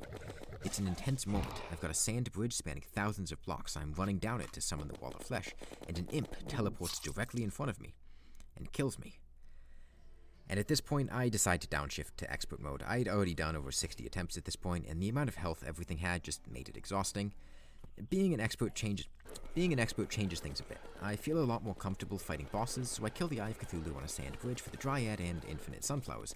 I can also get the Star Fury and Fledgling Wings early on, and that makes it pretty easy to farm sharks in the ocean for hunter potions. Due to the normal seeds not having as many chests, there were actually a few times I couldn't find any meteorite bows just above hell. And at that point, I had only two options. I could either seek a different weapon, or I could try to kill the Brain of Cthulhu. And I opted to try and kill the Brain of Cthulhu. I'm fucking done. I can't. Oh God, no. No. An important part of playing the game like this is getting potions, particularly Danger Sense and Hunter I potions. will not Danger explain Sense that. potions require going to the ice biome, which isn't too dangerous, but Hunter That potions requires require no the elaboration. incredibly tedious process of farming sharks. I also slept for very long periods of time to grow the herbs that I needed. The jungle is an appealing destination this time of year due to the prospect of making a pylon beside the temple and a staff of regrowth for herbs. The problem How far are are the we in? thorns. The thorns are 4,000 so awful. HP Hornets is are left easy enough. on They just Spasmatism? Okay, that wasn't a hornet, that was a jungle slime behind me. My point still 14,000 stands, on but Red just Mazer. one thorn is all it takes. The Danger Sense potions are absolutely essential Let's to have another navigating two the jungle. screens. Bats can be killed with copper short swords, the so twins can are piranhas, extremely and building a boring, jungle so pylon we're here means that watching when hard old mode comes, I videos. won't have to explore the hard mode jungle. Um, The sand bridge up here in the sky serves two to do purposes. something for me. The entertaining first is as while an I'm arena fighting for the King Slime in twins. the Eye, and then it's also a place to gather fallen stars for the Star Cannon. I get everything set up and head back to the underworld. I make another arena, being extremely cautious about teleporting imps. I fish up everything that I can to help me. I line the arena with sunflowers and peace candles, and I summon the Wall of Flesh. And I didn't make the arena long enough. God, I just needed like 100 more blocks. Okay, I'm doing it again. This is my final attempt, though. I make my way through the Crimson in the jungle, dodging and dancing around everything. Really, once you learn how to avoid enemies, it's fun and not too difficult to pull off as long as you have a mouse. I don't think this would be possible on a controller. There are also a lot of other fun tricks you can pull off, like using cobwebs to negate fall damage. Speaking of fall damage, you'll notice that when I'm going into caves and things, I'll keep moving backwards and not just forwards, and that's because if you're moving fast, the game won't consider you to have touched a surface that you did touch, and this can cause you to take fall damage when you shouldn't. And any amount of fall damage is is lethal, bullshit, so I by the can't really way. risk that.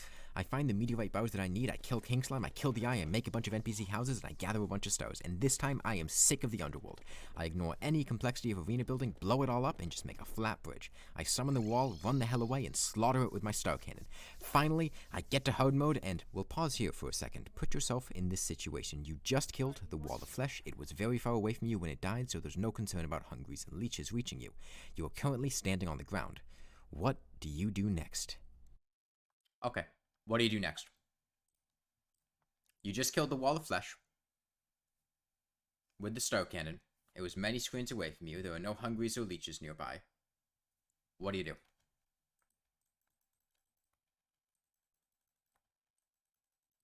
Jump, immediately die, run toward the box, teleport away to despawn, jump. Okay, TMN, WG, and Peninja survived.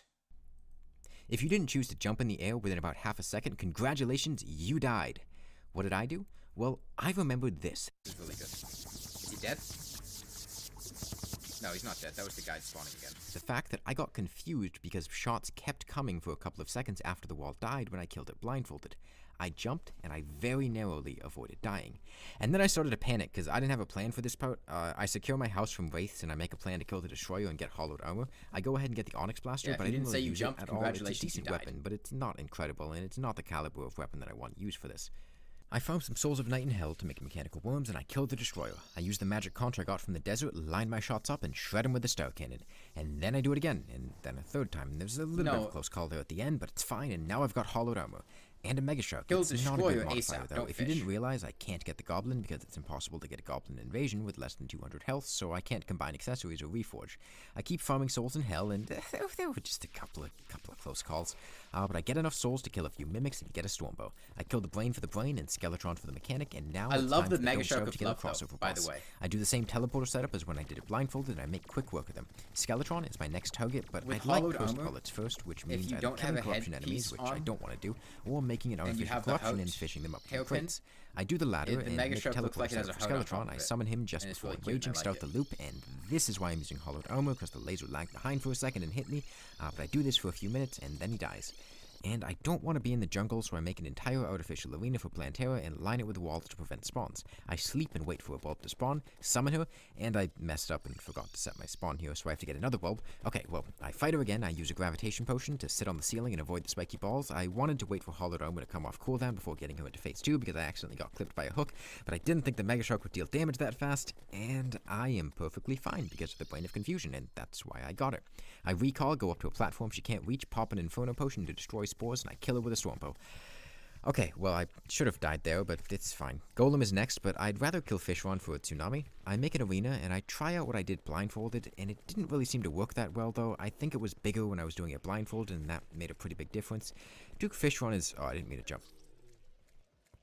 Okay, well, I'm done attempting this for now. If I had practiced the hard mode bosses more beforehand, I think this would have been completely plausible, but I haven't played the game normally in like 4 or 5 months, so I'm a little rusty on them. It's not unreasonable to do, it just gets exhausting and boring after a while.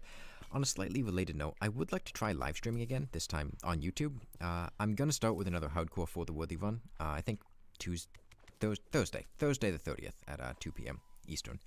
The main thing that put me off live streaming last time was that basically nobody showed up and it was just a less comfortable environment for me to do things in. If things go well, I'll probably stream more, but for now, that's gonna be all. Yeah, who knows?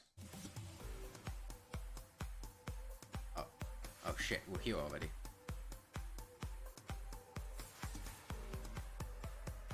Have any of you ever had an original thought in your life? Why the hell would I... Oh. Huh. So, let's kick this off How's with the audio, some by the general way? clarifications because the title Quiet? is very Loud? confusing and difficult to understand. Copper short sword only means copper short sword only.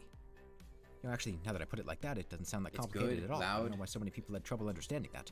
If it isn't a copper short sword and it deals damage, I can turn it down a little bit. I'm not using it. It doesn't matter if it's a damage over time effect, an accessory, an armor ability, or a contracted mercenary vessel in the Mediterranean Sea. A bit I loud. made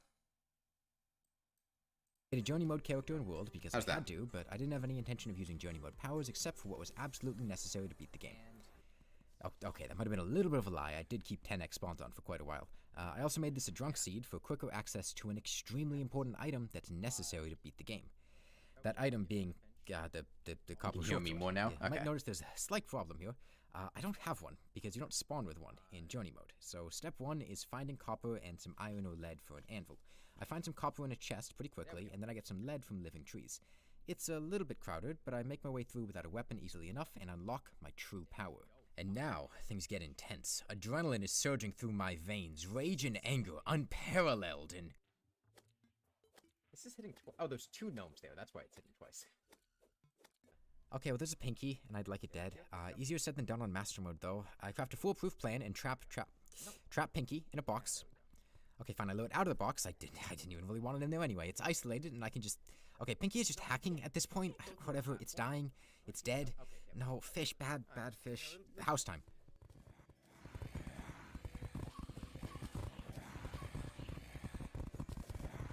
You can get up here, right? And now it's jungle time. I need to be here. No, I not need 2 things. unparalleled Feral claws innocence. and a sharpening station. That'll give me auto swing on the short By sword. the way, I'm just gonna point this out again. I really rolled up in a drunk world with 10x spawns on, a copper shortsword, 100 HP set to master mode, and tried to find a sharpening station in the jungle ice biome hybrid like that. And 12 points of defense penetration, so, you know, I do more than 1 damage a hit. Unfortunately, 10x spawns in the jungle with a barely functional weapon, 100 HP, and no defense is a little bit tricky. I couldn't get much loot, so I head back and I upgrade my house a bit. Thankfully, I am an expert at building, and I can quickly put together a beautiful house amidst the trees, towering high into the night sky. I get some HP underground and I go to the jungle, and I spend like the next 5 hours looking for a sharpening station. It's a large world and a massive jungle. Such a long time to find a sharpening station. While I'm searching, I get to 400 HP, and I go to the underground desert for a while to get mining potions and a chisel. I finally find a sharpening station and prepare to fight the eye. Now you might be wondering, am I gonna have to pause time for the eye? I am on master mode after all, and the answer is a resounding hell no! The copper shortsword is not bad at all. It can easily kill the eye in 9 minutes, as long as you've got the armor penetration from the sharpening station. It is quite a powerful weapon in the early and mid game. It's only once you get to enemies that have 50 plus defense that it really falls off and starts taking dozens of hours to kill things. Trust me, I've beaten the game with a flare gun, and the copper shortsword grossly outperforms the flare gun at every point except for the very end of the game. And that brings me to my next point. The problem with the copper shortsword is not the damage. The damage is fine. It's actually pretty damn good. Yeah, compare that to what we're doing right now. Paper airplanes. The problem is 100% the range, and it is a huge problem. You cannot fight things with a copper shortsword and not take damage, at least not without an incredible amount of difficulty. You have to get hit to deal damage. You can't just fly around and dodge indefinitely. That is the difficult part, and that is why I have a full tank build. For the Eye of Cthulhu, I already have 42 defense, and that's still not really enough to tank comfortably in master mode. Remember, I don't need to take a couple hits. I need to be able to survive pretty much indefinitely. But the eye dies, and now it's killing time. All of this is on master mode, remember, and none of these are using journey mode powers. I head to the corruption, break an orb, and wait for some goblins. In the meantime, back to the underground desert. Again, copper shortsword is not bad damage. This is effective. It's got knockback, speed, damage. The only thing it doesn't have is the range. Goblins finally show up, goblins die, and I get the ability to reforge my accessories to ward him, and I maximize my defense. I also unlock the legendary copper shortsword, the ultimate weapon that I will wield for the next 120 hours? What the fuck? Okay, well, I need more houses for the goblin, so I make a resort in the oasis. The eater is up next, and thankfully he is extremely easy to face tank, and I just sit on top of... Okay, well, I upgrade to molten armor for a little more defense first, and then I face tank him. Now he's dead. It's mostly just dealing with a bunch of mouths from the eater that was difficult. 60 defense goes a long way, though. The brain is up next. I make a suitable arena, although increased spawn rate blood crawlers are not the easiest thing to deal with. I'm not on 10x spawns anymore, but they're still bumped up a little bit. It's complicated. The brain's first phase is pretty tricky due to all the debuffs. Broken armor is quite annoying. Lawnmower only but he really dies without isn't too much trouble once I get him difficult. It's I make just a mountaintop long. ski resort for a few more NPCs and prepare to fight deer Like, clops. it depends I got how to you learn a gauge few fun things difficulty. about deer clops Like, during this fight, including that his hitboxes are... What I'm doing right now is not yeah, remotely difficult. It's just slow. well, he's dead. B time! In keeping with tradition, I am going to fight her enraged on the surface, and that might have been a little bit of a mistake, and goblins quickly decided to show up. It took quite a while, but eventually Queen Bee got into some fights with some goblins, and I finished her off.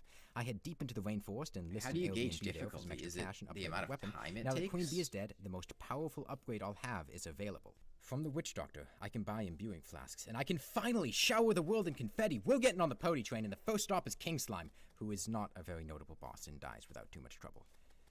And now we're at Skeletron, and things are a bit tricky. Unfortunately, I do not have the damage to kill him before daytime with a copper shortsword on master mode.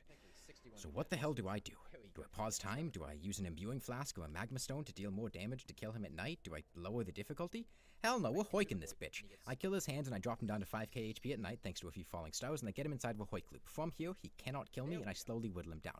I needed to use a massive copper shortsword and not a legendary one because, genuinely, the one extra pixel from a massive sword was the difference between being able to hit him and not being able to hit him.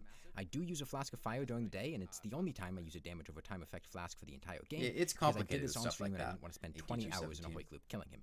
But Skeletron finally dies. I get some loot from the dungeon, notably a cobalt shield, and I take out the wall of flesh. Unfortunately, I didn't think it was plausible to kill the wall of flesh on any difficulty above classic with a copper shortsword and pre-hard mode gear.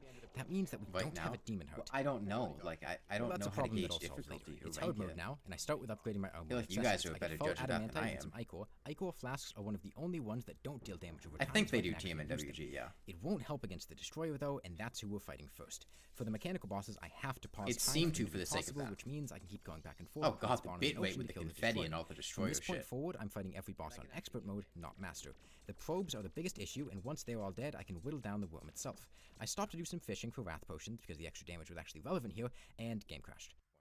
Okay, well this is a good point to mention this. I was if the game fishing crashes in the or middle I of the lose power destroyer or fight, by something the way. similar, I'm not going to restart a long boss fight from the very beginning. For the destroyer, I just came back the next day and got him to the HP value that he was at with the probes gone, using my axe and the pickaxe, and then I picked up the fight from there. This is the part where I'd insert that line about filing a complaint, but I've already made that joke like 3 times. The destroyer dies and I move on to the twins. Now, there's a bug with Ichor that gives enemies negative defense when you combine it with another source of defense penetration. This is most notable when you use the blade staff, but it also happens with melee weapons in a sharpening station. Because of this glitch, Copper Short Sword only was actually phase 1. But phase 1 is the easy part. a bit I need to figure easier out how than the it hell should to have been. survive spasmatism in phase 2, because this is Because not we got a little working. bit of bonus I damage from rethink things Ichor. and get some different accessories. I get more defense, get a cross necklace, and finally get a demon heart. It takes most of a large-sized world covered in asphalt, a mountain of defense, and a huge amount of HP regen, but I finally take out the wall of flesh on expert mode and get back to the twins. That was how difficult it was to kill the Wall of Flesh with the Copper Short Sword, which was grossly better than the Lawnmower, to get a demon heart. We can't do anything like that here, unfortunately.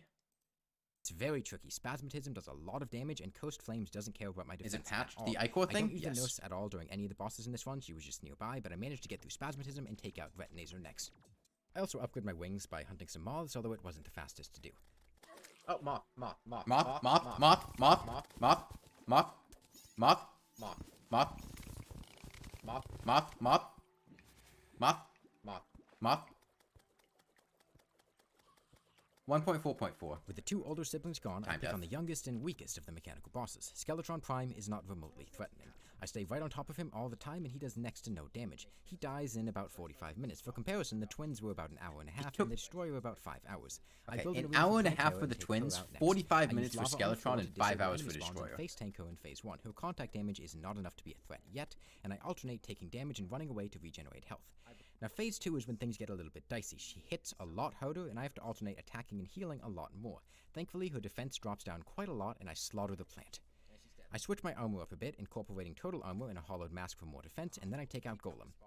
He's struggling. I take out the hands, and then the head, and then nobody believed me. When I was beating the game with a flare gun, nobody believed me. I kept mentioning that Golem would take lava damage, and nobody believed me. I wasn't even trying to use lava to kill him here. I just happened to bring him into Plantera's arena, but nobody believed me. I don't care what the wiki says. I told you, Golem takes lava damage. Well, he's dead. I get a sunstone and a picksaw, and now the real challenge begins. Up to this point has only taken a little over 40 hours. The next 4 bosses will take 90 hours.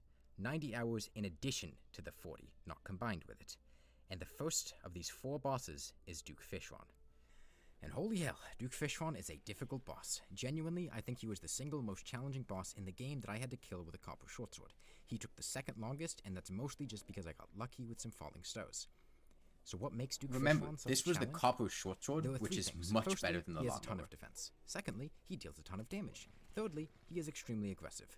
I made an ocean arena, loaded up on iron skin and regen potions, and got things started. The thing is, I didn't get an Ankh shield, and I really should have. I had to deal with confusion, coast, and a lot of other debuffs that made the fight a lot more difficult than it needed to be. I spent 4 days on Conversely, Fishron, I have pausing the game each learned night from my and mistake. unpausing I the next have an one. Ankh shield. Once we hit phase 2, Fishron's defense drops to 40, and my damage goes up. But his damage also goes way It'll depend way how I'm up. feeling, The Edge. stakes get high, but the falling stars do me a favor, and I get him to phase 3. And it's here that things get serious. I am tired. I have been fighting him for hours and for days, but I can't let exhaustion overwhelm me. I can't slip up at all, or I've got dozens of hours of work to get back here. Fishron gets close to killing me, but I stabilize and I cut him down. I'm barely dodging his dashes intentionally because I need to get extremely close to get him within range of my short sword without getting hit. His defense drops to 0, but his attacks are relentless. Like I said, the range is the issue. I have to get right next to Fishron, and he will hit me sometimes. I can't just dodge like you would with a weapon that has more range. Yes, But after about 1817. 26 hours, he dies, and I get my prize. 26 A hours. truffle. Learning from Duke Fishron, I prepared a lot more for the Empress. I get a frozen shield and a hero shield, and farming the dungeon was a mess that I did off-stream, a celestial shell, and a ton of bacon. I make an arena in the hollow, and I pause time at night in the rain. I decided that having time unpaused would be extremely boring because I'd have to spend most of the time dodging and unable to attack, and that would make the fight drag on for a rather absurd length of time. Since time is paused, the rain won't stop, and I can chase her on the truffle indefinitely. She does very little contact damage, and all I have to do is stay on top of her.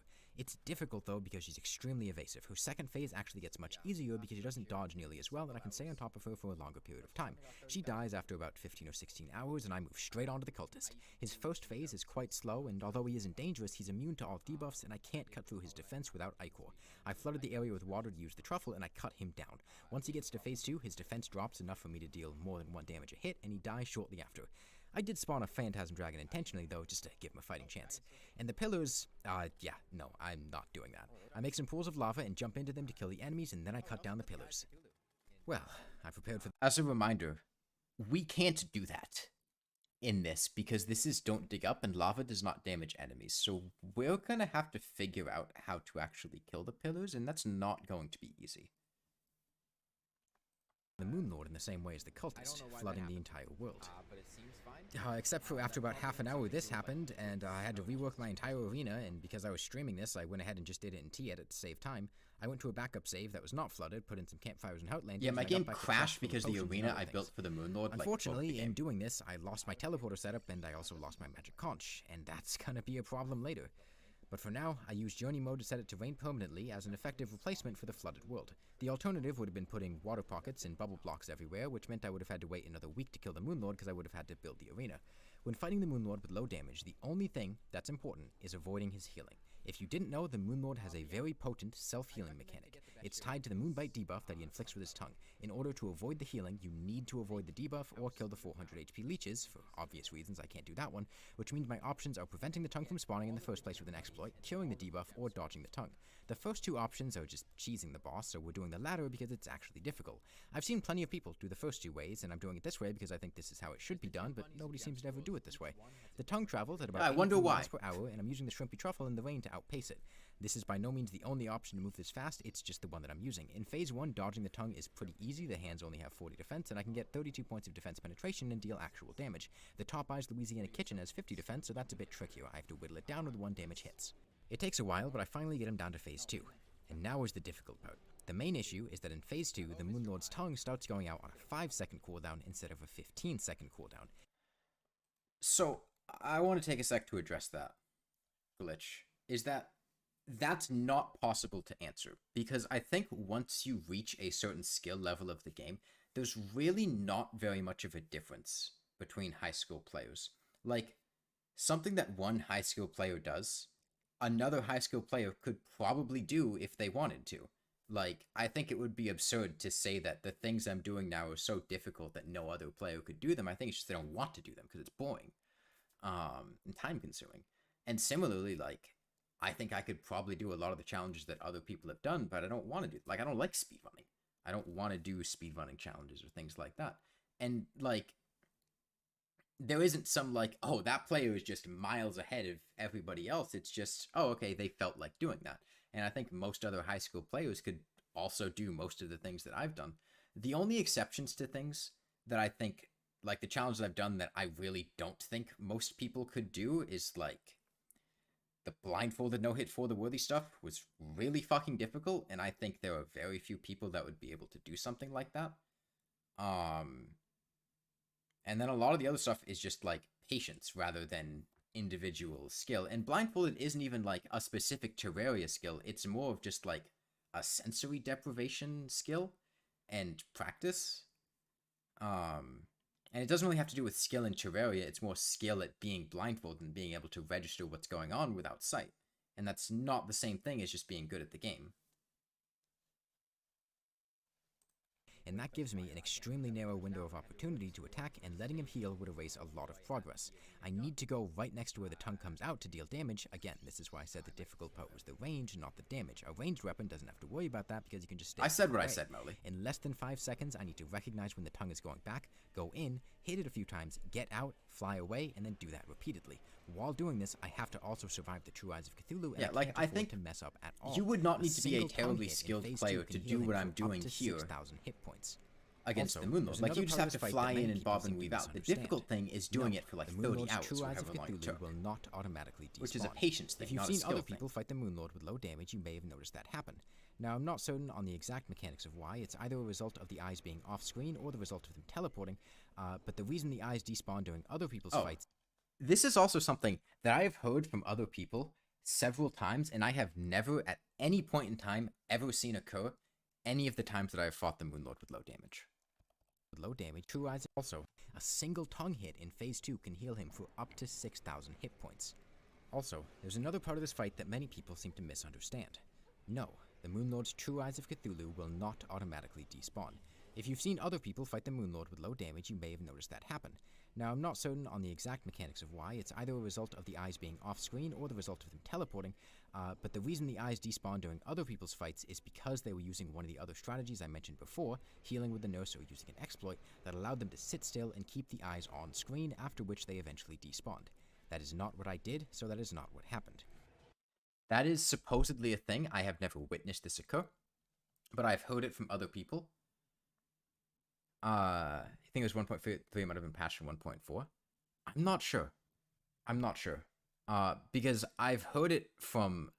I didn't finish it at the Mountains of Madness. I'll probably finish it when we fight Retinazer, because Retinazer's gonna be easy.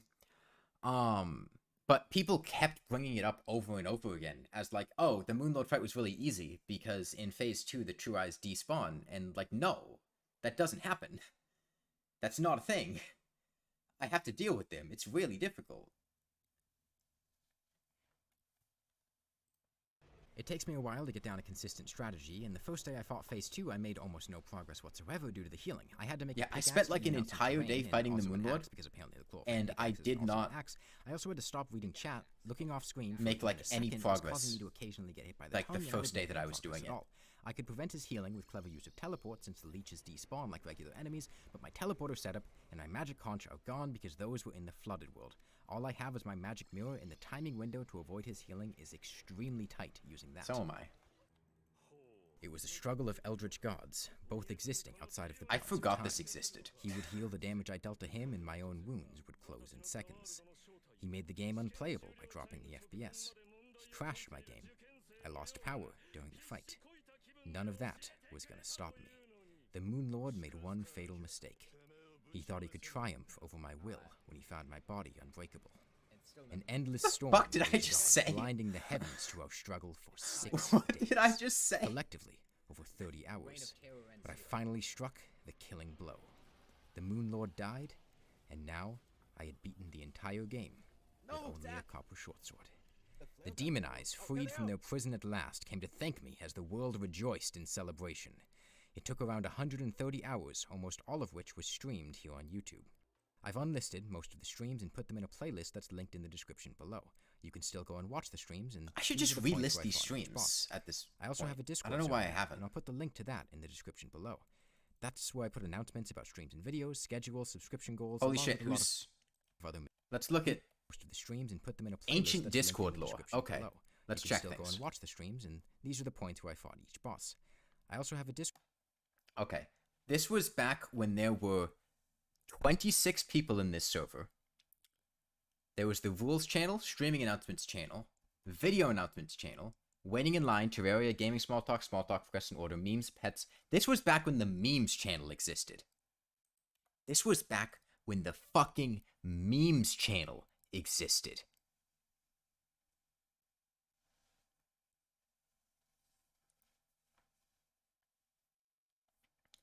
But yeah, the people in the server, there's Amethyst, there's Carolyn, there's Criddle, Graham, Null. Null's there. Pink Mimic. Electric Essence, Gabe, Parasite, the furry porn and domination guy. Streaming announcements. This was like brand new. I think like I just made my Discord server when this happened. Discord server now, and I'll put the link to that in the Streaming announcements, don't post the link to it, just send a message that says I'm streaming. description below. That's where I put announcements about streams and Video videos. announcements, nothing in there.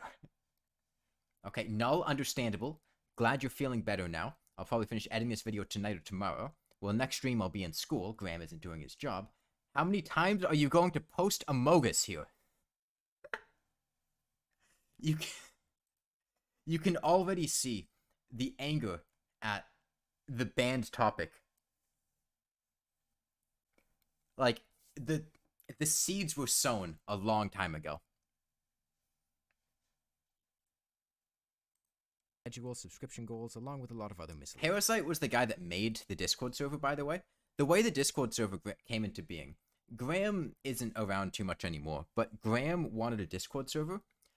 And I was like, I don't really want a Discord server, I don't care. So Parasite made a Discord server, and then started inviting people, and then gave me ownership over it. So Parasite and Graham are the reason that we have a Discord server. Things. And, while I may have beaten the entire game with the short sword, I'm not quite done yet. I intend to fight the daytime Empress of Light as well, albeit using Frost Bagel. or Fire Gauntlet Bagel. and a flask of venom. Keep an eye out, because I'll Bagel. be doing that soon. But for now, holy hell, I'm exhausted. Grinding the Moonlord took a lot of energy out of me. This is goodbye, for now. One shudders to imagine what inhuman thoughts lie behind that mask. What dreams of chronic and sustained cruelty.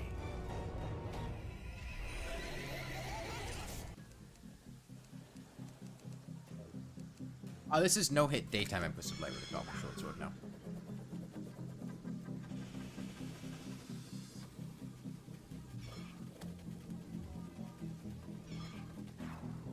Which was, I did do that. That was something that I did.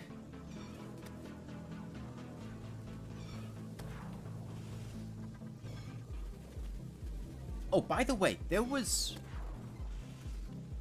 For some reason, the damage over time effects didn't seem to be stacking here properly. Like, if you pay attention at the rate that she's taking down, I should be inflicting Hellfire, Frostburn, and Venom, but the amount of damage that she's taking is not correct for the amount of debuff that she should have. And I think there's something that's not stacking correctly. You can't see it quite right now because it's sped up. But in the slowdown versions, whenever those happen, you can see that she's not taking down damage properly. Have I mentioned Star Fury Squadron today? Yes, because Copper Short... No, Flare Gun only. A Falling Star hit Queen Bee.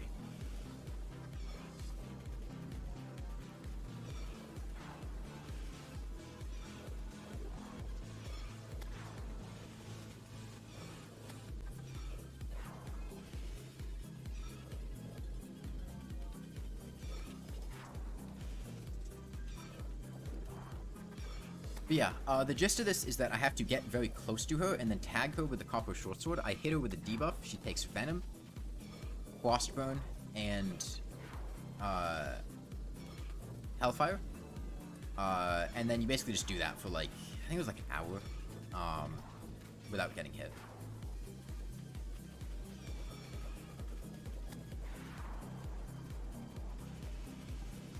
Okay, Spasmatism is below 3,000. We're almost at the point of having back into the twins.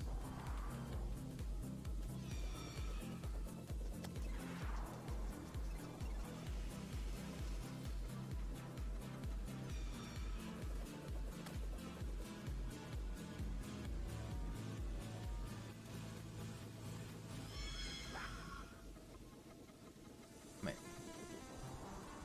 Oh, okay, the music was changing.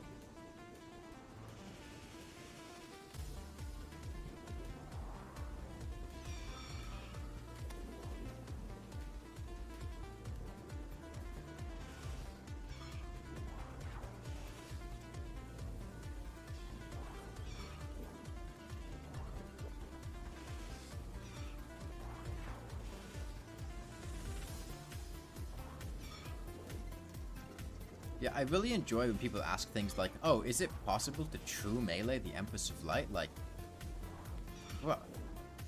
Do you see the shit I'm doing here? This is like... If you can do this, you can true melee the Empress of Light.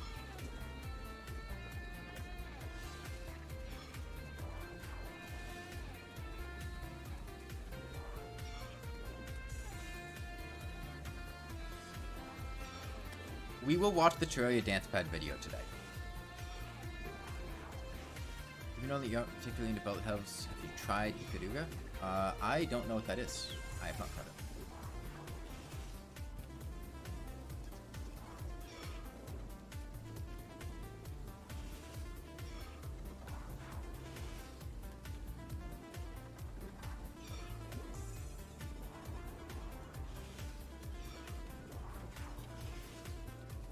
I don't think I'm gonna run out of entertaining old videos. I mean, then we just watch the newer videos.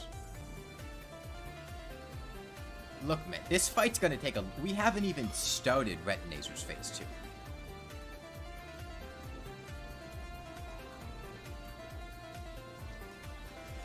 We'll find things to do. Oh, yeah, we'll probably blow through all the videos before we finish the twins. Alright, see you, Quaxy. So, you guys like to suck out brains, huh? Well, yeah, we feed on cerebrospinal fluid, so the brain. Then how come last night I saw your mom suckling on? Hey, hey, hey! But I equip a blindfold. Okay. This is the first of, like, the stream highlight videos, that I've made. This is where I swapped from scripting things. The hell was that intro? What? So, you guys like to suck out brains, huh? Well, yeah, we feed on cerebrospinal fluid, so the brain. Then how come last night I saw your mom suckling on? Hey, hey, hey! But I equip. What? What, you don't like that?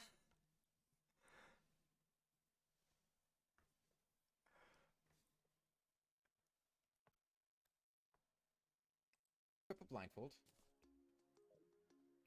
and I cannot see anything. Like, you can kind of make out things in the background. I can't, because my monitor has brightness and contrast minimized. Oh, there's slime over there. Kill him guide. Oh shit, I can see health bars. Man, that's OP. Torches do absolutely nothing. Yeah, we turn up the brightness so you guys can actually see what's going on soon. Oh god, permanent. Oh god. This is basically what I would see, and then I had my monitor brightness turned down so I couldn't see I just anything. need to keep, if I light around, But, I can see things. Maybe I up the contrast. Then I changed it like this so you guys could actually kind of see what was going on.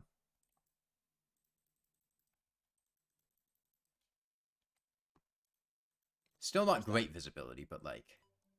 I need to get a mining helmet. I need to save up. Wand of Speed. Blindfold is good vanity, yeah, I do like wearing them. Uh-oh. They're nice in Terraria, too. Oh, this is bad. Yeah, I don't have a... Oh, interesting. I can see the health bow, so I can... Oh, there's two demon eyes, that's a problem. I'm gonna die to a cactus. How's the volume? I'm just gonna fall directly on top of a cactus, and it's going to kill me. I knew it! This is brain suck with I blindness think it now. is. Okay, time to find out. There's, like, absolutely nothing. Volume is quiet. Oh, Jesus Christ, I'm dead. I was not expecting that many things that fast. By the way, I have not seen a single person point out the fact that, I made, like, a gangbang couch joke here.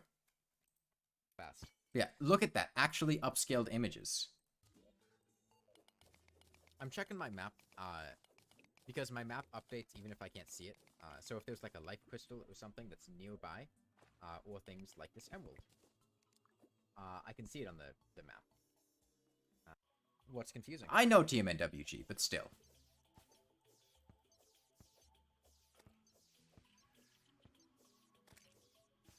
It's way too small, you can't read that. Get better eyes. Flipper. Okay, Flipper's also a... Oh, no, not that. Well, now we're in one of the tricky parts. The other thing about having to wear the blindfold is that also means I lose an accessory slot. Dying's still a more effective way of regenerating health. God, look at all of them.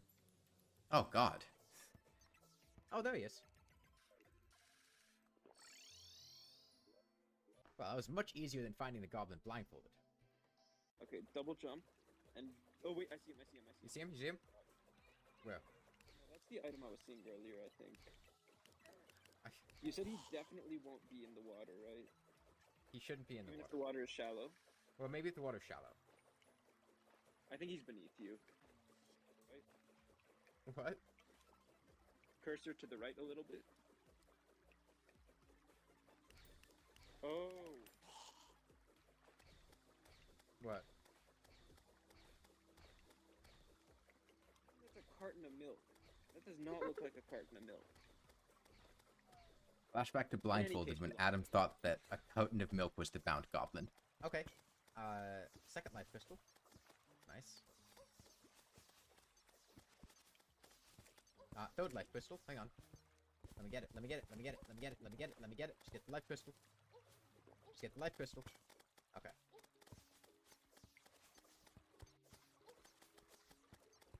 Up here. There's a man-eater over there.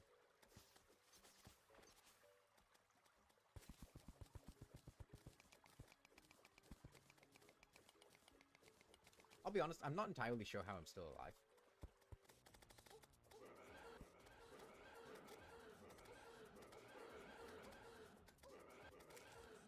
He's dead. The point said it's actually pretty easy to tell where he is because of all the health bars. I think if I were to rank the Eater of Worlds on my, on like a tier list of all bosses, I think I could say without a doubt it would be on the list. Oh, humorous comment. Oh, that's lava. Very funny joke. Let me just... I'll just do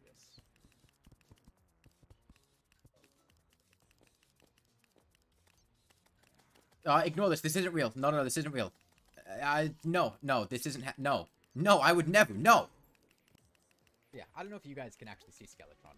I can't see him. I'm going 100%. No, that's not me. His, No! his health out here. The bee gun gets to the iframe issues. No! Right? If I spam the bee gun, there's going to be too many bees. And I'm not even going to be able to take advantage of most of them. No, that wasn't me. Wait. That wasn't me. That's not a chest. God damn it. That's a candelabra.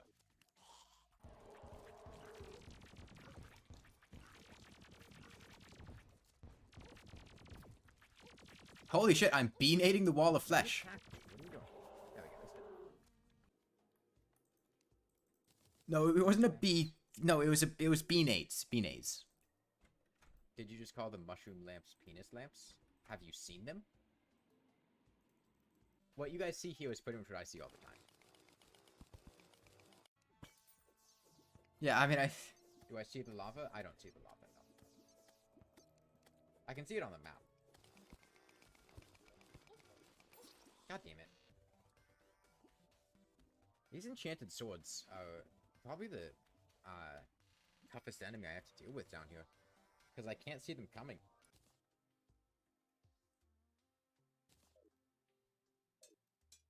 Okay. No, I am not secretly a mage. Fuck mages. Yeah, Fuck so if you don't know, wizards. this is a very easy way to foam Magic mimics, is hollowed mimics. sexy. and corrupted mimics. No, magic Is bad. you just make Magic a bad. platform, you put Don't lava like magic. underneath Don't it, like mages. You No. walk away without No. aggroing the mimic, No. and then you drop down a platform, it falls I would down, never. and then it sits in the lava, and it just dies.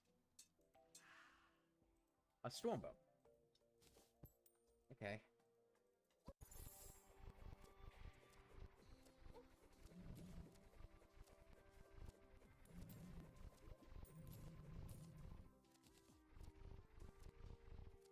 Unicorn. I have no way of knowing when a wyvern is coming. Oh, there's the wyvern. This isn't even cheese. This is just me attacking him. I love when this people took call 3 the minutes to deadless kill him. stormbow This isn't, like, effective. with holy arrows cheese. It's fine. Like, it's not bad. Like, But it's wow. not, like, particularly good either. It's just fighting Like, the boss. if I had gotten a dart rifle, I would have used... It was just the weapon I dart got to rifle with drop. cursed darts. If I had gotten a flying knife, I probably would have just used a flying knife. The stormbow is just what I got, so it's what I used.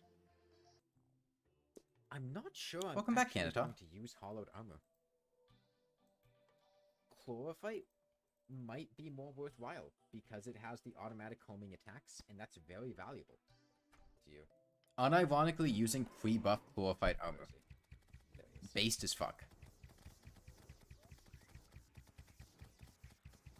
Hey, look! Yeah, sure, I'll play it safe. I'm fighting the twins. No, I won't, because the nurse is in the middle of nowhere. Oh, that's the temple. Nice. Okay. Oh my god. Let's open The strategy for finding chlorophyte was to buy the contaminator and contaminate the walls. It does. And then look at the map to find where chlorophyte was illuminated. It's just bright enough for me to make out. Hovering over it, what's chlorophyte?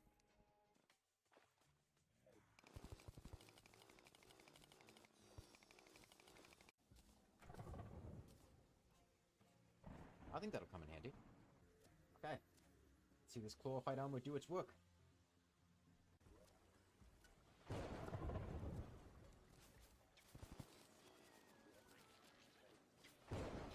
think this seems right. Make sure to pay the unicorn more than minimum wage. I'm not paying this unicorn. I defeated it in combat and took it as a slave. Honestly, you got it once and you accidentally sold it. I'll commit right now. If I ever get a Rod of Discord to drop on stream, I will immediately trash it. This rule still stands. Why destroy the Rod of Discord? Why not? I have trashed at least one Rod of Discord, possibly two, I forget. Have you met me before? That you teleport, it's good? I don't care. The Rod of Discord Spasm is on 2413. Not... Yeah, but sell it? No.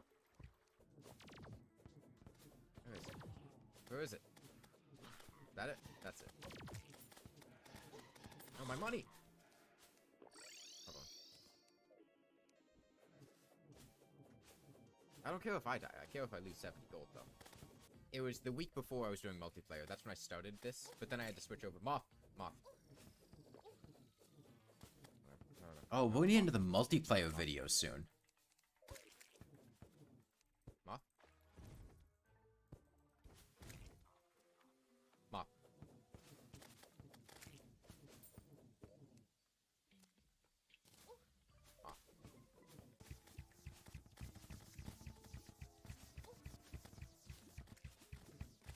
There's just not enough content in the Bloons Tower Defense Genuinely, 6 I do stream. really think every single time that I tried to fight Plantera, there was one tiny thing Merely. that was Like, there were a going couple wrong, good and I was highlights, but getting there's it. not enough for a whole The video. first time, it was just that the arena wasn't big enough. The second time, it was that the sand was still on the ground, so I couldn't activate on the asphalt correctly. It will, The show third Tills. time, We're not going to it kill was that when nature I today. destroyed the sand, so I could use the asphalt correctly, it was causing me to take lava damage because the depth of the lava changed from the very perfect depth that was just deep enough to stop enemy spawns, but not deep enough to hurt 10k you. special upcoming? Soon. Cooking stream. Will I stream something else next? I'm not going to hop straight into Why does Plantera. Izor have higher priority on the solar eclipse rarity thing than Mothron does? Izor is way more common than Mothron. I've Will I gone be through like a cooking? dozen I haven't Izors decided. at this point. I just assumed I wouldn't have to actually pay attention to what was going on, because I could just look at the life form analyzer. Where is it? Okay, Mothron dead. I got a broken hero sword. Okay, I never have to do this again. You know what? Let's upgrade our arsenal a bit.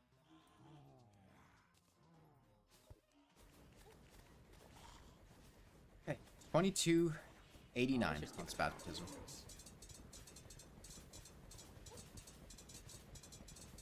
You know, water would... Holy shit, pre-buff Terrorblade? Because with water I could have,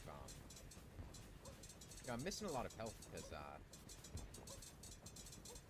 I used a life force potion and didn't wait for that to regen. So I'm gonna wait, well, I God, can't really using life dodge force the potions. laser When was sword. the last time I used a life Never mind, force maybe I potion? won't. Because, I can't, It's pretty simple, Kenneth. There was one day where I went, at all. I'm gonna make Merly a mod, and then I made Merly a mod. Okay, Golem dead. Oh, he's not dead. No! Deadly God damn it. This is why I hate minions during this fight. Minions can attack the wrong clone. Okay, let's wait till that. They won't intentionally target it, but if the clone's in the way while they attack something else, I don't know they'll if you could attack actually it. see it, but I could certainly hear it. When I was looking to see where the cultist was, the deadly sphere was attacking something else. Oh wait, I don't want to. It's gonna like get the stream muted. Let's see what happens. Absolutely nothing.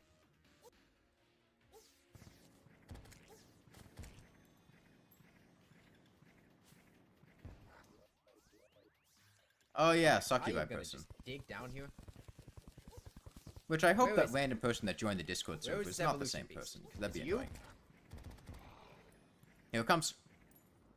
Furry porn and domination. Okay. There we go. See, we have a friend now. We have a friend. Can I shoot out a yo-yo? Oh, I can. I can yo-yo. Take that, evolution beasts. No! I killed it. Can't do that. Yeah, I noticed that, Molly. She'll probably die here. Find out where she is, though. Until they do something, I'm Okay, not she's going dead. to ban them, though. He should be doing his laser soon. There we go. Kind of trusting that I'm going in the right direction. I might remove their He's gonna be image sending out permissions his tongue, which is when the fine. time I don't comes, care though. care about that. Until... He's gonna be doing spheres now, so I should go back in this direction. His eye is open. I'm in an island right now. That guy was he's weird, gonna be Kanata. doing his laser, yeah. That was weird. Before he dies. I haven't actually been to the edge of the world. Spasmodem's at about 2,000 HP. 2178. Yeah, if you don't know, a really effective way to Once we take drop over below the 1,000, we'll space swap is back heighten to full full screen. That avoids you having to deal with the True Eyes of Cthulhu. Because they move slower than he does. They move at the same speed, but they pause to attack. So if he's moving constantly, and they're not moving constantly, let's finish him off with the Terror Blade.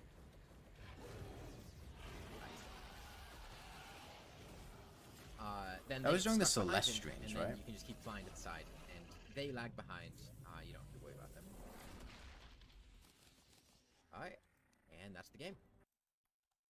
If you've watched my videos before, you may have noticed that I Yo, have a Vivarium gecko. I video. got her as a hatchling. She weighed about 3 grams, and she's gone through a... Is this video loud? I feel like this is probably loud.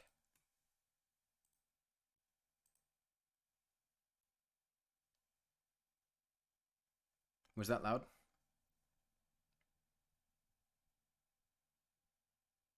Sort of loud?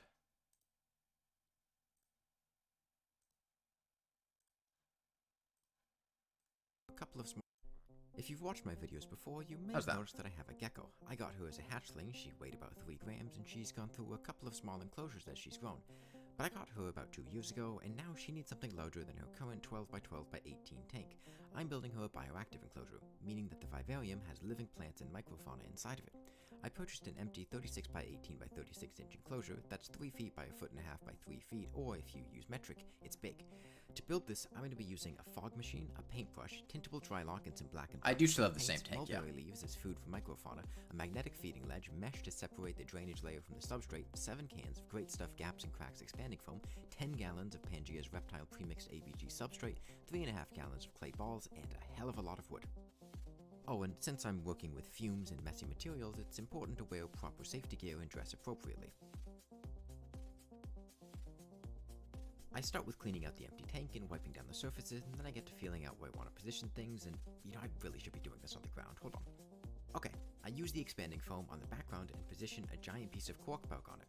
I plan to use it as a more natural looking pot for plants, then I fill in the rest of this part of the background, and I make several large lumps of foam that I can carve into even more places for plants.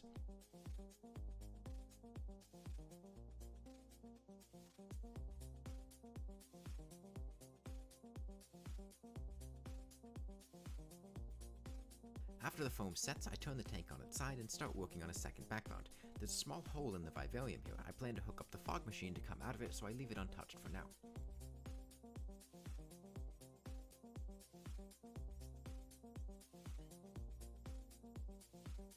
Yeah, the foam do be expanding. My sister is cats, but I only have a gecko. Now that the foam is in place and set, I bring the tank to a separate room to cure overnight. And once the foam has cured, I need to By carve the out way, the expanding foam into the shape and texture this that I want. tank I should have done is this a little bit differently, fucking applying foam, waiting for it to insanely cure, heavy. then applying more instead of just applying a bunch at once. The way that I did it caused some strangeness with the curing in the larger section. After I carve out both backgrounds, I clean up all the foam and get ready to paint it. Now it's worth pointing out that I really have no idea what the hell I'm doing, and I need like suck at 3 painting. people to carry this The thing. last whenever we enclosure move I it. made used the substrate on silicone technique, but I really did not like the way that ended up after some time. The substrate on silicone looks great initially, but I found it gradually got worn down and fell off, and my gecko couldn't actually climb on the background because she couldn't stick to the substrate. So instead of that, I'm using a waterproof paint tinted to a dark gray color, then brushing some brown over it to give it some extra color. Unfortunately, like I said, I suck at painting and I don't know what I'm doing. I got more paint on the wood than I would have liked, and in hindsight, I should have painted the foam first and then adhered the wood onto the background. This would have helped a lot with painting tight spots like the back corner near that wood. After quite a lot of trouble, I finished the first coat of paint. The bottom isn't perfectly covered, but that's fine since the substrate will obscure that part. I work on getting the fogger into the hole next, which was a lot harder than I gave it credit for. I ended up using painter's tape to affix the wood and tube to it, then letting foam set and keep it in place. I put a rock hide on top of one of the ledges, which I had carved on to be the right size for it to fit in, and then... I might have applied a little bit too much foam. We'll have to carve out the tube and get a bit of foam that had expanded into the nozzle, but it's in there and it's unobstructed now. I apply paint over it and the new hide and let that dry before going on to the brown coat. And unfortunately, I messed up the recording a bit, so I don't have the footage of me repeatedly. The reason I didn't use just black expanding foam is because the paint that I'm using is like a waterproof paint that seals it.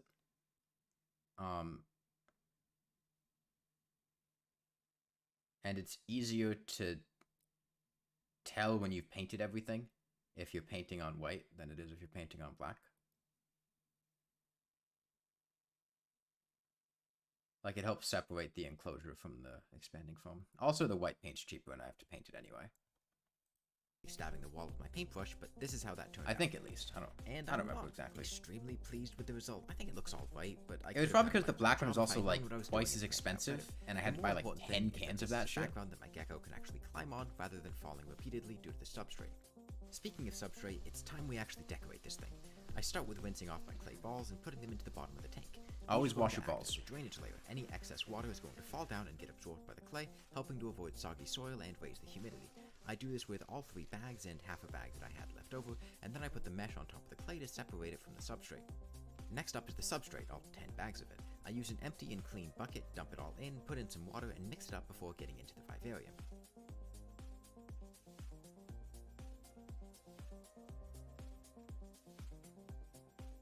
What did this smell like? Nature. I crunch up and put in some mulberry leaves throughout the substrate, which is just a mixture of coconut coir, peat moss, charcoal, sphagnum moss, and tree fern. I decided to buy a pre-mixed bag this time due to how much I needed. On the last vivarium I made, I had mixed it myself to avoid using peat moss, but given how much I need, I didn't want to do that this time. Before putting anything in the various spots I had carved out for plants, I needed to make sure that they have proper drainage. I use a skewer to poke holes in the foam, and then I fill them in with substrate. I put some leaves in here too, since I'll be putting some springtails in these pockets. And now it's time for the plants. First up is a large fern that I had gotten from a local nursery, and then an aglaonema and a sansevieria. So, then various small plants, which update on things. Pockets.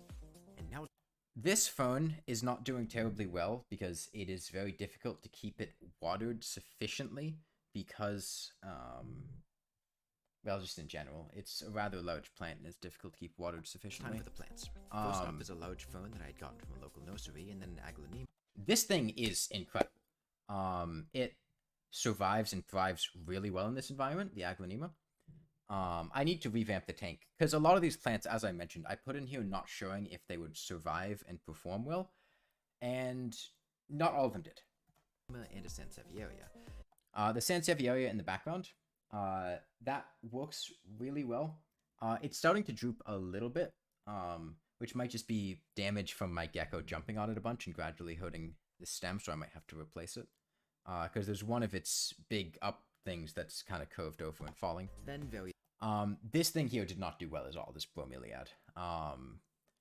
Small plants, which I'll be honest, I forgot the name. It died pretty quickly. I'm not sure if all these plants... This thing up here survives pretty well. The problem is my gecko keeps knocking it over. I need to find some way to support it or just get a bigger plant. Plants are going to do well in this environment. Those 2 things up top there did not do well at all. I'm not sure they even survived the transplant. So I'll see how they work. I think they were probably already dead in this video. I also put a pothos up top. That works really well. Pothos, great for crested gecko enclosures.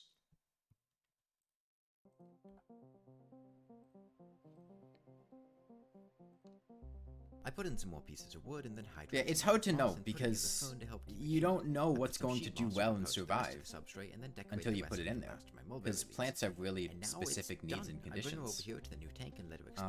I need to revamp it at some point. It doesn't look like this anymore. The moss on the bottom isn't quite as green anymore, it's more brown. just I'm because gonna be it's doing a little gradually more work on the vivarium over the next few weeks, keeping it died. planted, And a lot of the plants aren't doing quite as well, but some of them are doing well. Well, but let me know what you think of it and how it turned out. I spent quite a lot of money and time making this, but I think it went quite well overall, given that I have, almost no experience with this. By the way, I probably spent like $600 or $700 making that. That is not a cheap enclosure to buy.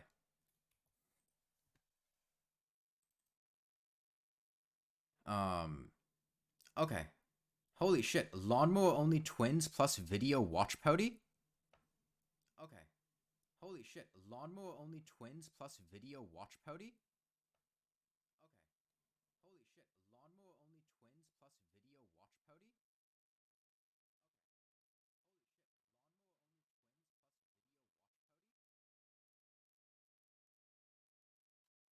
Holy shit. Lawnmower only twins plus... Holy shit. Lawnmower only twins plus video watch party? Lawnmower only twins plus... Holy shit. Lawnmower only twins plus video watch party? Holy shit. Lawnmower only twins plus video watch party? Holy shit. Lawnmower only twins plus video watch party? Holy shit. Lawnmower only twins plus video watch party? Okay. Let's see what's up next on the videos. Okay. Let's see what's up next on the videos.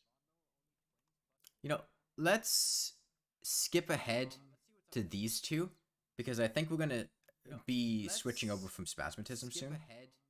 So I'm gonna add these to the queue.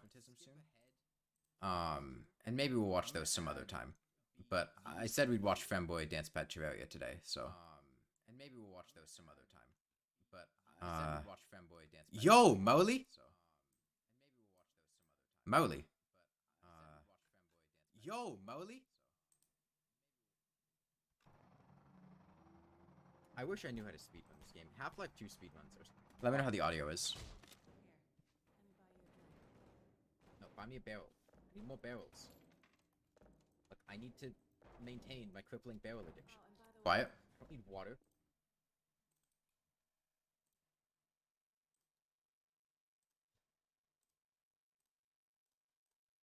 I don't need liquids. I don't need energy. I need barrels. How about now? Yeah, I don't care, Dr. Kleiner. I got more important things going on. Dude, get some better clothes. Have you heard of a washing machine? Imagine being in Alcatraz and taking this machine gun with you because you're just so Chad. Dude, this machine gun is... I would take this machine gun with me anywhere. Like, middle of, war-torn Middle East, to prison, Walmart. I want this thing everywhere. You're Freeman, aren't you? No. What are you, a cop? On your ass next to impossible. Is it a challenge? Good news is Say that to my face.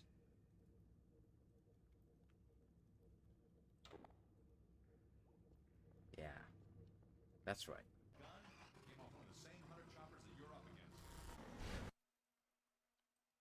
Also, yeah, Half-Life Oh, okay. 2, Time of day changed, apparently. for some reason, like, breaks lighting after I Everything got get a to bit Black washed Mesa out. East. I don't know why. The rest Actually, of no, this I think video is the like lighting washed just out fucked lighting. up now. Up the ladder, down the ladder, up the ladder, down the ladder, up the ladder, down the ladder, up the ladder, down the ladder, up. Okay, Gordon, let's try something else. Dog, throw something bigger.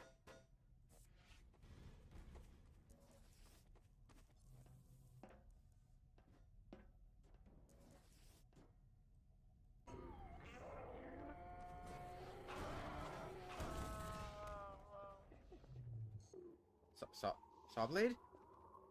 Sawblade, no! No! I think I need to... See, this really just makes me miss my Sawblade. This is where we carried that saw blade through Half-Life 2 episode 2, Sawblade. by the way. This is the story We're of it. reunited.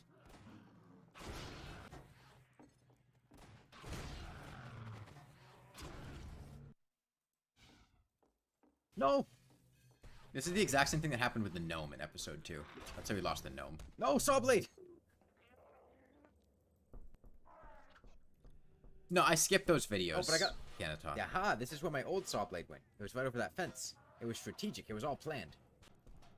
Because, I said we'd watch Femboy Dance Pad Terraria What are you doing? before the, end of the Me stream. and you saw Blade. And we're gonna end the stream once Baptism dies.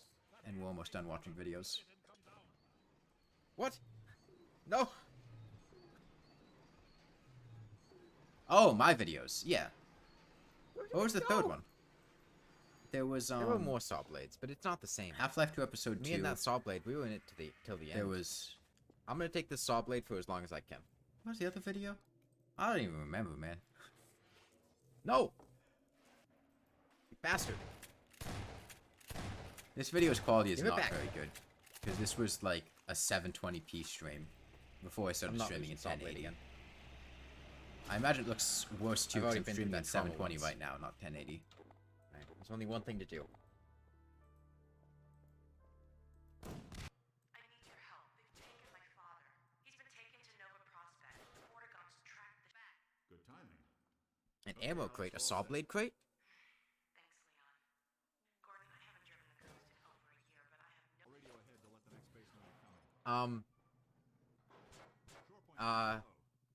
Why doesn't magnet saw blade? Well, the saw blade's not made of metal.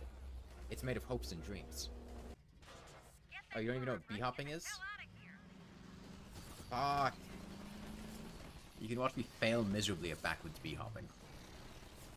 And we'll just go on foot. Yeah. Oh, no. Okay. Okay, this is fine. Sprint backwards, jump, and crouch as you jump. Like that? I think that was right. It sounds like I'm reading a message from somebody there. I'm not. I'm talking to myself. I was reminding myself of... No. Okay, well, small stutter there.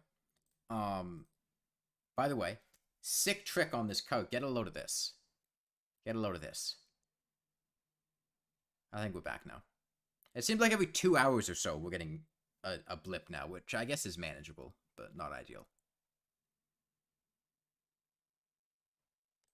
Oh, you teleport in Nova Prospect. Get a load of this. That might be as far as I can take it, is Nova Prospect.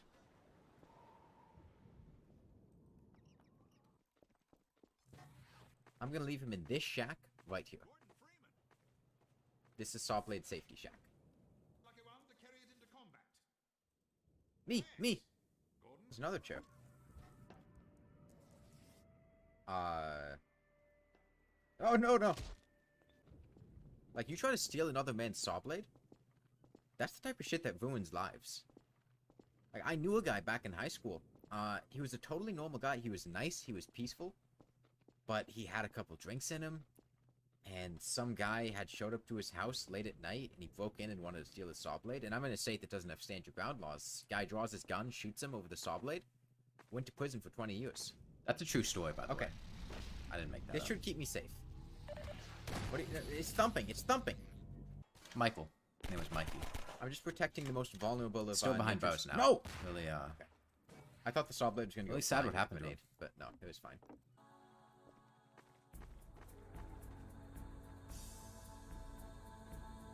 Hear this song again.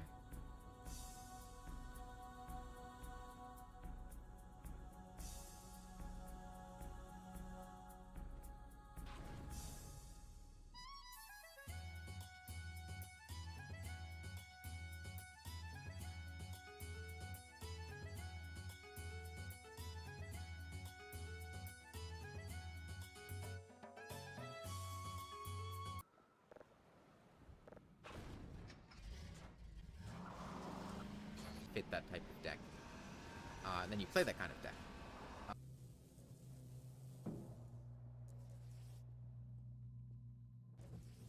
Get saw blade over. The steps a man takes to take his saw blade with him. Okay, I think we made it.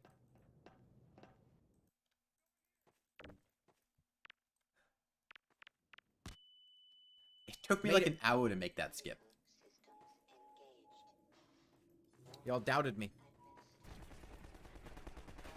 What is that antlion doing?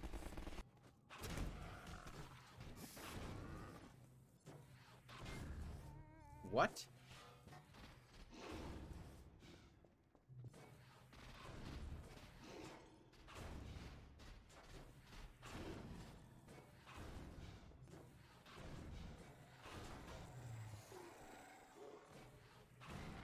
Dude, the saw blade is actually OP.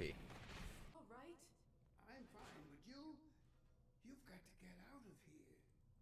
We're here to get you out without you. That's final. We can't leave Judith here either. Don't worry, Dad. We'll find her.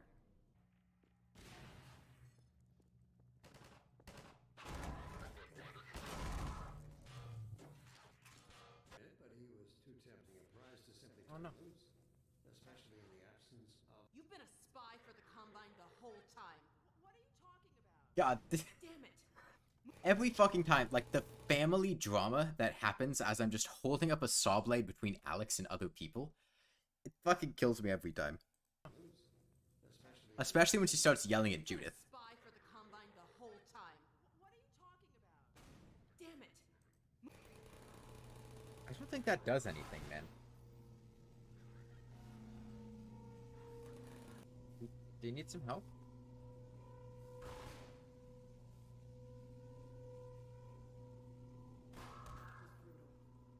That was brutal. One last kill, for old time's sakes. Get in. No! Rest in peace, Sawblade. No! Rest in peace. No! Sawblade! Godspeed. I feel lonely without my Sawblade. Damn it. Sawblade!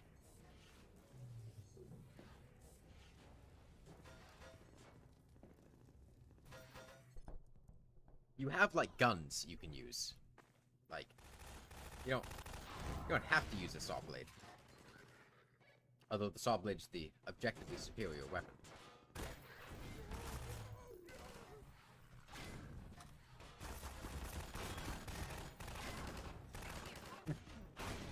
Wait for me, Dr. Freeman. It was a really big disappointment that that wasn't saw blade. Okay. You had to go back to watch that resistance soldier get evaporated and you worried about the saw blade. Dude, you don't understand the struggle. I carried this saw blade, not this saw blade. I carried a saw blade all the way through, like, Highway 17 and the sand traps and didn't drive a car. You sent the gnome to space? At least you could put the gnome in the car. You can't put the saw blade in the car. You tried, it didn't work. We figured that out in Half-Life 2 Episode 2 as well. You can't put the saw blade in the car in Episode 2. Uh-oh. No. Dog came crashing through the plaza, knocking over walls and dog. There it is. No, but I can't. Hang on. Maybe when he moves this. Dog! I think he wants you to go through, Gordon. You better hurry. No, we're not going anywhere. How did it get in there? It hasn't saved since I killed those Striders. Okay, hold on.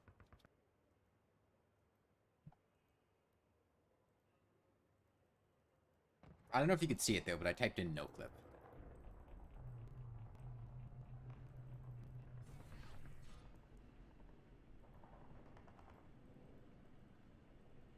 Okay, let's pretend that never happened.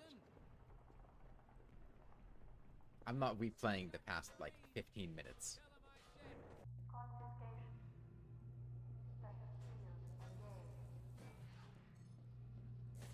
Oh. Also, the cheating? No, it's not cheating because I make the rules, okay? That's what you guys don't understand. You're not the ones that are important. You don't get to decide what lives and what dies in the run.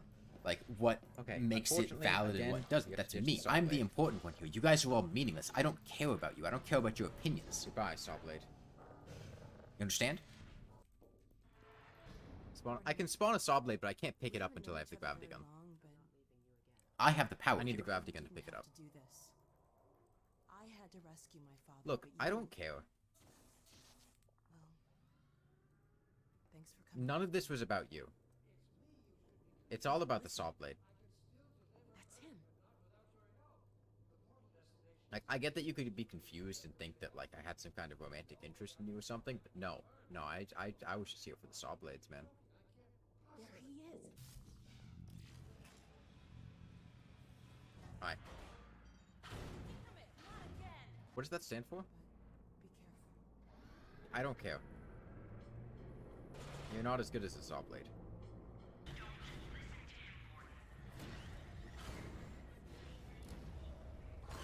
You know, thanks for the advice, Alex. I was really thinking of listening to him.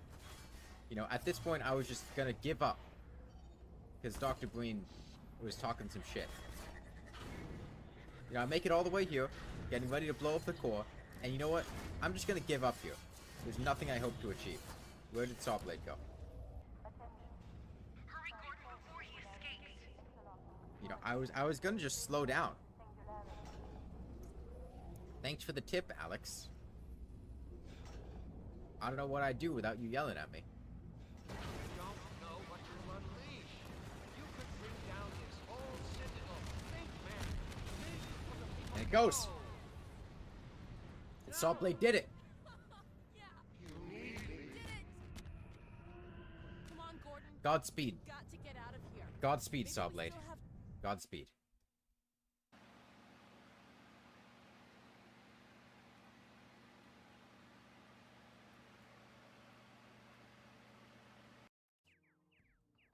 Alright, it's time. Microphones are a weak man's tool. Oh, I'm sorry. I'm so weak. I'm so weak, Skip. I need... help, help. I'm stuck in the bed. Oh, why did I do this? I recently hit 1k subs, and I had the goal for that to beat Terraria on a dance pad. And that was a mistake. Why was it a mistake? Just watch the rest of the video. I have to hold my microphone like this. Normally I have it, you know, on my mic stand in front of me. The only mistake was this. You hopped on the stream to see me bust some moves, not bust a nut. Why not both? Okay. Now, jump again. Oh, fuck. It's fine. No, oh, this is not fine. Hell, okay, never mind. I take it back. This was intentional. I wanted to do this. This one? How many pounds did I drop? Get off the... How much do you think I weigh, Team in WG? Okay. I don't think my weight has really changed. Sandstorm. Optimal gaming outfit? I mean, yeah. Like I said, every time somebody asks me how you get good at I don't Terraria, like you it put on a either, maid outfit, you put Shovetails, on a but miniskirt. the entire purpose step of that one. is The to rest of it gain just kinda people's follows interest naturally and after that. keep them watching. Your mom is watching. That's the so point of please stuff like watch that. your It's language like if you like what clickbaity. she sees. Base monsters open doors? Oh god, I don't know. I hope the answer's no. Yeah, it's a marketing Oh god, ploy. the answer's not no. The answer's not no. How old am I? Old enough. Can I wear a diaper for no breaks? What the fuck? Is it alright that you want to fuck me?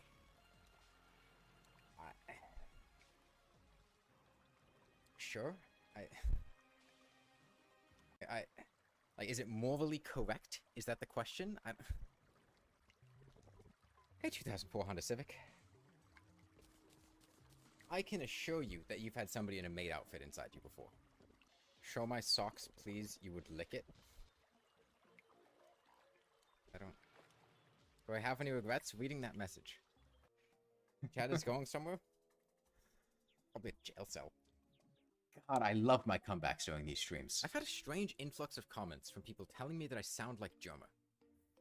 Like Germa 985. The Morningwood is a funny sex reference? It's not. See, you think it is, but it's actually a reference to the fact that bonsai trees grow in the morning, and they don't grow during the rest of the day, and that led to the expression of morning wood, referring to the time of day when bonsai trees would grow, because they would grow very rapidly during the morning, but not the rest of the time.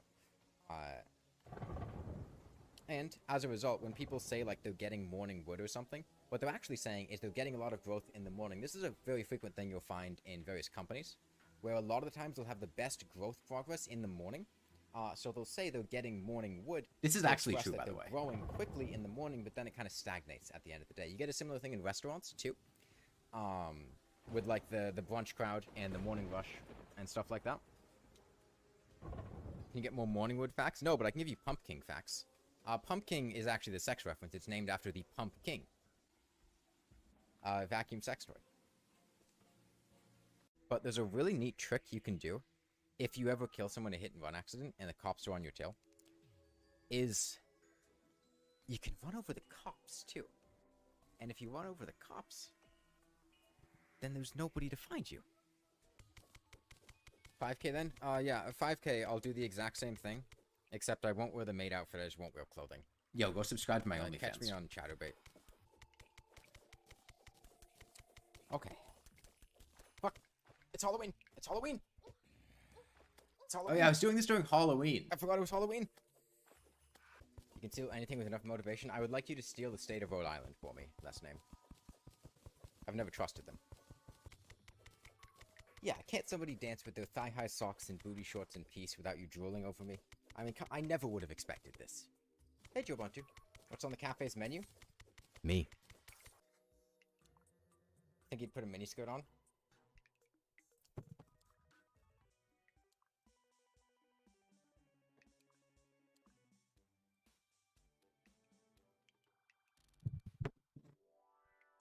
What was that? What if I dressed up as Grimace? I'm not thick enough. I mean, don't get me wrong, Grimace is sexy, but like I don't have the ass for it. Honestly, Bat. Spasm's below 1,000. I think at 500 Oh, fuck, fall damage. is when we'll swap over. And it'll probably be the middle of this video. Again, the point of this is not to have the game be super difficult. The point of this is to, you know?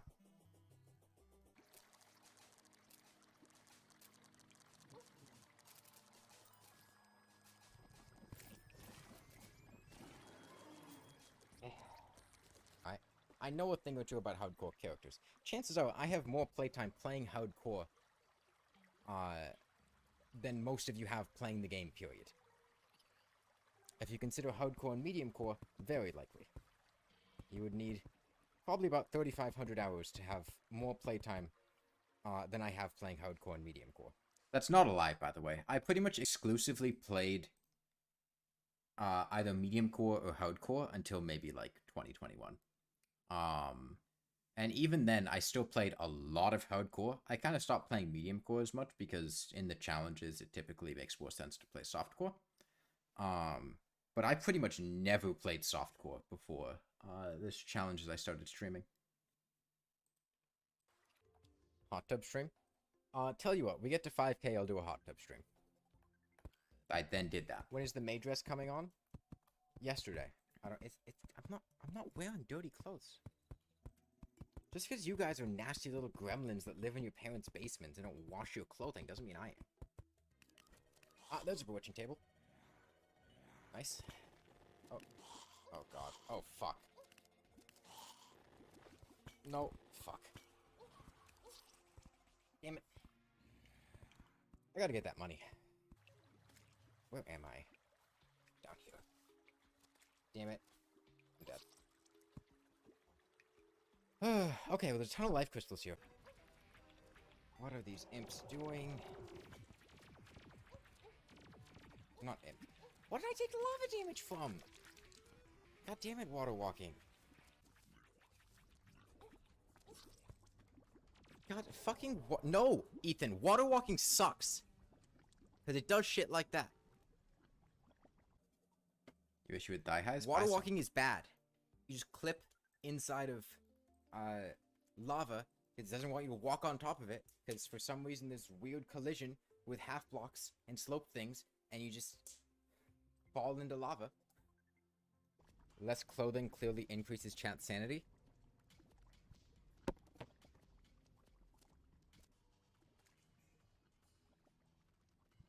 No, you guys lost your maid privileges.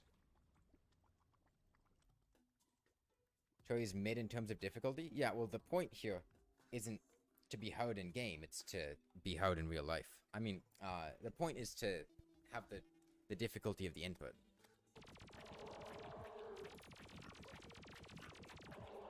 Okay.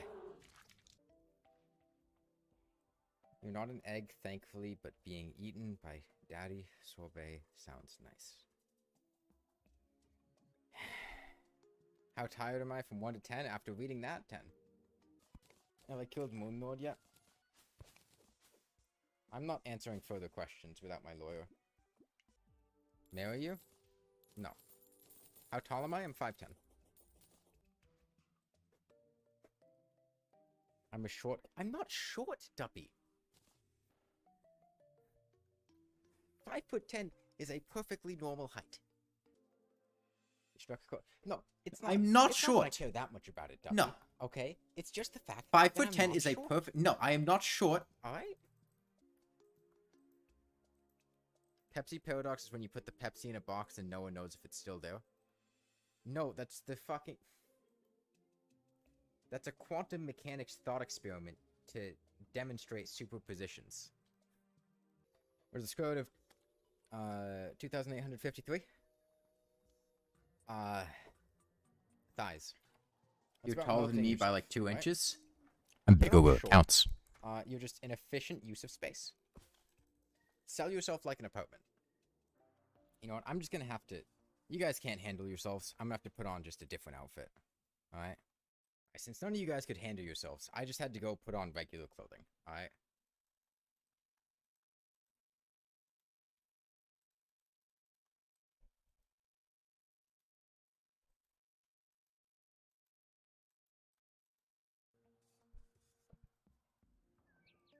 You know, no maid dress for you. Here's the completely regular clothing. You know, wear to Walmart or something. I would wear that Skirts to on men Walmart. are too hot for you. You don't know why. I could think of a few reasons why, Cinzio. The maid dress is overrated. It is. I don't like it. That's Ever like since I said something about Germa, I can't unhear it. I'm just Germa 985 in a miniskirt, Duppy. it's not super comfortable to wear, No, and I my also don't think memory it is looks shorter that than great. my height, and my memory is good. So that means that my height, by comparison, is long, tall. What's this about me because blowing if my something? memory Oh, is- blowing up. was Yeah, short, then lots I of would have Sims. forgotten. Because I haven't Oh. forgotten. That means my memory is good, which means my height is good. Right? My dance pad's starting to get scrunched up. Hold on.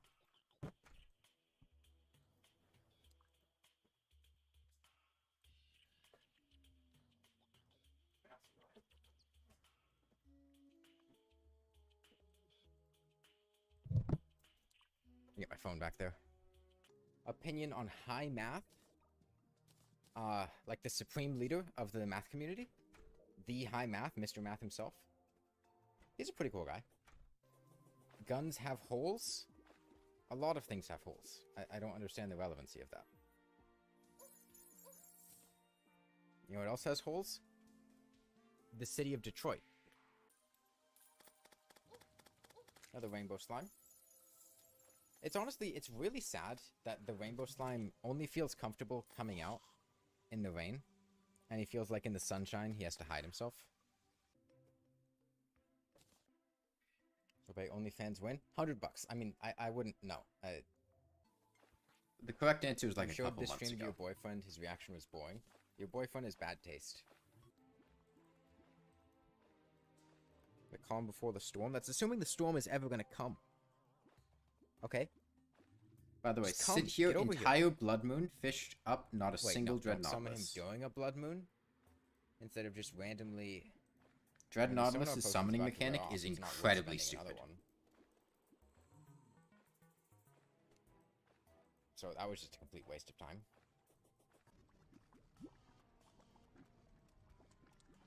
I already... Look. There are two different voices. 675. We're gonna swap over at 500. Either I speak in uwu, or I sound like German 985. That's it. One of those two. And I feel like one of those is close enough to a femboy voice. Am I heard right now?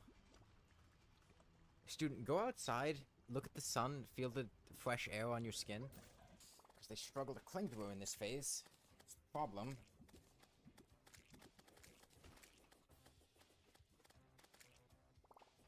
Okay, I gotta go down.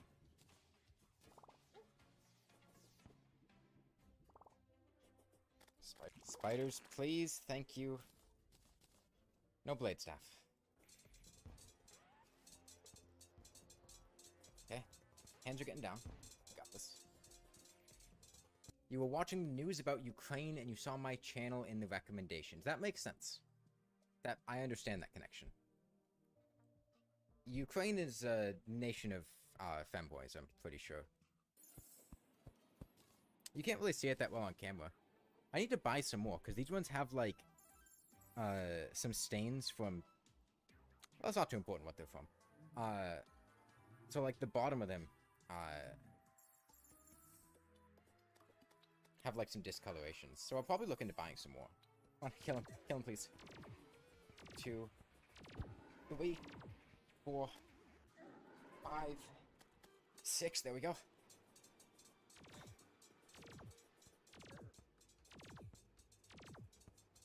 Oh, die! Okay, thank you. Can you imagine fighting the twins? The record for Super Chat donation is €1, which is the only donation I've gotten. This was like the first Can I stream beat where I Terraria got by toes? monetized. Yes. But I need to pay a lot more money to see that. Guy just sounds like a dumbass ninja. Nasty little gremlins. Can I beat Supreme Calamitous with 1 foot?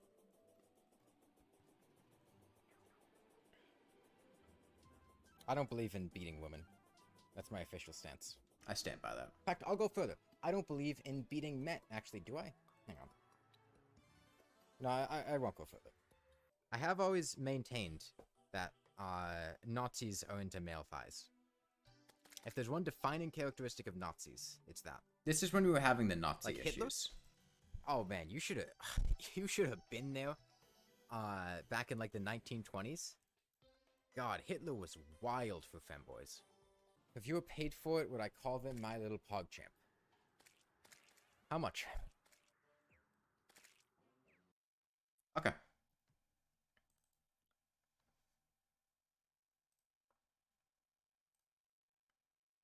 And now we go back to killing Spasmatism.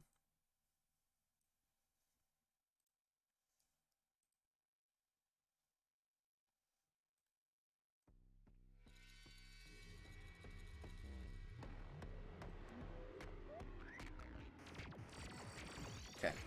It's currently at 497.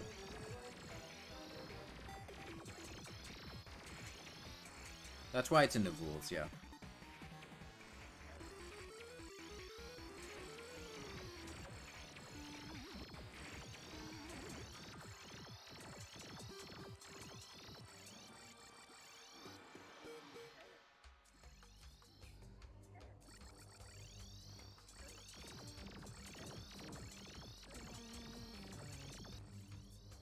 It's basically just doing this, which jumps around the screen a lot. I just really think isn't that interesting.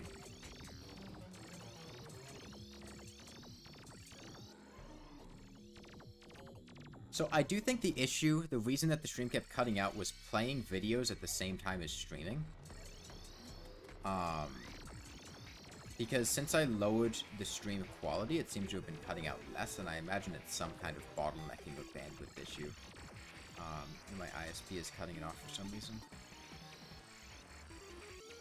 So I don't know if we're going to keep doing that much. Because I don't like streaming in 720. I want to stream in 1080. Okay. Give him the old 411.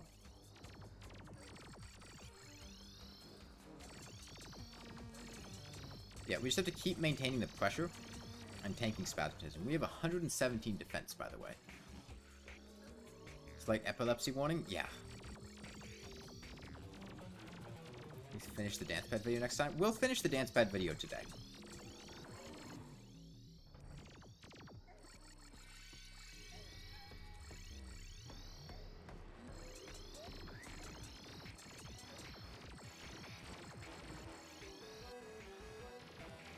Yeah, this is why this was not the whole screen the entire time this was happening, because I do not imagine this is fun to watch, and it's not very interesting.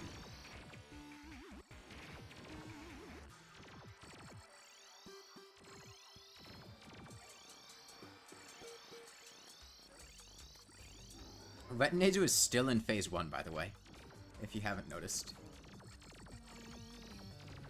He's almost in phase 2. I think it's like 1200. I was playing while watching? Yeah. I have 2 monitors. I had Terraria open on one monitor. and I was watching stuff on the other. I don't really need to look at what's happening very much to do this. I just need to check in every once in a while. Okay, I can... Naser health. 13... 3... Okay, no, it's not. What the fuck? Why is this happening? It's not related to the video. What? Because we're not watching a video anymore. What? What?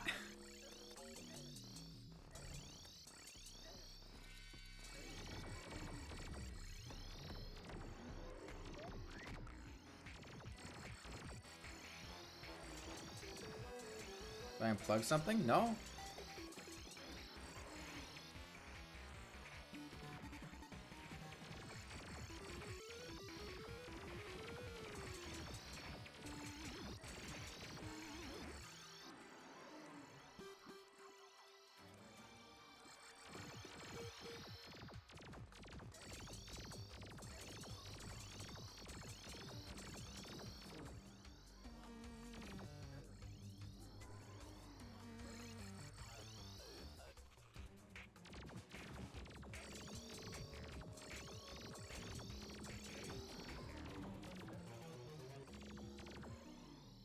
Probably 8217.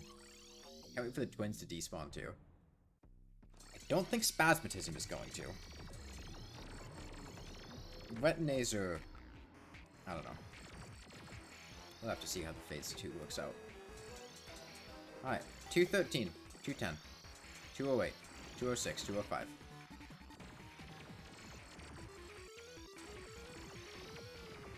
I'm thinking tomorrow's gonna be the last stream of the twins.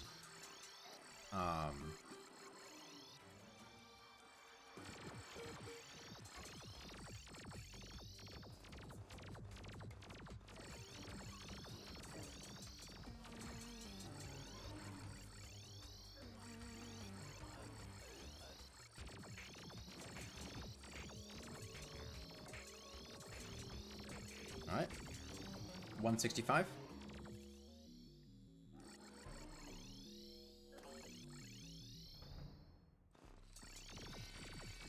Plant might be able to be more interesting, yeah.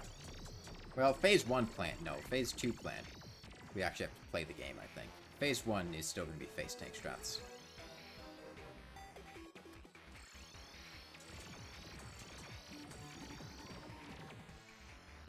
Because phase 1 plant does not do that much damage.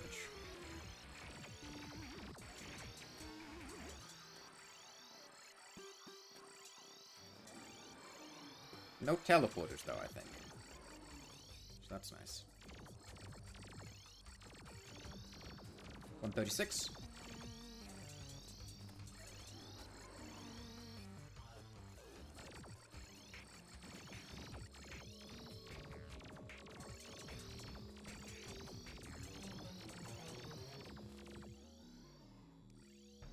From being kidnapped to 2 monitors, I've come a long way.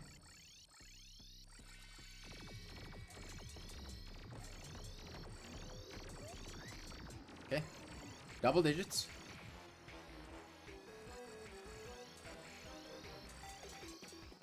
Alright, place your bets. Are we gonna get a trophy to drop?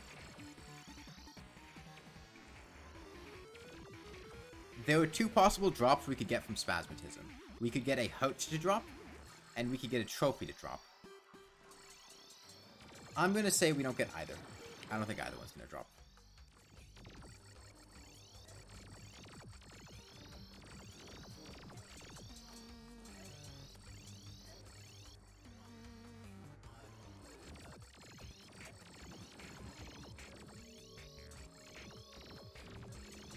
Trophy?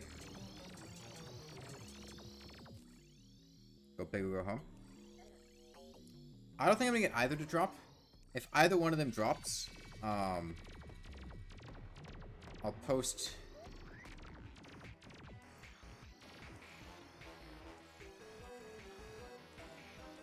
What do I even do? I don't know. I'll put a picture of me in the 5 Pebbles cosplay that I took yesterday after the stream.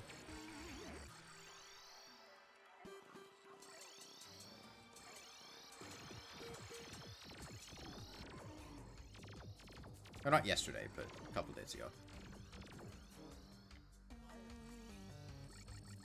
No cooking stream preview? I still haven't decided what I'm gonna do. Yeah, from the surprise stream. Well, after the surprise stream.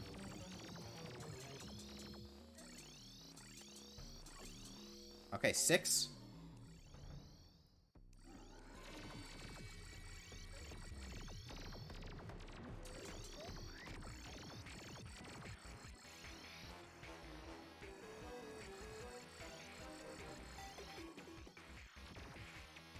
What, Melly?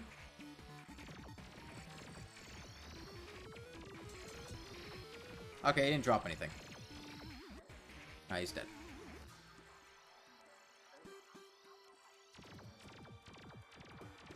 Okay. Let's finish up that video. Retinazer 13299. And we'll finish watching the video, and that'll be the end of the stream for today.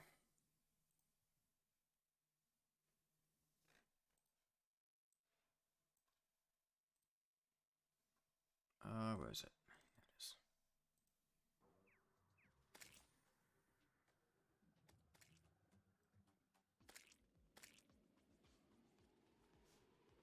What do we have? It's about halfway done. About 15 more minutes. I don't really have much of a choice. But, you know, Alfie, you are my little pog champ. Please dress up as Scout with thigh highs.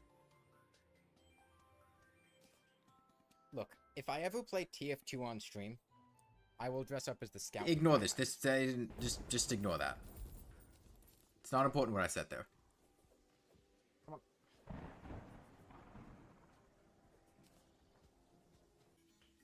That is underwear? This is not underwear. No, these are shorts. These are short. These are not underwear. They're shorts. These are shorts. Okay? They're shorts. They're shorts. Yeah, they're short shorts, but they're shorts. Please put the bunny in a terrarium. No, and put the bunny inside me. Like I'm going to eat it. That you're not gay, but you're Peruvian, and you have a fantasy where Peru invades Chile, and Chile has to export femboy slaves to satisfy high-ranking Peruvian officials. What?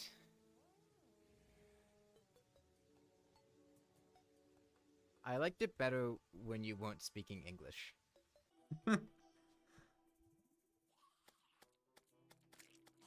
Yeah. Man's gay as fuck. The classic, I'm not gay, and then says that. Repentance is really good. I don't have interest in replaying Isaac. There's a black lens. Okay.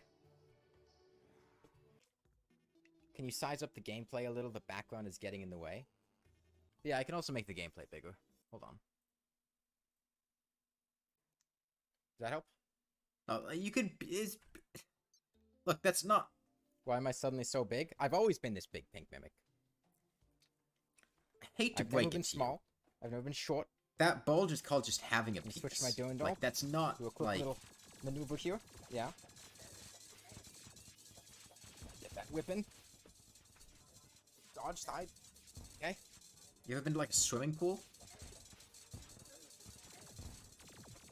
Double jump this way. He's half dead.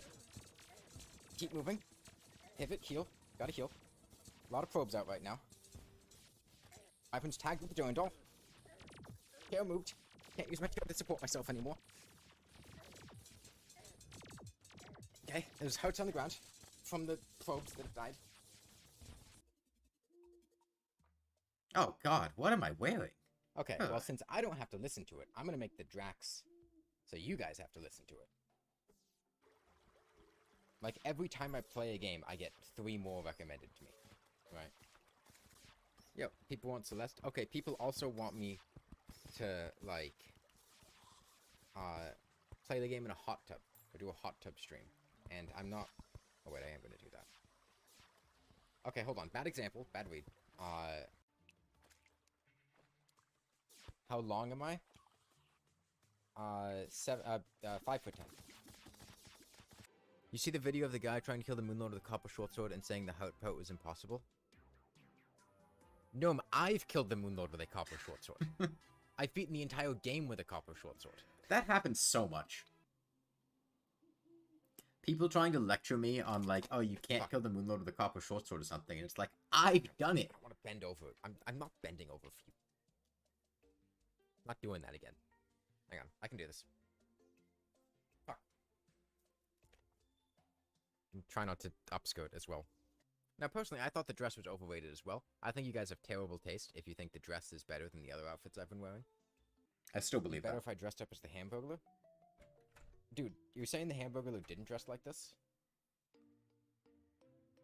Look, McDonald's is just a side gig, alright? That man's working a 9-to-5 hustle, like this. He just goes to McDonald's at night for a night shift. He's got to work 2 jobs because McDonald's doesn't pay very well, and neither does this. This pen.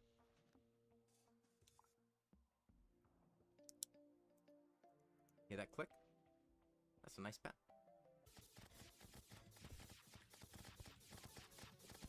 It's 5'10" technically. No! No! That's a normal height! Okay, I need to jump a bit higher there.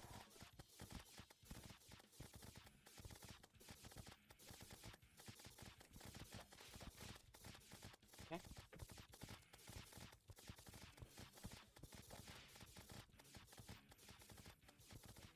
Alright. Alright. That's my advantage here.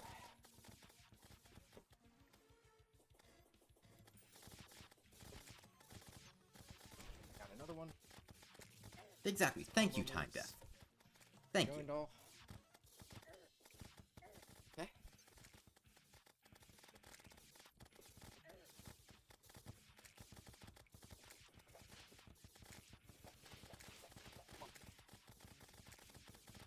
There we go. Should be dead here. Nice. Do I want a grenade launcher? Do a celebratory dance? Okay.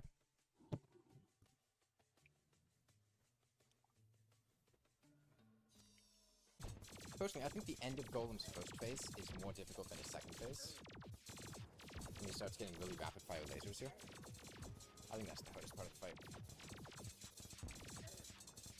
It was really just the fact that I didn't have the HP regen for an endurance fight. The cultist to bottom or top? Bottom. You know what the oldest city in the world is? Boston. Have I beaten Eye of Cthulhu yet? I mean, he's basically impossible. Fuck. Fuck. Fuck. God, you dumbass. Okay, Xenostaff's good. Lasers go up.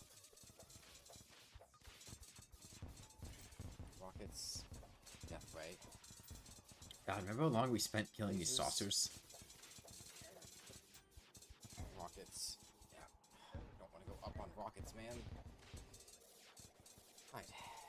Lasers. Rocket. Just kill Boston's the oldest spacefarer. It just is.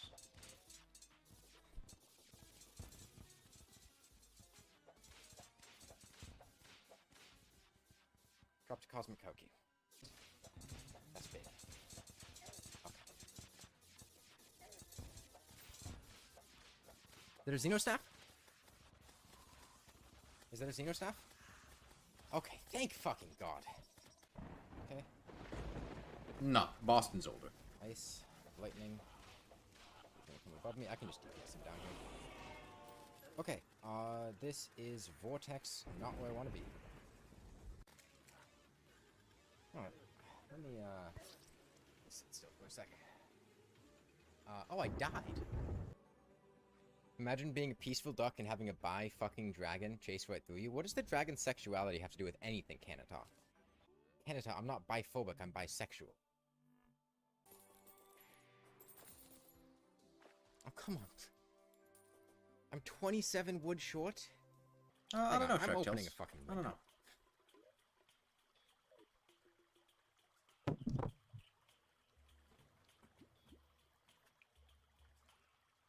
Why such short shorts? You got a problem with my You'll never shorts get and stuff honest, like man? that? Stuff like what? I mean, they're not that short. Like, it... Like, I mean, like, yeah, they're short, but they're not, like... I mean, there's... They're comfortable. They're like workout shorts. Lunar ultramicroscopic silica volcanoconosis. Can I name an animal that doesn't have H in it? Your mom. God, what is Dragon doing? Once you repeat something enough times, it becomes funny? No, it just becomes spam. This is where the banned topic became banned, I believe. Back to the nebula pillar. Did the stream die for a second? I don't think so. Can I fight fish? No, I'm fighting the nebula pillar. I see a shark God, tails. put your, like, 2 collective brain cells together and figure out what I'm doing. Look, I don't care about you, like, being horny. I care about you spamming fucking Among Us and extremely unfunny jokes. That is miles worse. I stand by much that rather statement. that you, like, were just thirsty as hell, as opposed to, sitting there going, fight Duke Fish. Are you fighting Duke Fishfront? Fight the Empress of Light. Fight the Empress of Doke. Among Us. Sus. Among Us. Imposter. Sus. I don't know how to deal with that on the UFO. Okay, this is good. No, Dragon, what the fuck are you doing? Attack her. God damn it, Dragon. Okay, I think I get a feel for that now. Dragon. Dragon, go! God, you bad, awful, terrible dragon. Hit her. Hit her. There we go. Also, to be clear, if you were not here earlier, Among Us is now a banned word. You will get timed out for saying it, and if you say it several times, you will get banned. I stand by Are that things rule. better than the word? Yes. Yes. I would rather you break the law. I would rather you go to Walmart and bring a gun. Alright? Bring a gun and just rob the place. Then say Among Us in chat. Okay? You can go set fire to a warehouse. You can go, break in, steal people's catalytic converters in their cars. Alright? All of that is better than saying Among Us in chat. Morally speaking, Among Us and murder are about on par. Look, the thing is, people are always going, like, making these, self-defense mechanisms mentally to give themselves reasons why they're not gay. Like, no, you're gay. Okay? You're watching a guy in tight shorts with an extremely noticeable bulge, because, I mean, there's not really much I can do about that, and thigh-high socks flopping around on a dance pad. Okay, you're gay. It's you. You're gay.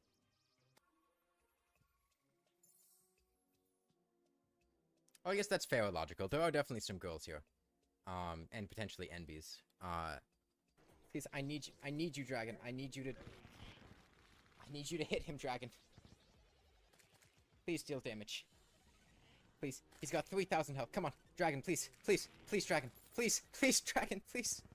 Please, Dragon. Dragon, please. Dragon, what are you doing? He has 400. Dragon, what the fuck are you doing? He is a very bad, awful, just terrible dragon. He loses his life privileges. Alright? Get the hell out of here.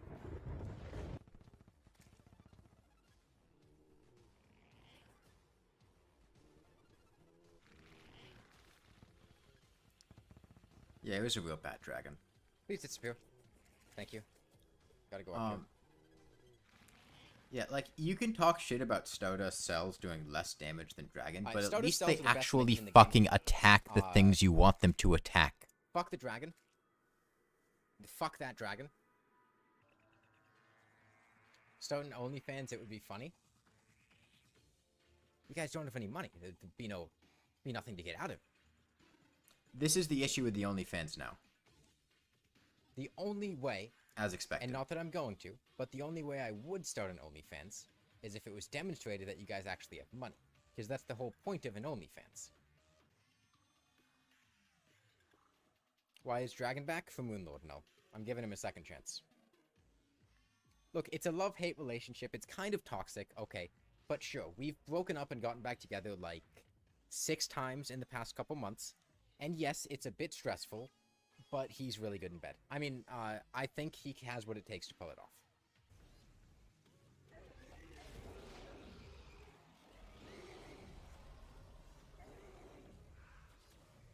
Just...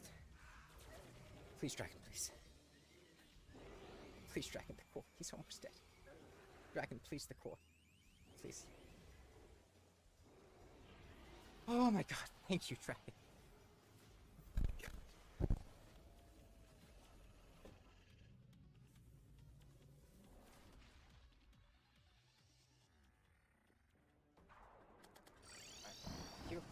Oh, that was close. That was very, very close. Dragon. Dragon, please, Dragon. Dragon, please. Dragon, please. Dragon. What the fuck, Dragon? Somebody's staring in the window at me.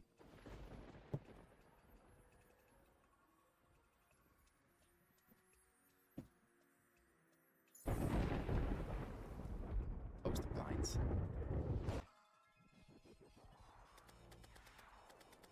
I do it now. Fuck, down, down. Okay. Dragon, please. Dragon, please. Dragon, I can't take this much longer. Dragon, Dragon, please. Dragon, what the fuck, man? And he keeps dealing damage. And hell, he's gonna kill her before she even hits the attack that I... maybe not. Alright, recall now. Fuck.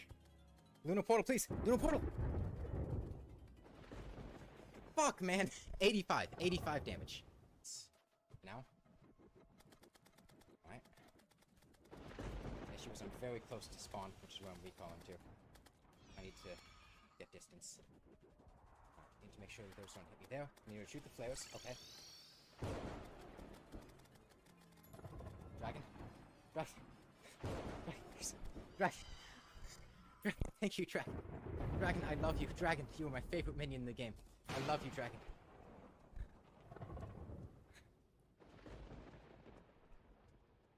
Yeah, 35 tries. Actually, no, it was only 34 tries, Mytho, because one of the times I accidentally put down 2 prismatic lace wings instead of 1. 34 tries. Okay. Dragon. Dragon. Get the fuck out of here. I never want to speak to you again. I never want to see you again in my life. It's over between us. I found a new minion who appreciates and respects me and targets what I want to target. Well, great news. If you wanted more of this, for some reason, I'm also playing Hollow Knight on a dance pad. Like, right now, later the same day that this video comes out. Also, if you haven't voted, there's a poll going on right now for what I'm going to be wearing on Halloween, linked in the description. Gets it right, and you'll get a special role for the Discord server. For now, though, I need to go take a nap and wallow in the shame of doing all of this. Okay. Well, that's going to be it for today. I'm going to finish up Retinator tomorrow, hopefully. He is currently at 13,299 HP. I think that'll be reasonable to clear up tomorrow. Hopefully, at least. Hopefully, he doesn't have to go on for a 4th day. I think tomorrow's stream will be later than usual in the day. But, bye, everyone. No, I'm not saving and exiting.